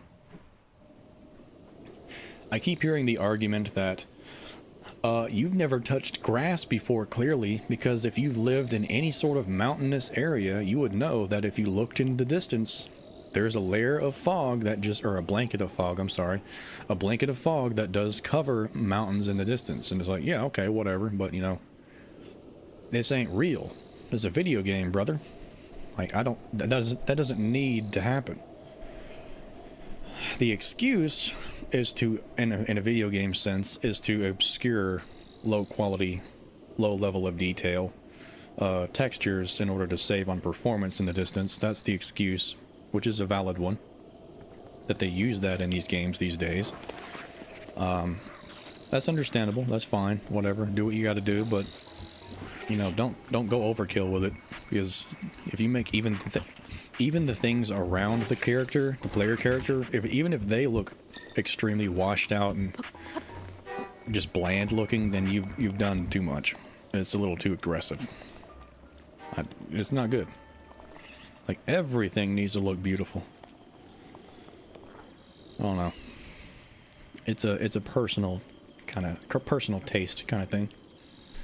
Let me see. Hold on a minute. Let me just give my wig a good old shake. There we go. Yep. That's better. Let me read now. I think a game needs to be made with HDR in mind too, like Cyberpunk, Red Dead 2, and Alan Wake 2 are like the only good games with really good HDR, in my opinion, if you have a good HDR screen. Yeah. I mean, it's like, It's kind of like how 4K used to be this out of reach thing for companies for the longest time until suddenly they started creeping up on it with games coming out these days that advertise for 4K. Like HDR is another one of those really niche things that is basically in the same category as 4K. It's like technology you have to go out of your way to go buy in order to get access to it and utilize it. You have to do the same thing for 4K, but nowadays pretty much everything, every monitor, every TV ships with 4K capabilities, and I think pretty much all of them also support for HDR now. So HDR and 4K is becoming more and more normalized. But like I told you before I went on the break, I have absolute caveman technology, okay? These things are old, so it's just a me problem. It's a skill issue. I'll get over it though. I'll be fine.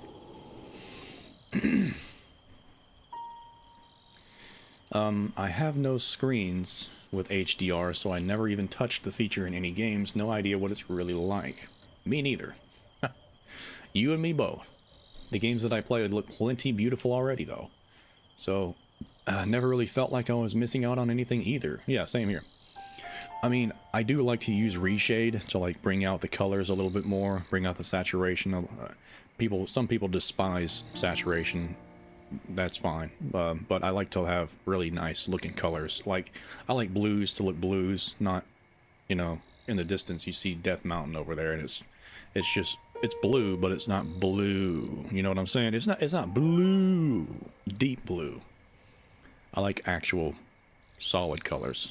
So, I'm a weirdo. Don't listen to me.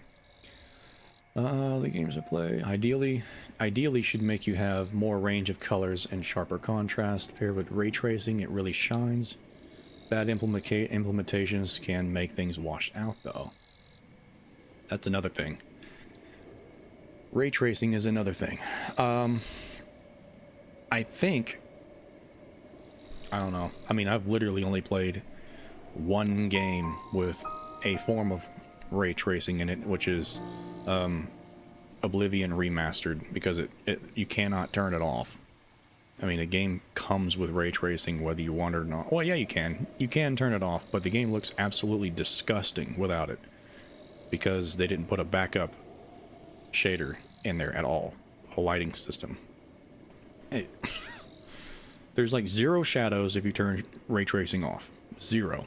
So the game looks super weird and bad if you turn it off, but if you turn it on, it's like you get negative 50 FPS. So it's like, thanks. I'm not a big fan of ray tracing because it is just so bad. So in my opinion, if you have to sacrifice playable FPS just to get shadows to look a different way, to look a little bit more realistically cast, then I don't think that's worth it, in my opinion, at all. Like, games in the past have been able to implement super realistic baked-in shadows that just look incredible for their time. Like, even in ancient times, like PlayStation games, like PlayStation 2, there's really ancient games that just have these super nice lighting systems, and I don't understand why everyone is so obsessed these days with ray tracing, when if you just stuck to the old ways, then you could have probably super fucking... There's a curse word right there for you. I try not to do that. Yeah, super nice looking lighting these days if you just kept honing that craft. If you kept seriously whittling down all the flaws until it was just perfection, then you would probably have something close to ray tracing these days if you just kept working off of that base of the old school way of lighting things. You know what I'm saying? Like, these days people just gave up. They just want to turn a plug-in on and say, here's the game. This is the game I made, guys. I turned a plug-in on. I connected this node to this node. Now the game is a game. It's been made. Look at me. I used Unreal Engine 5. It just makes me so mad. There's a lost art in so many ways.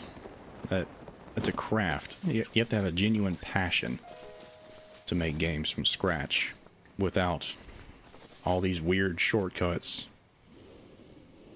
weird built-in features like ray tracing and stuff like that into Unreal Engine, and what's it called, nanite textures or something like that. You just turn a button on and it just does it for you. And that's why games run like crap these days, is because zero optimization is actually being done by human hands. It's not being overlooked because it's being completely assumed by the developers that it's just done by enabling these features. No further optimization is needed because it's just assumed to have been done already by the computer, by the engine. That's not the case, and that's not how that works at all. Everything can be further optimized. I mean, look at... I can never remember how to pronounce this guy's name, but I think his name is... It's either Kaze Emanuar or Kaze Emanuar. Just look at him. Look at his video. The dude's been refining Super Mario 64 for years now. He's completely reverse engineered the code of that game. Looked it over dozens of times, I bet. And he's just made Mario 64... playable like a GameCube game, like a Wii game, like performance-wise, on Nintendo 64 hardware. So it's like, no, there's always room for more performance performance increases and optimizations. There's always room. They just don't want to look for it.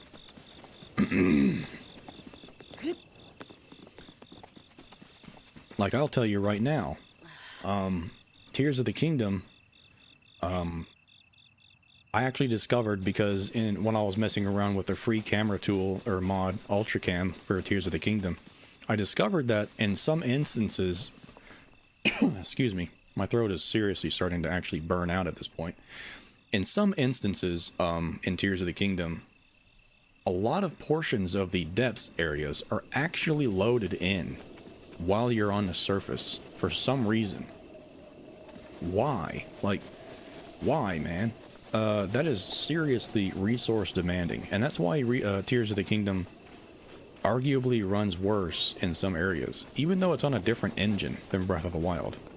Like, Breath of the Wild has like zero, like almost no frame drops. You got Kokiri Forest, Korok Forest, whatever. There's frame drops there, but pretty much anywhere else the game runs really solidly on Switch 1.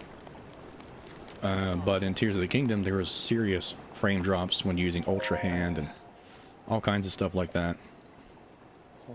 And it's because there's weird optimization problems like that, completely oversighted. Just, why would you load in the depths, period, when you're on the surface? They completely forgot to turn that off, to call that out. So the game could have ran a lot better. But it doesn't. Alas.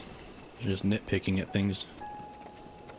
It just drives me up a wall, knowing that things could be better when they just aren't, due to laziness.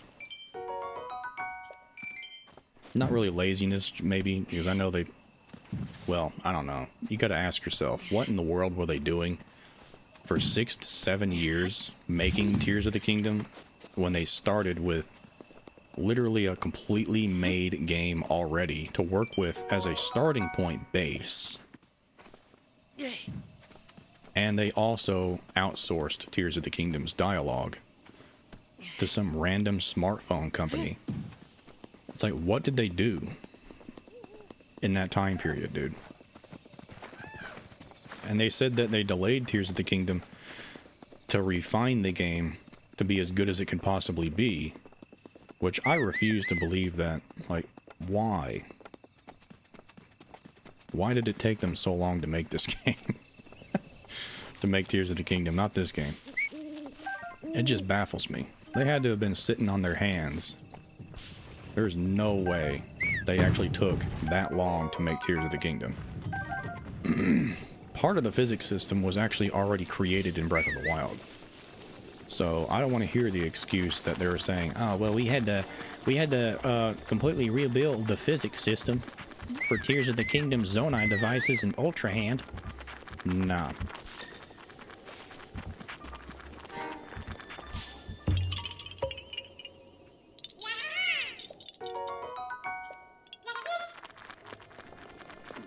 Then you got developers absolutely foaming at the mouth, gooning over the fact that Nintendo created a game as marvelous as Tears of the Kingdom when Half-Life exists that does the same physics stuff, and Banjo and Kazooie Nuts and Bolts does the exact same thing as Ultra Hand does.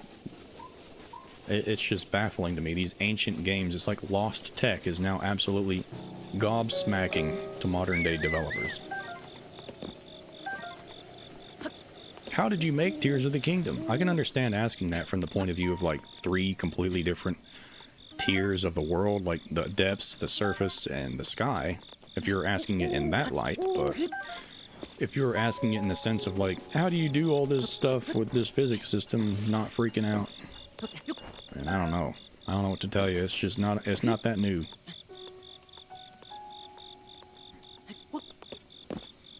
You gotta be as old as a geezer as me to know these things.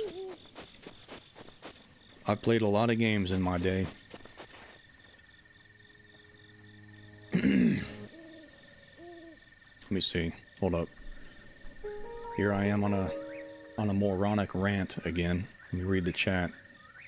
Pause it so that nobody sneaks up on me. Let's see.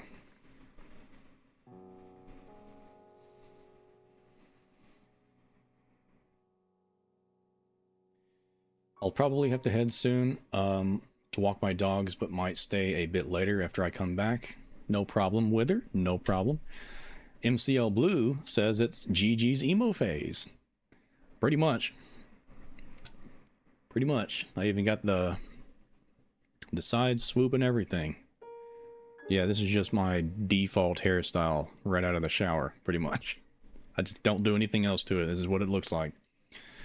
It's a interesting glimpse into a non-pampered GG gossip Geist.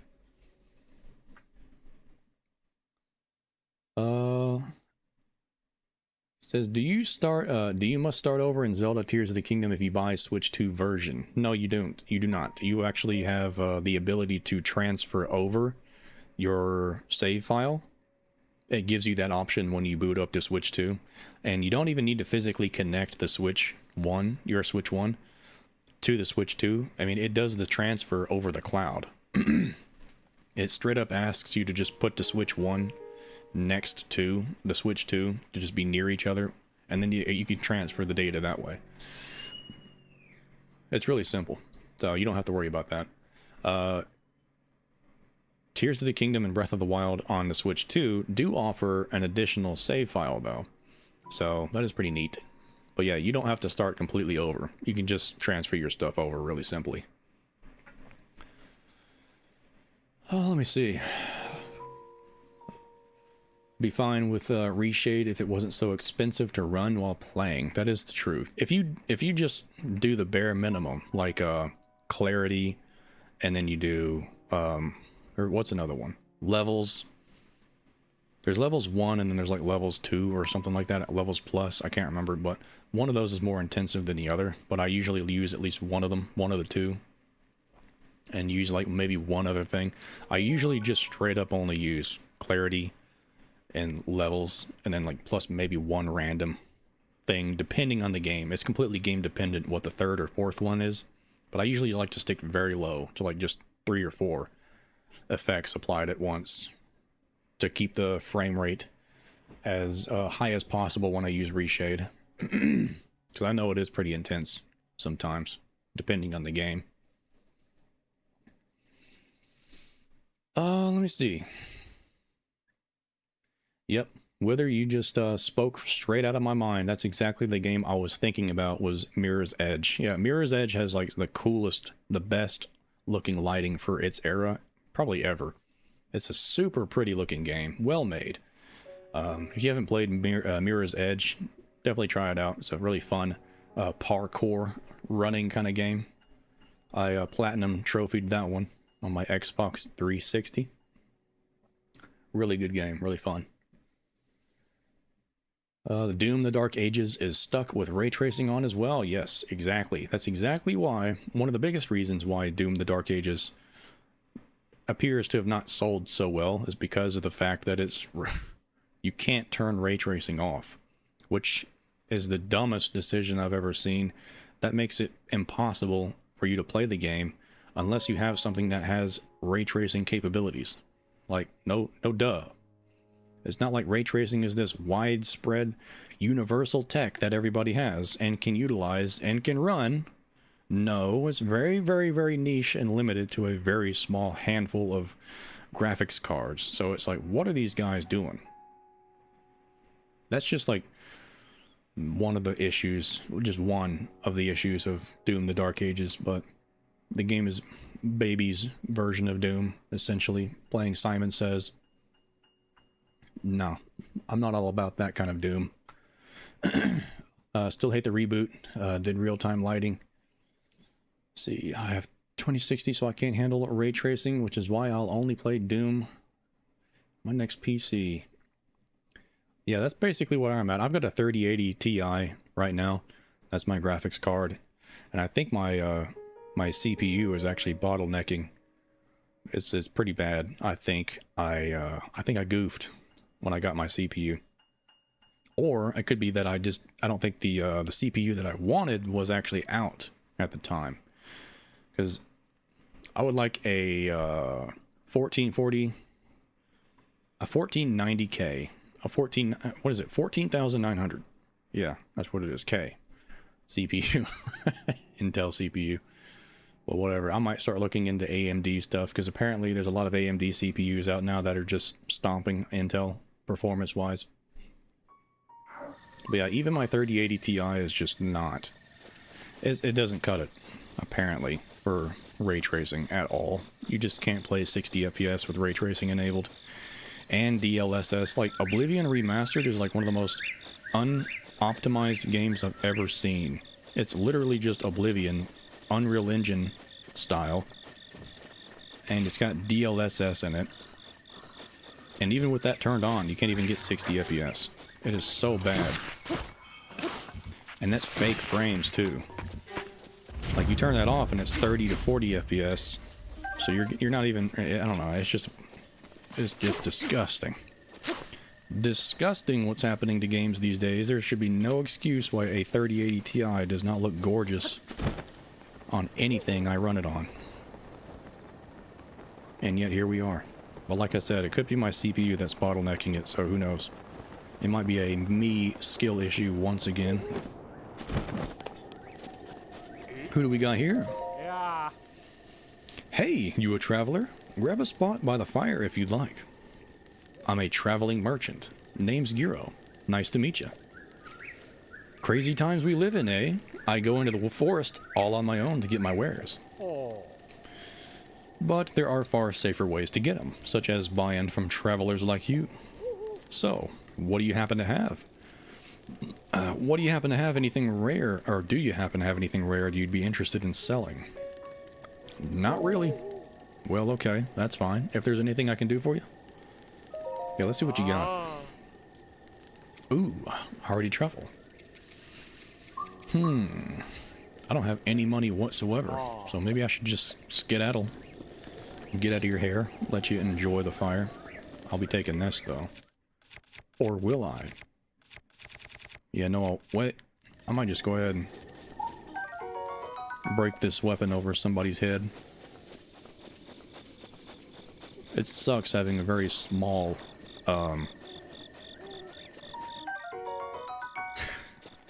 very small, arsenal. If you catch my drift. I can't stand having like a limited amount of space for things. Inventory management sucks.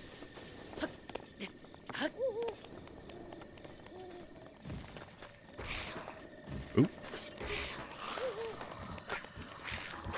I like that, I think it was actually Skyward Sword that implemented inventory management for the first time in the Zelda series. I don't really count like getting one item at a time and then returning it in for something like a Link Between Worlds, you know, like renting an item out and then just having that one, then returning it and getting another item. The rent system. I think it was Skyward Sword that actually implemented inventory management. Like, you had a very limited amount of items you can carry in your adventure pouch, and then it went downhill from there. Went super downhill from there. Since then, or before that game, you could just... I mean, you had a preset amount of items you could even obtain in the first place, but... I guess technically Ocarina of Time with their, like, the bottles, you can only hold so many fairies, but that, I don't really count that either. But Tears of the Kingdom, it just sucks not being able to hold a lot of stuff in Breath of the Wild, whatever. I'm getting some ingredients so I can cook a lot of food. So if you wonder what I'm doing, that's what I think I'm doing right now. Ooh, an iron shroom. I'll take that. This guy's got a cooking pot back here, so let's go ahead and make some stuff. I've got plenty of apples. I gotta get some more Hylian shrooms, actually. Gotta find some more of them. I don't have any... Do I have... Oh, I do.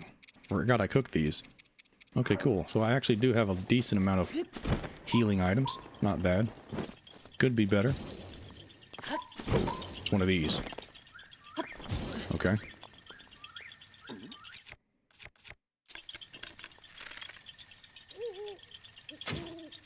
Oh. Alright. Just wait right here and it'll come back. No, it didn't.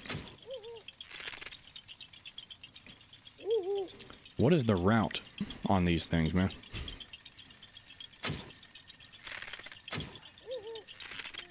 Yeah, this is definitely a skill issue.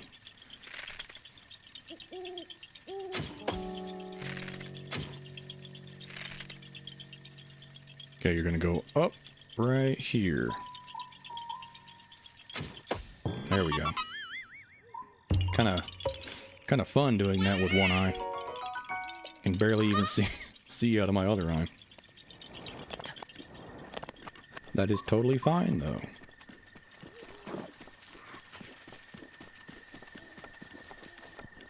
I revealed this, I think it was the last stream. I can't even remember.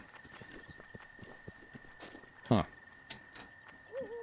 Can't remember if it was the last stream or the one before that one, but I revealed this lore that I am legally blind in this eye right here, so it doesn't even matter having my hair over that eye at all.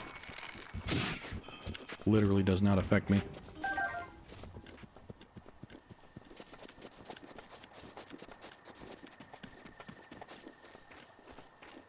Okay, where are some Hylian mushrooms? Gimme. Ooh, that's another iron shroom. I'll just take that, though. Not bad.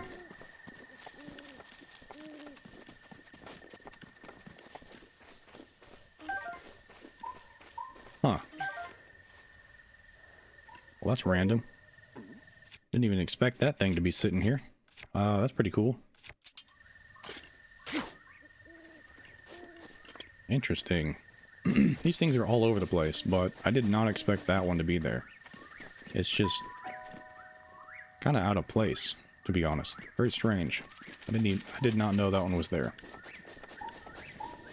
Is there something on top of this mountain, perhaps?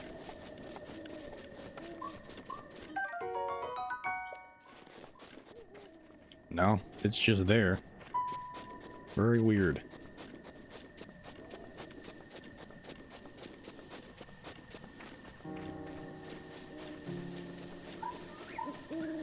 And I am not seeing a lot of Hylian mushrooms at all.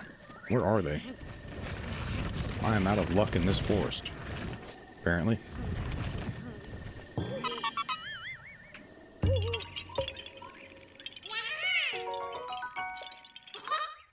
we go. Alright, let me read the chat. Gotta get something to drink. Yeah, my voice is starting to give out.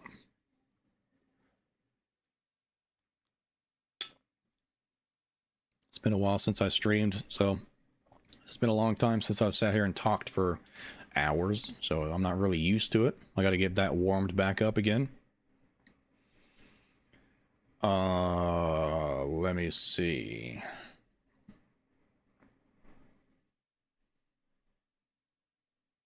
That's 6, tied assets.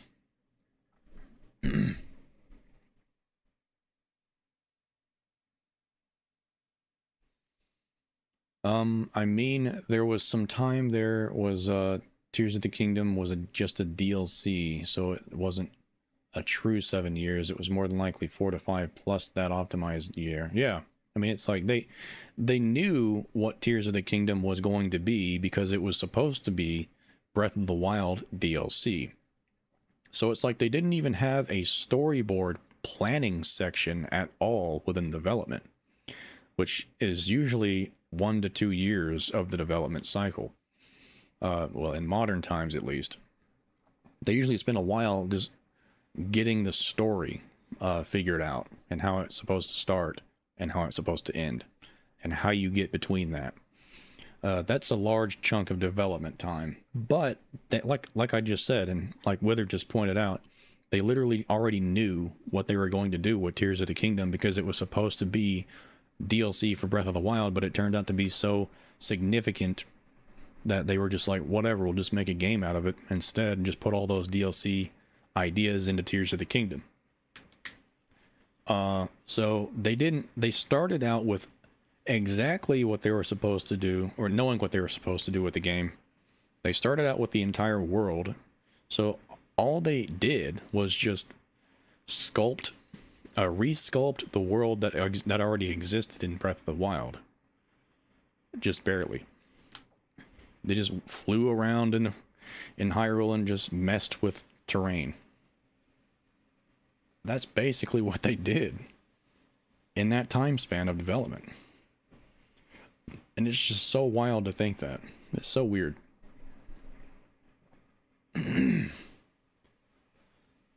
The depths were the disappointment for me. It's so empty. Yes, the depths are very, very empty. And so is the sky in Tears of the Kingdom. So that's just another thing. It's like, what were they doing, man? They spent all that time and didn't even put anything interesting in the new areas at all. His channel is Kaze Emanuar. Yeah. Yeah. What CPU do you have? I have a 11900K. An i9 11900K, I believe, if I remember correctly. Yeah, my CPU is my biggest bottleneck, but I'm running off a laptop, so, well, that'll do it. Monster Hunter Wilds looking like poop. Running at 4 FPS on my 3050 Ti. I tell you, man, these modern games are just... these modern games are excuses to get you to buy these ridiculously overpriced graphics cards. Isn't it fascinating that CPUs essentially haven't increased in price? I mean, they've basically been around $400 for, like, if you like at Intel stuff, like top of the line Intel stuff. Like $400 for like the newest, latest Intel stuff has been the norm for a very long time. But graphics cards, even though they keep getting better, just like the CPUs, they keep getting astronomically more expensive. Why? And it's just artificially done. It's just crap. I mean, I remember buying, when I first got into gaming, like on a PC, my first graphics card was a 9080 Ti, I think. Something like that. And it was like $400 or $500 for the Founders Edition. It had just came out. It literally just came out, and I got a Founders Edition. And now, graphics cards are as much as a used car. And it's just insane that they expect people to pay $2,000 to $3,000 to $4,000 on a graphics card. Are they... Oh man, it just boils my blood. Boils me alive. It makes me mad. How do they expect anybody to play a game on a PC anymore? That's why it's so interesting, the console conversation, because they're so affordable and they can play these games at 4K and 30 FPS, sometimes 60 FPS. It's like, why would you even build a PC anymore these days? You literally can't. You can pay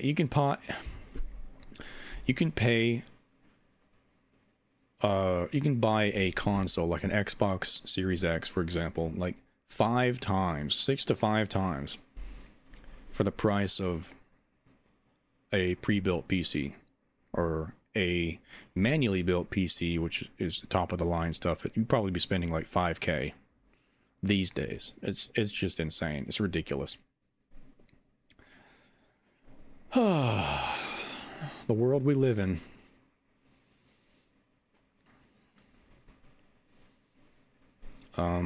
Pretty decision of my life recently. Well, I switched to AMD after my Intel CPU died after spending $1,000 on it due to some manufacturing defect. I forgot games were meant to be smooth. Yeah, I'm hearing a lot of good things about AMD's recent CPUs, so I'm definitely going to be looking into that. Apparently they stomp on Intel's now. Interesting. Your base inventory is bigger in Tears of the Kingdom, isn't it? I think it actually might be. Because it's like... It's got the fact that Link has... You know, he's got his hearts taken away from him again, but he's still got experience. He's a stronger guy in general. So he's able to just hold more weapons, apparently. That might be it. Another iron shroom. I should get out of this forest, dude. There's nothing but iron shrooms in here. I'll take one of these frogs. Don't mind if I do. For the sake of Zelda, I'll go ahead and take a nibble real quick. I'll cook them right up. If I could. Yeah. It's raining right now.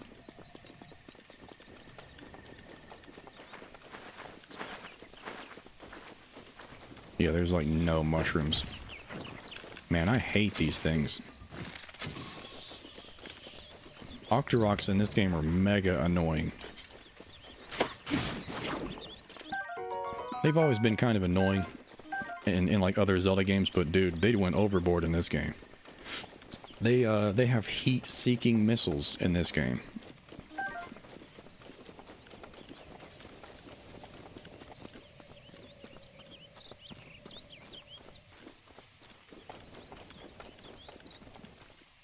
Do you own a monocle? I do not, but I better. I'm slacking. I should probably own one, shouldn't I?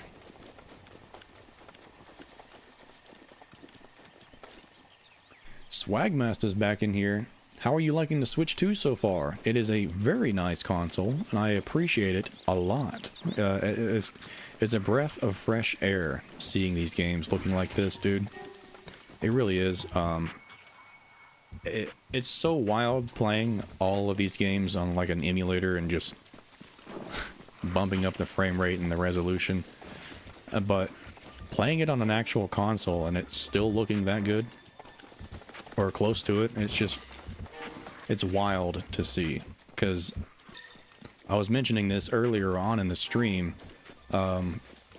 that if you were like a Nintendo only fan and you only played Nintendo consoles and stuff like that, this would literally be your very first experience playing games like this. Which is so interesting to me. But I am so happy for y'all, for anyone out there that's never experienced gaming like this before in this capacity, because oh boy, it is glorious. Let me tell you, it is glorious. Welcome to no longer needing glasses. Or feeling like you need them. Because, man, games are super blurry if they're anything below 1080p. And even at 1080p, in my opinion, they are also still blurry. So, the fact that this game runs at 1440p, 60 FPS is just so nice, dude.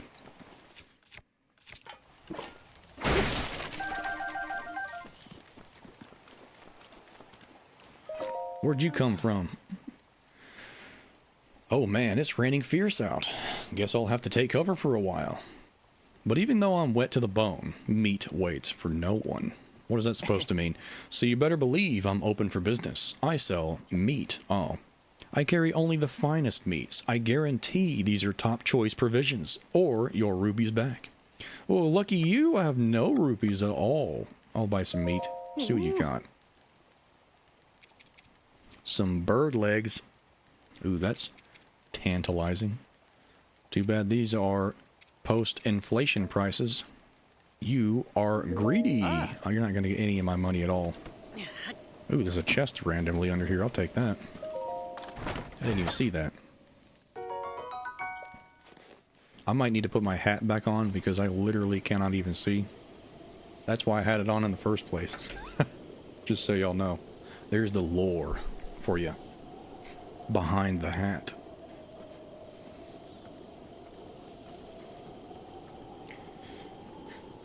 Oh boy.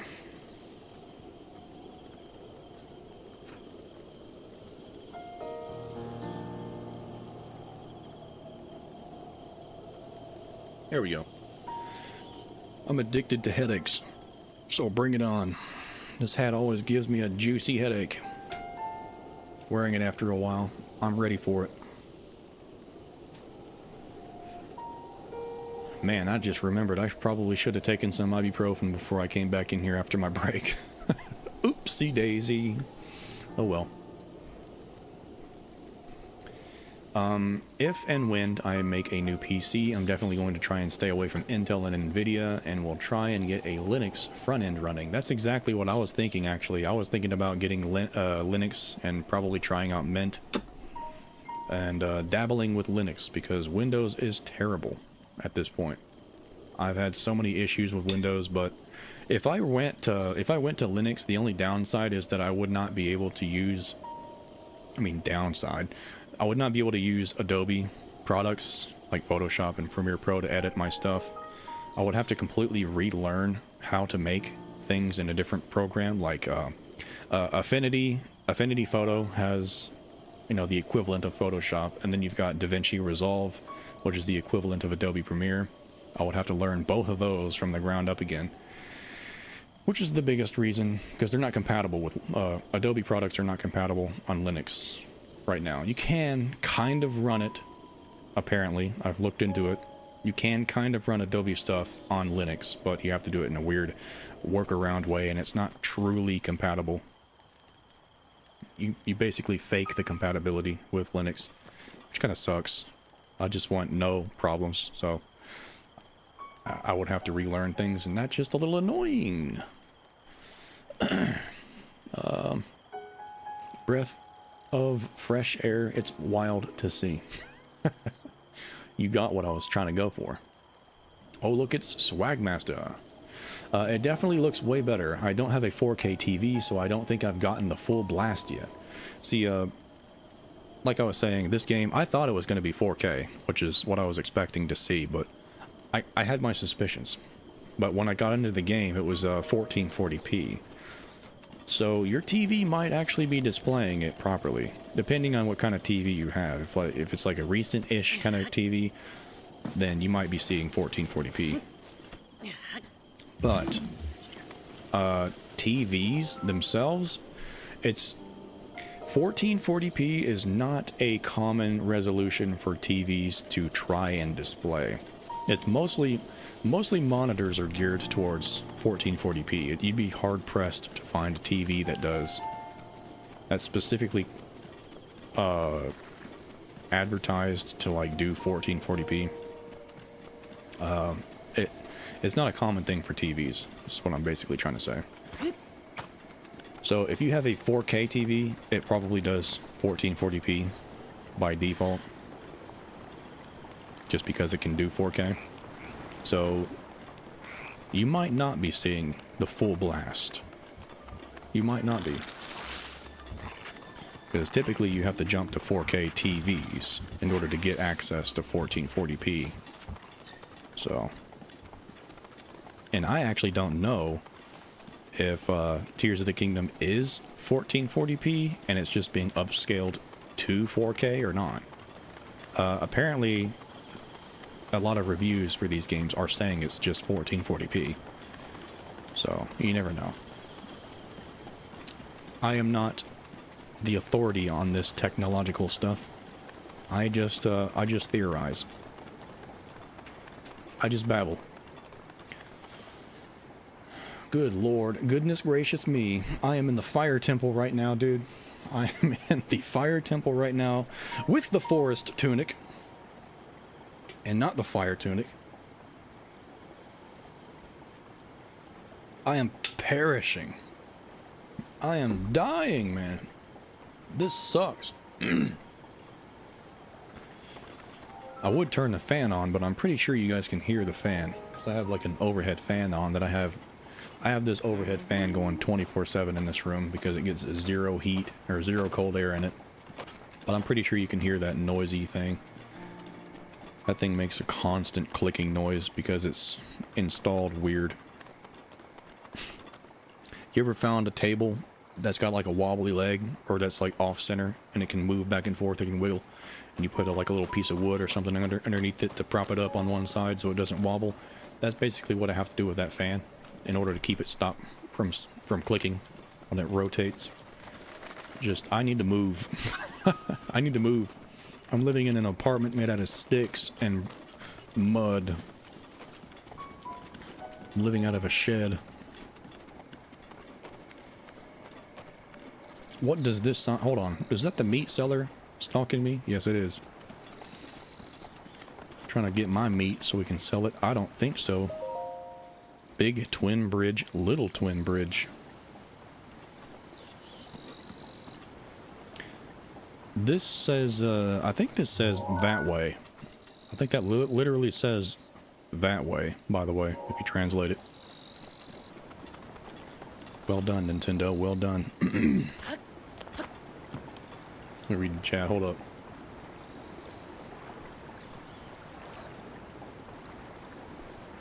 I don't have a Switch 2 yet. Oh, the Geek Apprentice is in here. Welcome to the stream. How you doing?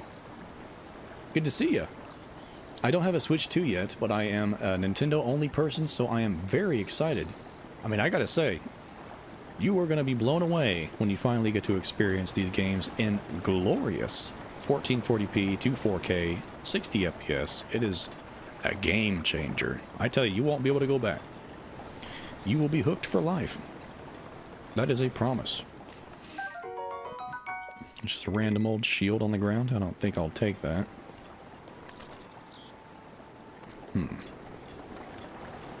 Where did this debris come from?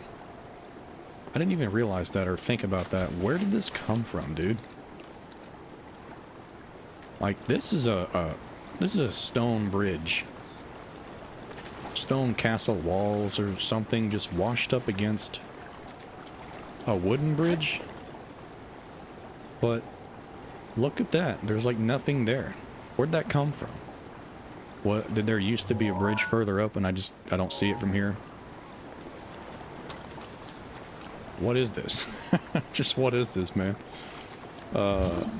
Very strange. Huh. Gets the old noggin jogging.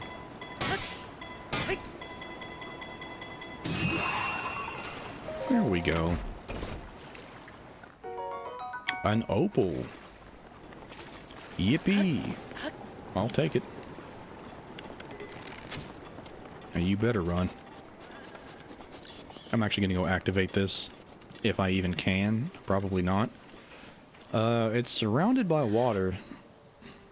I don't think I can burn these because it's just literally in water. I have to fly over it.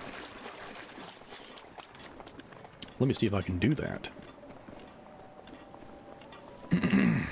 From here, perhaps. Yeah, I don't think I'll make it if I jump from there.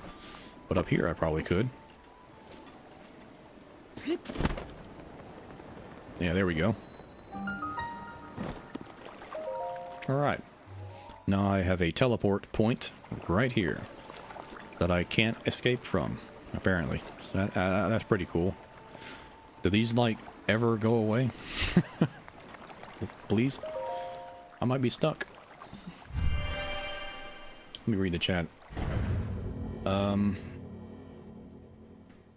know only fan, how are the egg prices in Hyrule compared to the US?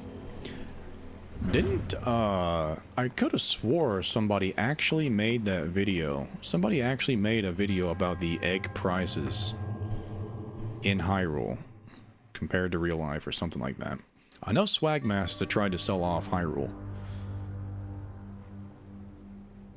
Wait, no, it was how much money would it cost, or how many rupees would it cost for Link to buy Canada? So we got some economics going on in here. But I'm pretty sure somebody made a video literally about the egg prices in Tears of the Kingdom or Breath of the Wild or something like that recently. I could be wrong.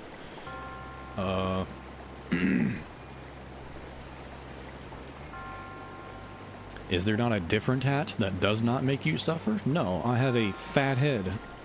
Look, I have a bloated head, alright? I am not a human being. A normal one, at least. I have a very, very big old head. Okay. Normal hats aren't normal for me. I have to have a very specific kind of hat. Because of my big old noggin. I'm not trying to joke either, I'm serious. I have a problem. I have a big problem. Normal, like, baseball caps, stuff like that. I literally cannot even wear them. Somehow my cranium is, too bloated. I can't wear them.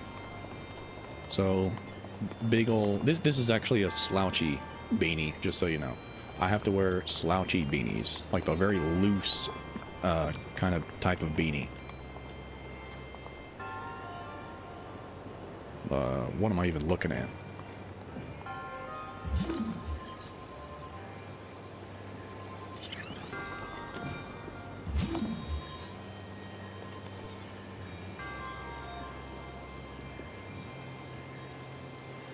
Oh, oops. That one's a little too far forward.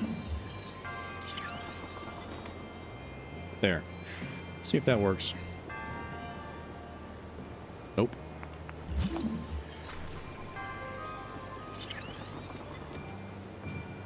Oops.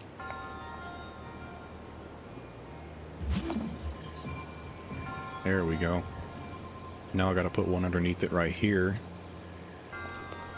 When it lands on that ramp. Oop. No! I was too slow. Alright, I'll get it next time. I will get it. No, I won't. I told you I won't. I gotta be quick.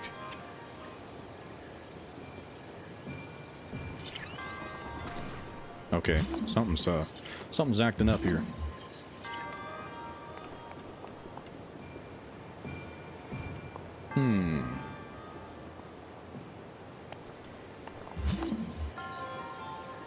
How many of these can I have? I think I can only have 3 out at once. Yeah, that's what I thought. Okay. If that's the case, then let me do this. I'll put it even further down.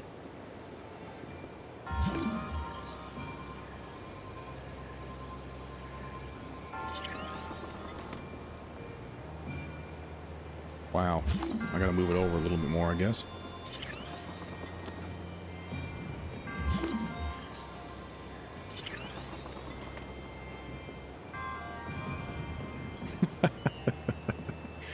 Yep, my brain doesn't work right now. I keep thinking that I have Ultra Hand and I can just pick that ball up, but I don't. So I've got to use my brain for once. Get past this with actual intelligence. Which is why I think Breath of the Wild's trials are just significantly better than or shrines, I'm sorry, than Tears of the Kingdoms, because you actually have to use your noggin. SwaggMasta says migraines are no joke. Yes, they are. They are no joke whatsoever. And I get them daily, pretty much. Every time I hear something about Linux, I want to use it less. CADs. I mean, it's gone a far way, a long distance since its inception. For the past couple of years, Linux has become increasingly more and more in line with like convenience, compatibility, and stuff like that. I mean, you can make Linux as convenient as you want it to be, which I think is the biggest selling point of Linux.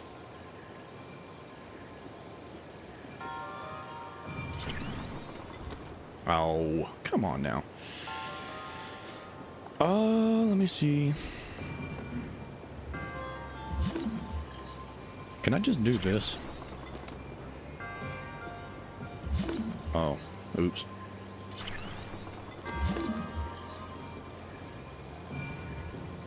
Yeah, I don't think I can.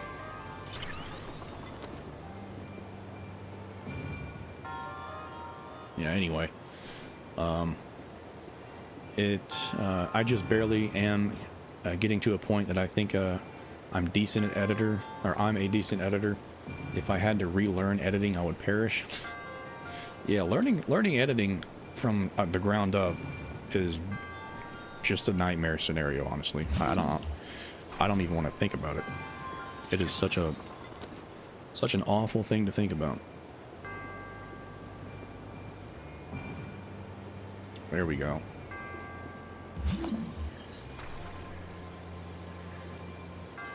Okay, come on.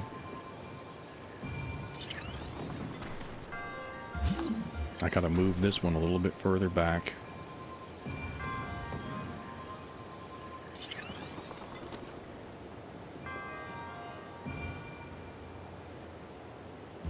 Well, I'll be.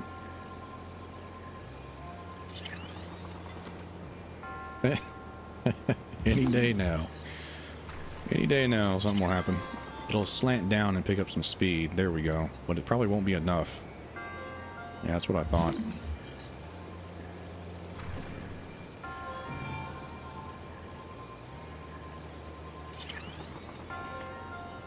I'll probably have to pull that one to the left a little bit.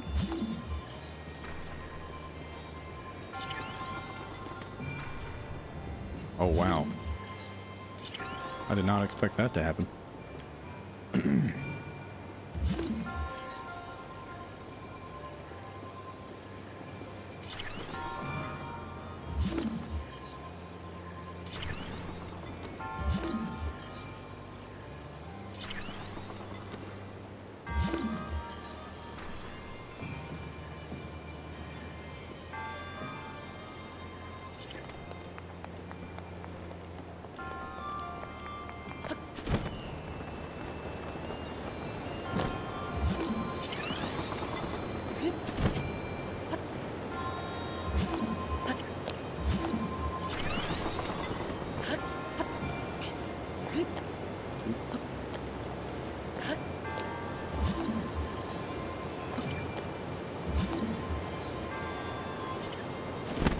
That just fell off. All right.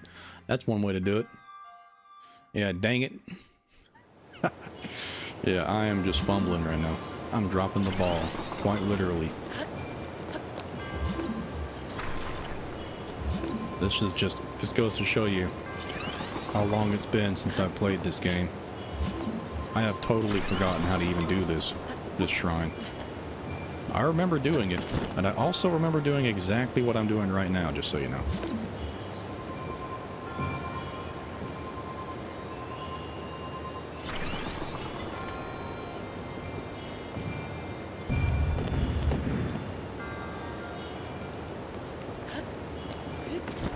Okay. Let me get a better look at it again. I think I just, I think I just brained.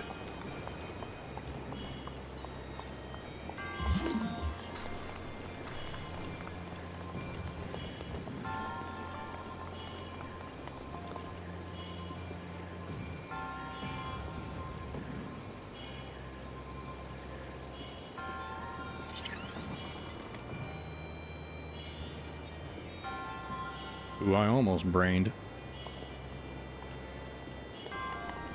Let me look at that again.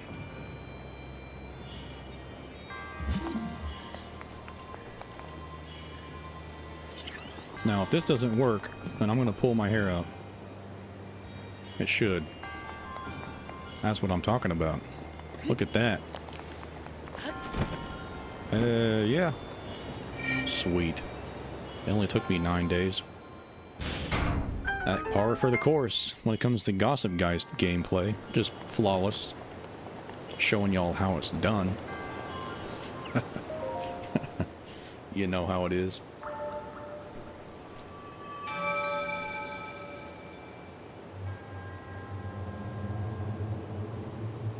My eyesight is pretty bad in general, even with glasses. I care more about the color and frames and resolution. Yeah, that's what I like, is if a game looks really nice and clean and really good looking, like without blur and stuff, then I think that's fine. 30 FPS, 1080p, whatever.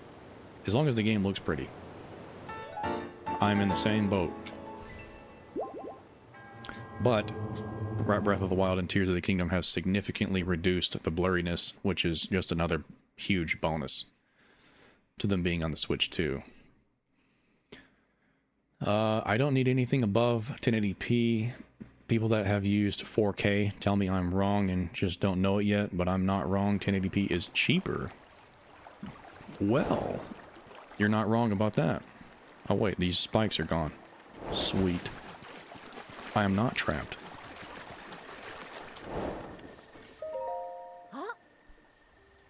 Good evening. Don't see a whole lot of travelers passing through here. You know, with how peaceful it is around here, it's sometimes easy to forget that the world almost ended years ago. But there are still monsters wandering around, and the area near Hyrule Castle is especially dangerous. If you're going to be traveling, you should know a thing or two about elixirs. Oh, I know all about them. Then I think I'll kill some time admiring this shrine. Alright, you do you. I'm gonna take that firewood and some apples. Ooh, I'll take that. That's nice.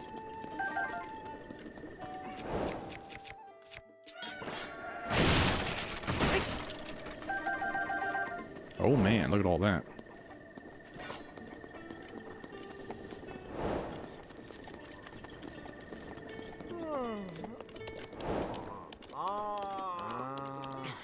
Okay. Oh, these guys got the Great Misko's treasure or something like that. It's like hiding over there in like the top of the waterfall. I can't remember where the waterfall is. It should be over there in that direction. But I know there's like a tiny waterfall with a hole in it, and it's got like a cave, a bombable wall, something like that. I might do their quest real quick, because I think there is some pretty cool stuff in there, if I am not mistaken. Read the chat. Yeah, but 4K is significantly better than 1080p. Even 1440p is a leaps and bounds better than 1080p. So if you have the opportunity ever to like just do yourself a solid and grab a 4K TV or monitor or something like that, I would definitely jump at the opportunity to do so. It's just completely game changing. If you can get a game that can actually utilize it, at least. It is pretty expensive to jump to a 4K. You are not wrong about that. Are shrines climbable? I don't think they actually are. I don't think Sheikah technology is climbable. I'll actually go check that out because I'm curious. Because if they are climbable, then I could have just climbed up the back, because there was nothing back there. Yeah, Sheikah tech is not climbable at all. You can like run up it at certain angles like this, but he doesn't grab onto it. Let me see. Aren't rupees like the yen, where 5 rupees is 5 cents? I actually don't know about that. I'm not too sure. We need to find out Hyrule's GDP. Yeah, why don't we? Let's go ahead and sort out the economics of Hyrule. I just don't understand how can gemstones fit in your pocket when they are as massive as they are. I know Adventure Pouch was created by Pippet. Or no, it wasn't Pippet. It was the other guy in the Knights Academy, but they have magical properties where they can store a lot of items in a tiny pouch. So it's like in lore universe, Zelda has explained away the ability to hide things, put a bunch of stuff into a tiny pocket, and which is probably how rupees work. But I just find it strange that rupees are the currency when apparently in Tears of the Kingdom also gold is another currency with that room. I can't remember his name. I don't want to say Gustav. What's his name? That one dude that was turned into gold. But yeah, he has like a ton of golden coins and stuff like that in his room. And also, I think in Spirit Tracks or something like that, Phantom Hourglass or Spirit Tracks, one of the two, they also have gold coins, Hyrulean golden coins. So it's like, what's going on here? What are these for? What's the actual currency? Nobody knows. Chrome decided it didn't like the stream and crashed the whole page. I'm back now. Yeah, Chrome does not like my streams. It does that frequently, I've found. a little bit more frequently than I would like. It spooks me, keeps me on my toes. I have to refresh the page sometimes. This did that last stream, I believe, where I just had to refresh the stream and it looked like it broke.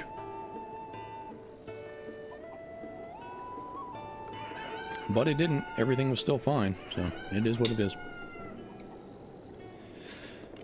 I'll go ahead and accept their quest, I guess. I've got the scoop on Misko's treasure, and it's great. Listen up, Dak. Prisson, hang on. Hey, buddy, what's your problem? You aren't being incredibly rude and listening to our conversation, are you? We're treasure hunters on the trail of our latest score, the treasure of the great bandit Misko. It's as good as ours. Prisson, you're going to give it all away. Sorry, Dak. I got carried away. Anyway, we're busy here, dude. If you need something, take it up with someone else. No. You again? Pay no mind to my little bro's chatter from before. He's got a penchant for running his mouth with crazy talk. So, Misko's treasure? Ah, shoot. Well, can't say I didn't try to throw him off. Hey, Dak, why don't we just tell him? Maybe he'll leave us alone if we do. I mean, if we can't figure out this riddle, then there's no way someone like him will be able to. That's a good point. We're after nothing less than the treasure of Misko, the great bandit. Finding it would mean incredible riches. I'm not about to give this information away for free. I'm no fool. That's the keen sense of the strongest treasure hunter at work. No gold left behind. See? I literally just talked about gold. No gold left behind. Not by Damadak. What in the world is Damadak? You're great, Dak. Oh, I guess Dak is just shortened. Dak, yeah, okay. That threw me off. It'll be 100 rupees to learn what we know. Truth is, it'd be a steal to get this exclusive scoop for 1,000 rupees. What do you say? Yeah, let's make a deal with my $6. Well, I've got nothing to say to some bum without even 2 rupees to rub together. How did you know? Is it my clothing? Do I smell like a homeless man? Probably, actually, I probably do. Oop, there we go. Come with me, my chicken. We are off to go see great sights. Ooh, I see that up there. Big old treasure chest just for no reason at all hiding on that cliff face. I'll take that. Finders keepers.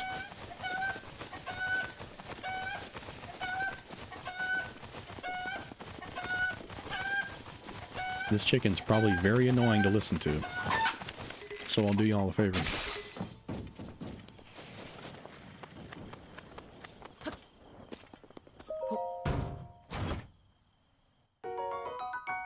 Alright.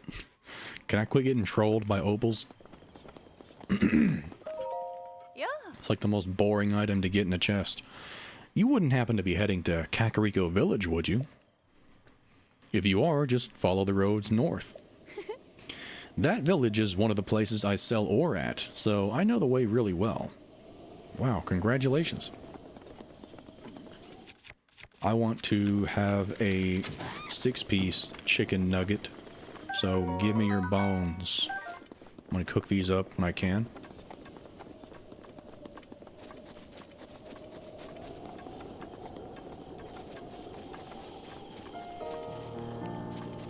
Yeah, I do need to make it to Kakariko Village, so I can talk to Impa and let them know I am alive. Wait, hold on a minute. Okay, you see a rock, you pick it up. Okay, climb it. There we go. What's all this? Roasted base. I'll pick that up. Why not? Oops, not that button. There we go.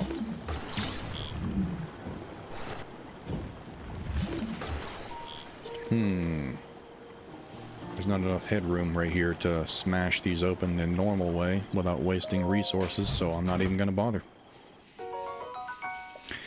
You know, I've never tried. Can I actually crack these open with a hammer? Oh wow, I can. Okay. Well, that's nice.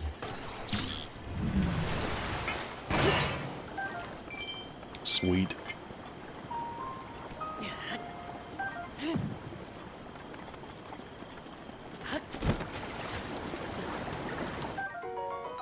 There we go. Got some fish. Now I'm probably gonna drown.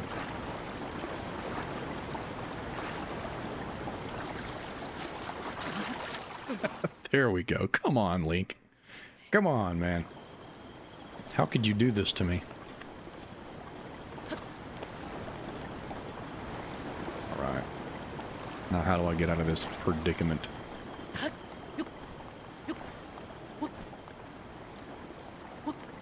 I can't remember in Breath of the Wild where you find the climbing gear. Is that I think the barbarian armor, those are in the labyrinths. But what about the climbing gear? Is that also found in shrines? I can't remember. It's been so long. Let me know if anyone remembers that. Or if I just straight up buy it from a store somewhere.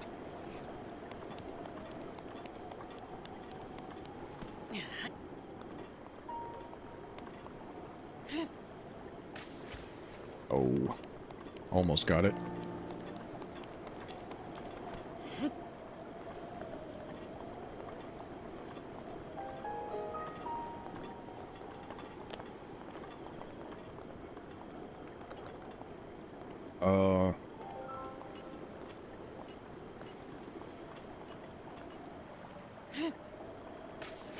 Yeah, that's what I figured. So I'm gonna have to climb up somehow. Maybe here. And throw it.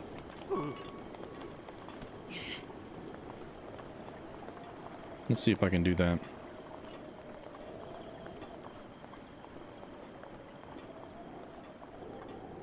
I don't think this is gonna work, but I'll try. Boom, just barely. Did not work. I am terrible. I'll just go ahead and ignore that for now.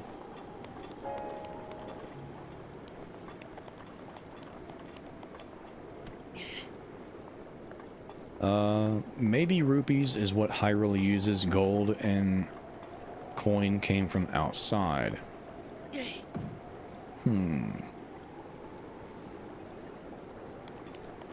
I'm actually not sure. I can't remember what the description of those coins were in Spirit Tracks or Phantom Hourglass of those coins. I can't remember the description, but it said that they came from Hyrule and that they were ancient coins. So they were used. Just how is what baffles me. And what are they worth? What's the currency system there? Because rupees is just the universal system, apparently. Everywhere you go, it's just rupees. Termina, Labrina, Holodrum, Hyrule. Even in the new Hyrule, there's still rupees. The world of the Ocean King. Still rupees. But then you got random coins. Just random coins for no reason other than to look pretty. It's like, okay, well, there's always got to be at least a coin, I guess. People like coins. I think coins are cool. Why not? That guy just came out of absolutely nowhere. Spooked me a little bit. Oh wow, there's Hestu. Just randomly hanging out right here. Shalaka. Shalaka? You! You can see me? I can see you. Shalaza? Shalaza. Oh, Shalaka, I'm sorry. It's been 100 years since anyone has been able to see me. I'm Hestu, and I need your help. Those monsters over there stole my beloved maracas. I think they're still, I just had a thought. I think they're still there on the other side of those rocks. I can't use my powers without them, Shoko. So please, please get my maracas back from them. Yeah. Anyway, I just had a thought. It's like, how... I think this was discussed. I can't remember who it was discussed with, but I remember talking about this recently, but the Koroks can be seen. I think it might have been with Monster Maze. Me and him were talking about the Zelda memories, or voice memories a couple days ago, but the Koroks can't be seen unless you're like pure of heart, or if they allow you to be or to allow you to see them, or something like that. But then, why are monsters able to see them? You know what I'm saying? Like, these are supposed to be spirits. These are spirits. Okay, so they can allow who to see them, who they want to see them. I think. Well, not really. I don't think so, because if oh yeah, I forgot I'm literally as weak as a wet piece of paper towel. So I can't just walk in wherever I want anymore. I'm not playing on an emulator. I got to get that out of my brain. I am in grave danger. I'm in danger. Hold on. Let me pull this out.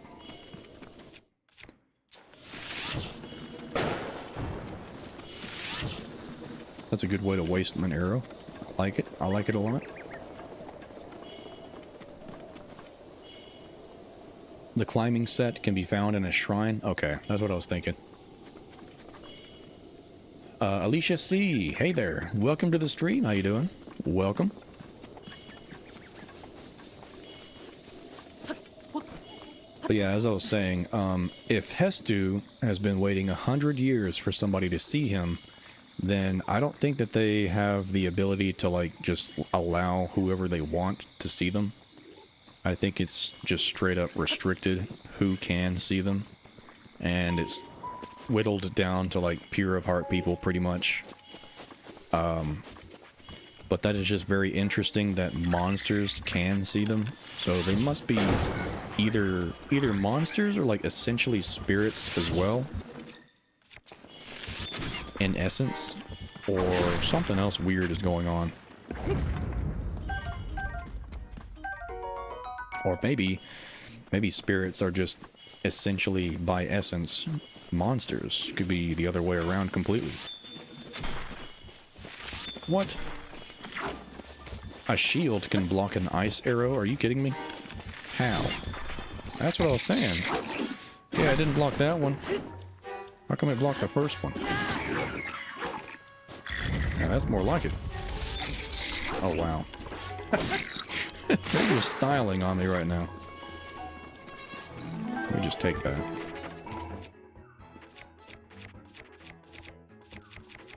Oh, wow. I'll use this. Just... Never mind, he finished me off before I could finish him off. That's pretty cool. I'm doing good so far. How are you doing? I'm not doing too bad. Been streaming for quite a while. Actually, how long have I been streaming? 5 hours and 36 minutes. That's insane. I've been streaming a while.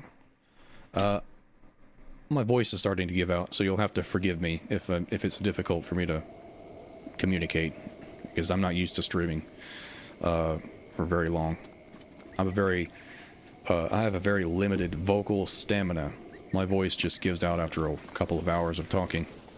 And I don't think that there's anything I can do about that. I think I'm just screwed. That's the loadout I was given at birth. So it is what it is. I just talk as well as I can for as long as I can. What is that? What is that? Oh, that's a goat's rear end. It's like, what is that? I was analyzing that so intensely. Like, what in the world? Who's spying on me up there?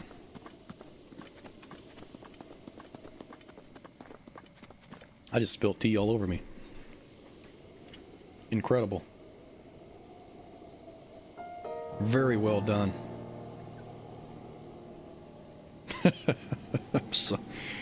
I'm gaming. That's how you know you're a true gamer. When your tea can ramp off your double chin at speeds no one's ever seen before, you know you're a gamer. Have you had a bathroom break within the 5 hours you've been streaming? Yes, I actually took a break not too long ago. Alright, let me pick this up and complete this puzzle for a piece of golden poop.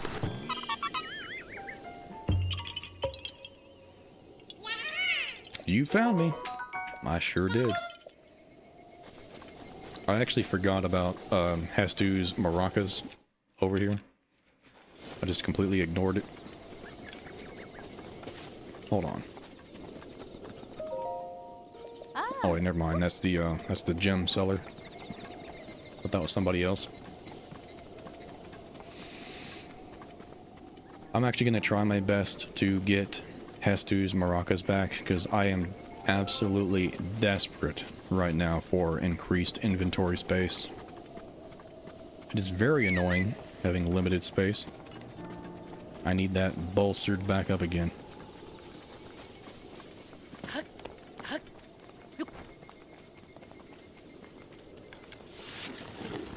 Oh wow, that's exactly what I wanted to happen.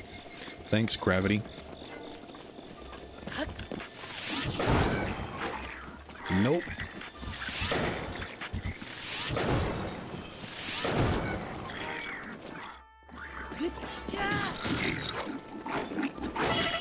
Oh.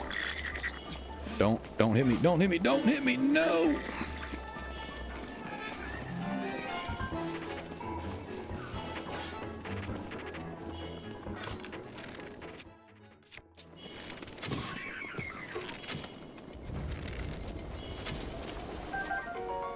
I'll take that.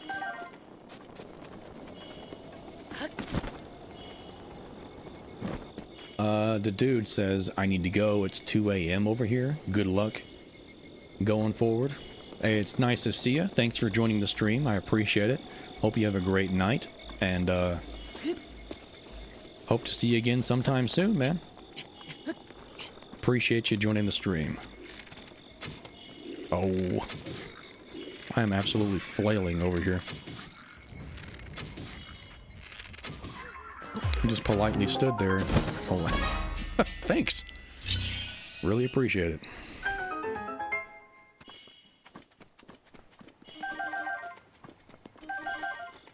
All right.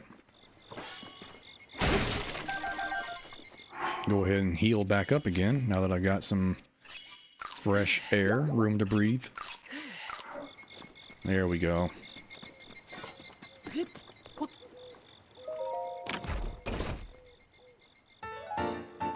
Hestu's maracas. Hestu's beloved maracas. He's been shaking them since he was 2 years old. That's actually pretty interesting. Pretty neat lore. A 2-year-old Hestu. Was he still as staturous as he is now, or was he still in the, was he like a little tiny thing? I wonder.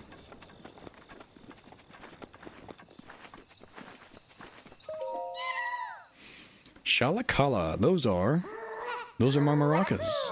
Please give them to me.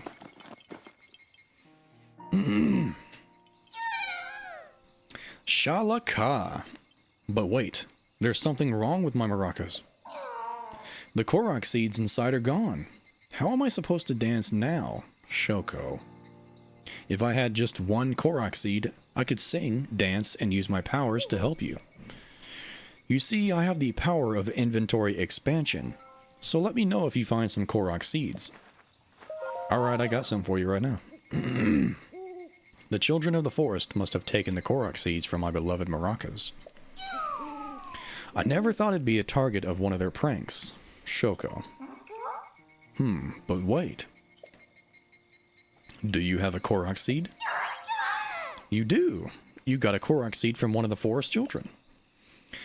If you'll give me just one Korok seed, I'll make your inventory bigger in return. Yes, please. Hestu the annoying broccoli. That's a good term for him. Hestu out there shaking poop to make music. Everybody's got their own tastes. I'll increase my weapon stash, please. Oh yeah, shaky shaka.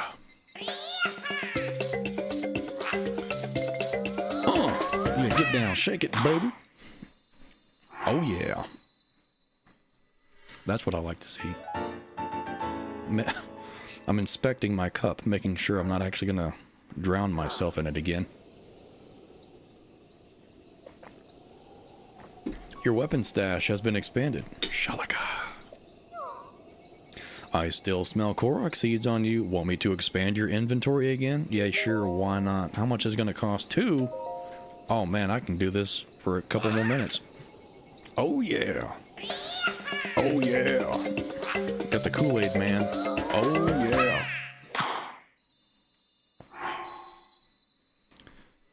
Nice. Every time I see Hestu, I want to bully it. Just so, what an ominous message.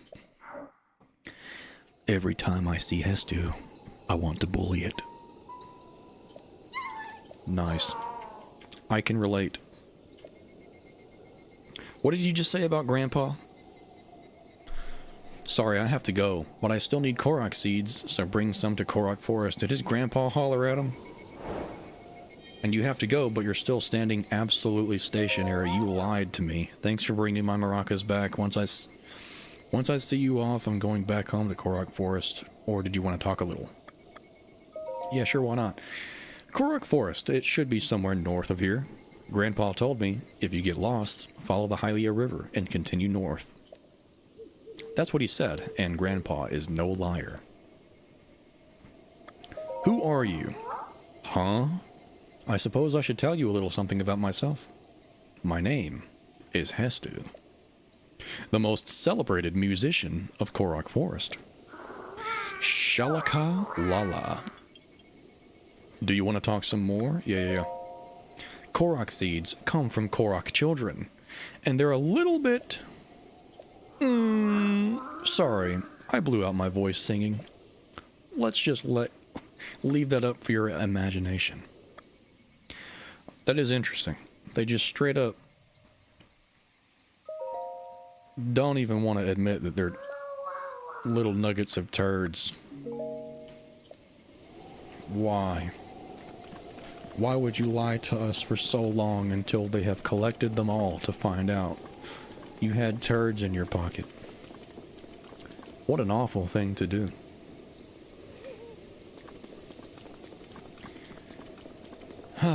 You are completely justified in bullying Hestu and the Koroks. I hold no ill will against anybody that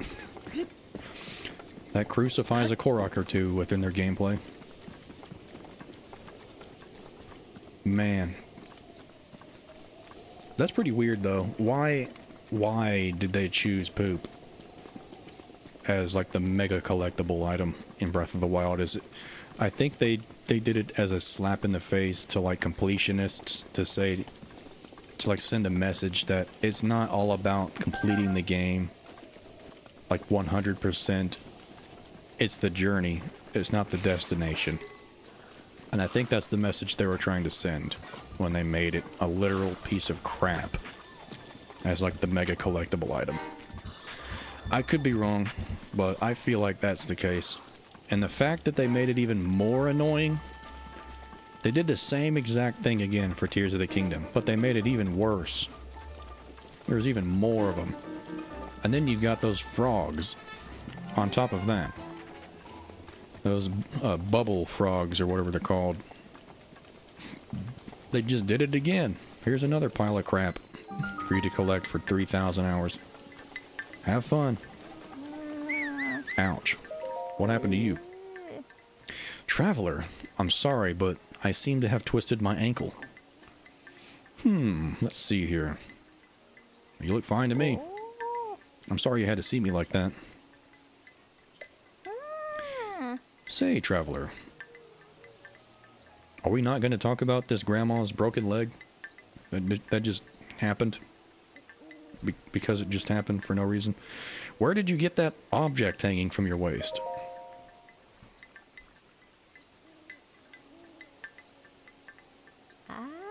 Yes, I see. That Sheikah slate is a symbol. It means you are a hero of legend. Though there are a few who know of such legends anymore. But we Sheikah have been waiting for you a very long time. Please, before all else, I must insist that you meet with our elder, Lady Impa. Where is she?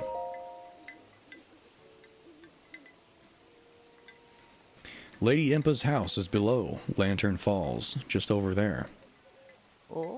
In any case, it was a real honor to meet you. I suppose you're used to that, having lived as long as you have. Nope. Seriously, why was she on the ground in pain? Like, she just completely got over it. Alright, I'll move along then. I'm surprised they didn't make a golden toilet out of all those Korok seeds. Yeah, they might as well.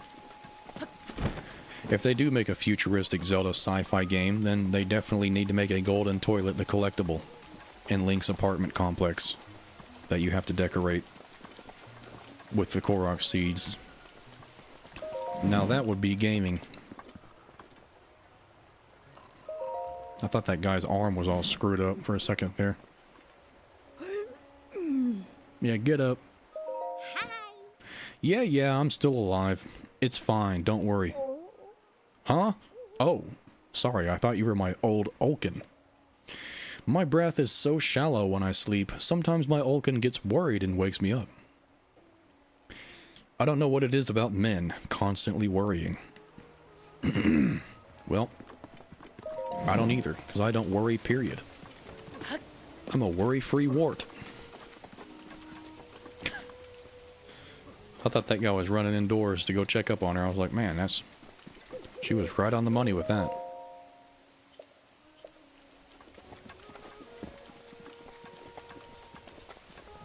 So I forgot how much this stuff costs, but I think you get a big discount or something like that after you do something here. I can't remember. A discount on these at least. Oh yeah, after you make that dish, I think after you make that dish to heal her mother or something like that. Welcome to Enchanted, my high-end boutique. By the way, that stealth chest guard over there is highly recommended. While you wear it, your footsteps are nearly soundless, so it's perfect for hunting and stuff. Oh, but it offers very little defense. Some small price for the extra stealth. Okay. Maybe it was in Tears of the Kingdom, where the price was significantly reduced. Because this still doesn't seem that bad. Could be completely wrong about all that. But this, I do have that. I would like this quite a bit, and I would like this. And I need to make some bank. I need to make some money. That only happens in Tears of the Kingdom? Yeah, that's what I thought. Yeah, makes sense, because I think that she was afflicted with gloom damage, and you had to make a Sundelion food or something like that to heal her. And there's a blood moon happening.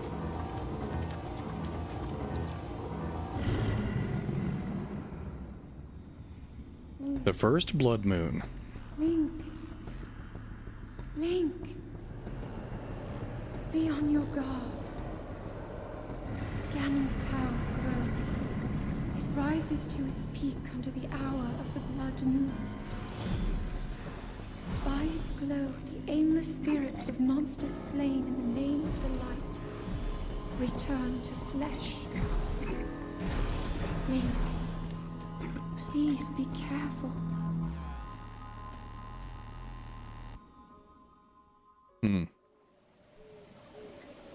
Interesting. Kind of made me think about what I was talking about earlier when she said the aimless spirits of monsters slain. It makes me think that spirits can take the forms of pretty much anything, and spirits take the form of basically the element they are aligned to, because all spirits are elementally aligned. So spirits of darkness would probably take the form of demons. Demons are monsters. So demons and monsters probably are spirits. So I think that's an interesting thing to think about. You there, who are you? How dare you trespass upon Lady Impa's abode? I was looking at the apples, bud.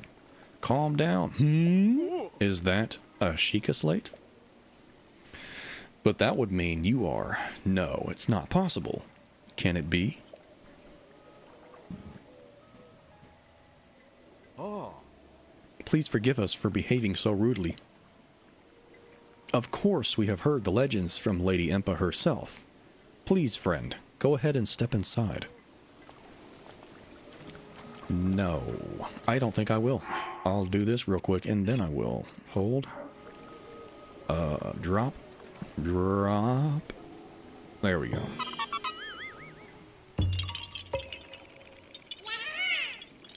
Yahaha, you found me. Nice.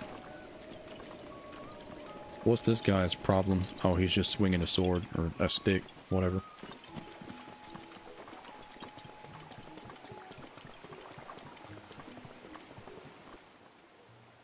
Uh-oh. There's Paya.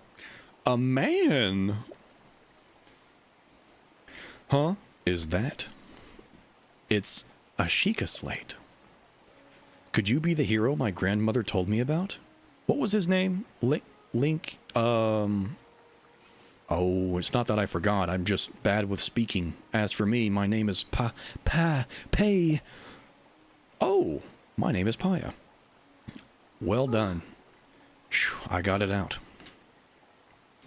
I know I should be able to say that easily, seeing as how it's my own name and all. I'm so sorry. Anyway, my grandmother's been awaiting your return ever since I was little. Please hurry inside. What's your problem? Man, calm down. Master Link, you're very close to me right now. My grandmother is waiting for you at her abode. Please hurry to her.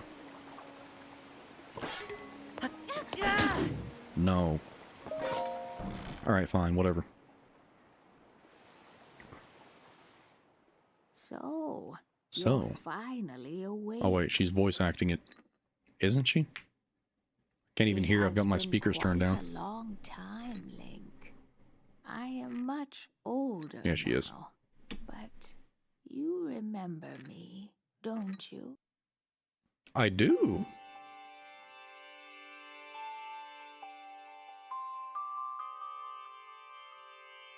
Huh? What is the matter? Isn't Korok a spirit too? Maybe spirit can see each other. That's what I was saying. Yeah, Koroks are spirits.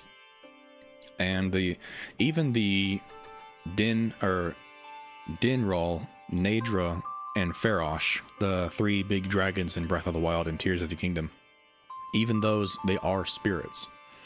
They are the caretakers of the spirits, I believe. Bloopies are spirits as well, like the blue rabbits and the bubble frogs and Tears of the Kingdom. Those are also spirits. So, yeah, it makes sense to me to say that monsters are most likely also spirits that are just elementally aligned with darkness, probably. You are looking at me as though I am a stranger to you. Those eyes, they lack the light of familiarity. It is I, courageous one, Impa. Surely you must at least remember the name Impa. Oh. I see, so you have lost your memory. Well, it matters not. In fact, that may actually be a blessing in disguise for the time being. Dearest Link, please come a bit closer. I'm on my way. 100 years ago. Yes, 100 years ago, the kingdom of Hyrule was destroyed. After you fell, Princess Zelda's final wish was to place you in a sacred slumber. And then, all alone, she went to face Ganon. Before Princess Zelda went to nobly meet her fate, she entrusted me with some words she wished to say to you. I have been waiting 100 years to deliver the princess's message. However, these words, which the princess risked her life to leave you, well, if you are to hear them, you must be prepared to risk your life as well. But I am afraid that burden may be too much to bear while you are still without your memories. Fair enough, I leave the choice to you. When you feel you are ready to receive the princess's message, return to me. It's weird how Master Koga can see a dragon. That is another interesting thing in the Zelda notes. Yeah, apparently Master Koga can see the dragon. When it's implied that Zelda has never seen a dragon before, but she's aware of their existence, their possible existence from like legends and stuff, and secondhand knowledge of like books and whatever. But it's also been confirmed in Breath of the Wild's DLC, the Champion's Ballad DLC, that the Rito can also see, all of the Rito can see the dragons. And that's more evidence, in my opinion, of Breath of the Wild and Tears of the Kingdom taking place in the adult timeline, because if the Rito were based off of Wind Waker's Rito, and they just evolved over time into the Breath of the Wild Rito, then the reason why they might be able to see dragons in Breath of the Wild and Tears of the Kingdom is because of their potential connection to the dragon, the spirit dragon, Valu from Dragon Roost Island. Because the Zora obtained Valu's scales in order to grow wings. And then just basically over time, after so many times of obtaining Valu's scale and just receiving that next step of evolution, slowly turning themselves more and more into a Rito, they just became the Rito we know now. So they literally look and exist right now the way that they do because of Valu, a spirit dragon. So it makes sense why the Rito in this game can see them, if that's truly the case.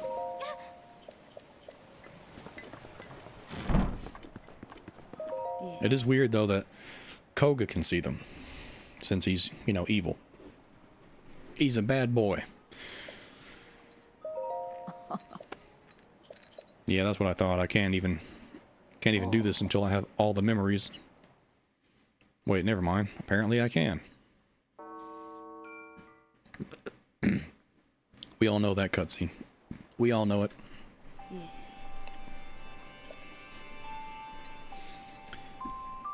We strove to follow the lead of our ancestors 10,000 years prior.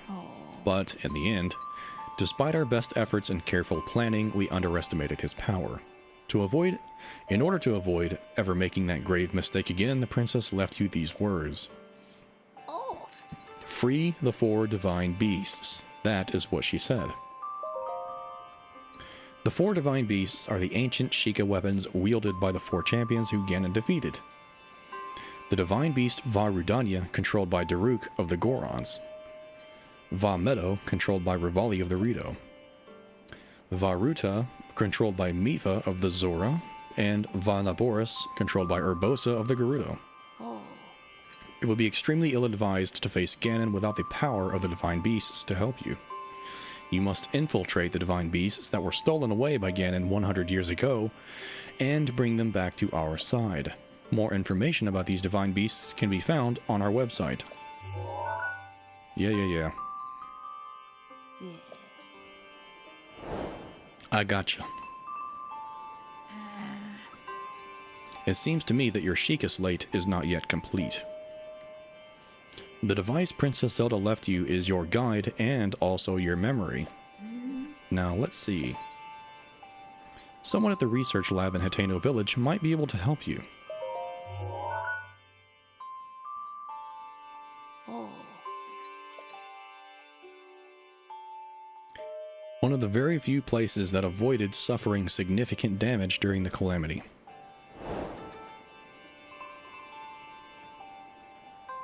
You are Princess Zelda's only hope, and Hyrule's as well. You cannot turn back now. Follow your heart and seize your destiny.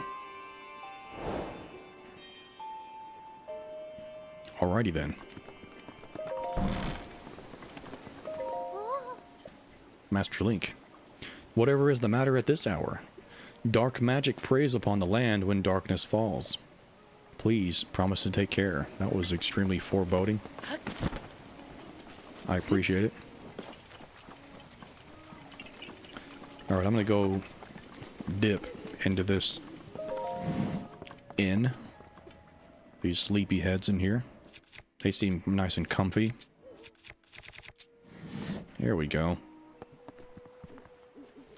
Now, let me read the chat. Maybe the depths have something to do with it. It can make the invisible be visible. When Koga saw the dragon, he acted very surprised, like he saw it for the very first time.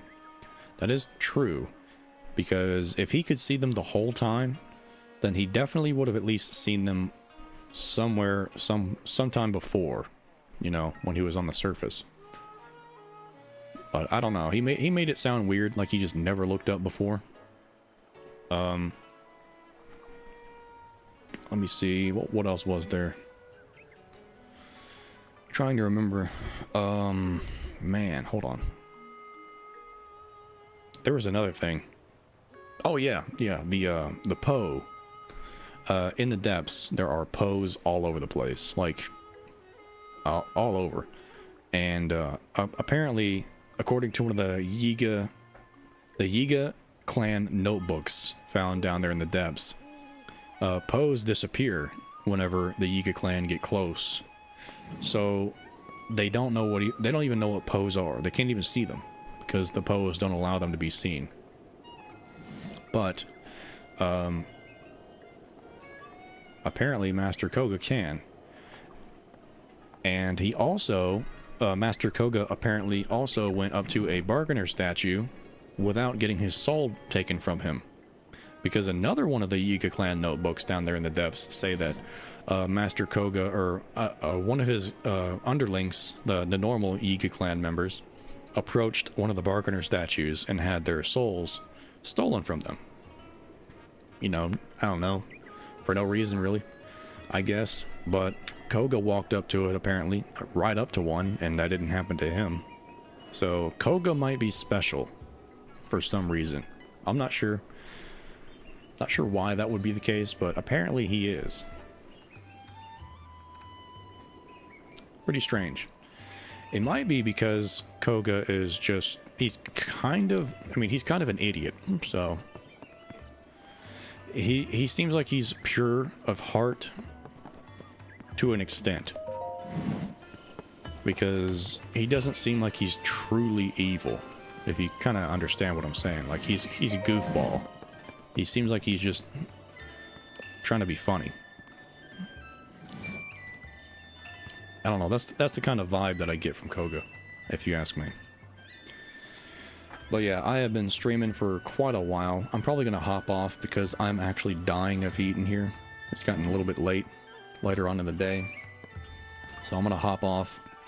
I had a great stream. I'm glad that things mostly went off without a hitch. Like, after messing with all all of my OBS settings, all of my microphone settings and stuff like that. It seems like it's just fine. So that's nice. That's nice and reassuring. Hopefully the stream was a little bit more optimized, I guess, after all of the optimizations that I did to my my stream assets and stuff. We will see after the stream ends. But yeah, so thank you guys so much for watching. I had a great time. We'll probably be jumping into more of this stuff relatively soon. I would like to focus my attention on finishing up my Ocarina of Time video that I'm working on right now. I've finished editing the intro section, like the whole intro section's done. It's completely edited and everything. But there's a decent amount of work gone into it so far.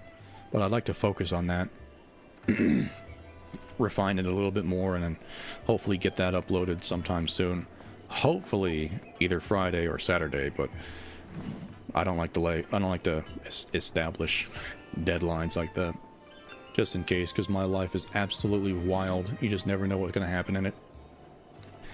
But yeah, I had a great time. I hope that the stream was enjoyable for all those that tuned in, and thank you all so much again for your generous super chats and your membership gifting. Jonsey G, SwaggMasta, we got Hylian Knight up in here also. Thank you very much. Let me see. Got Jonsey G with the gift. Oh man, I know that there was another one. You know who you are that donated the Canadian dollars. You know who you are. You're the one guy that donated. The one person that donated the Canadian. So thank you as well. Thank you so much. I really appreciate all of your generosity. I appreciate everybody coming in to hang out and just have fun, enjoy watching some very terrible gameplay of Breath of the Wild Enhanced Edition on the Switch 2.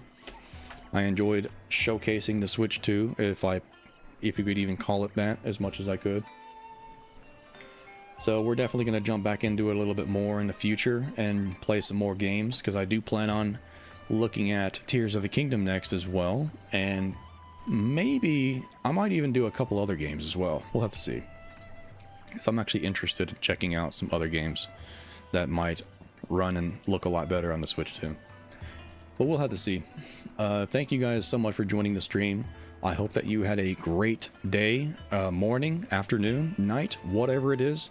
I hope that you had a great one. So thank you guys so much for tuning in, and I will see you all again very soon, hopefully in the next video. Whenever that is, should be soon, don't worry. Or I'll see you guys again in the next stream. So thank you so much for watching, and I will see you all soon. Have a good one.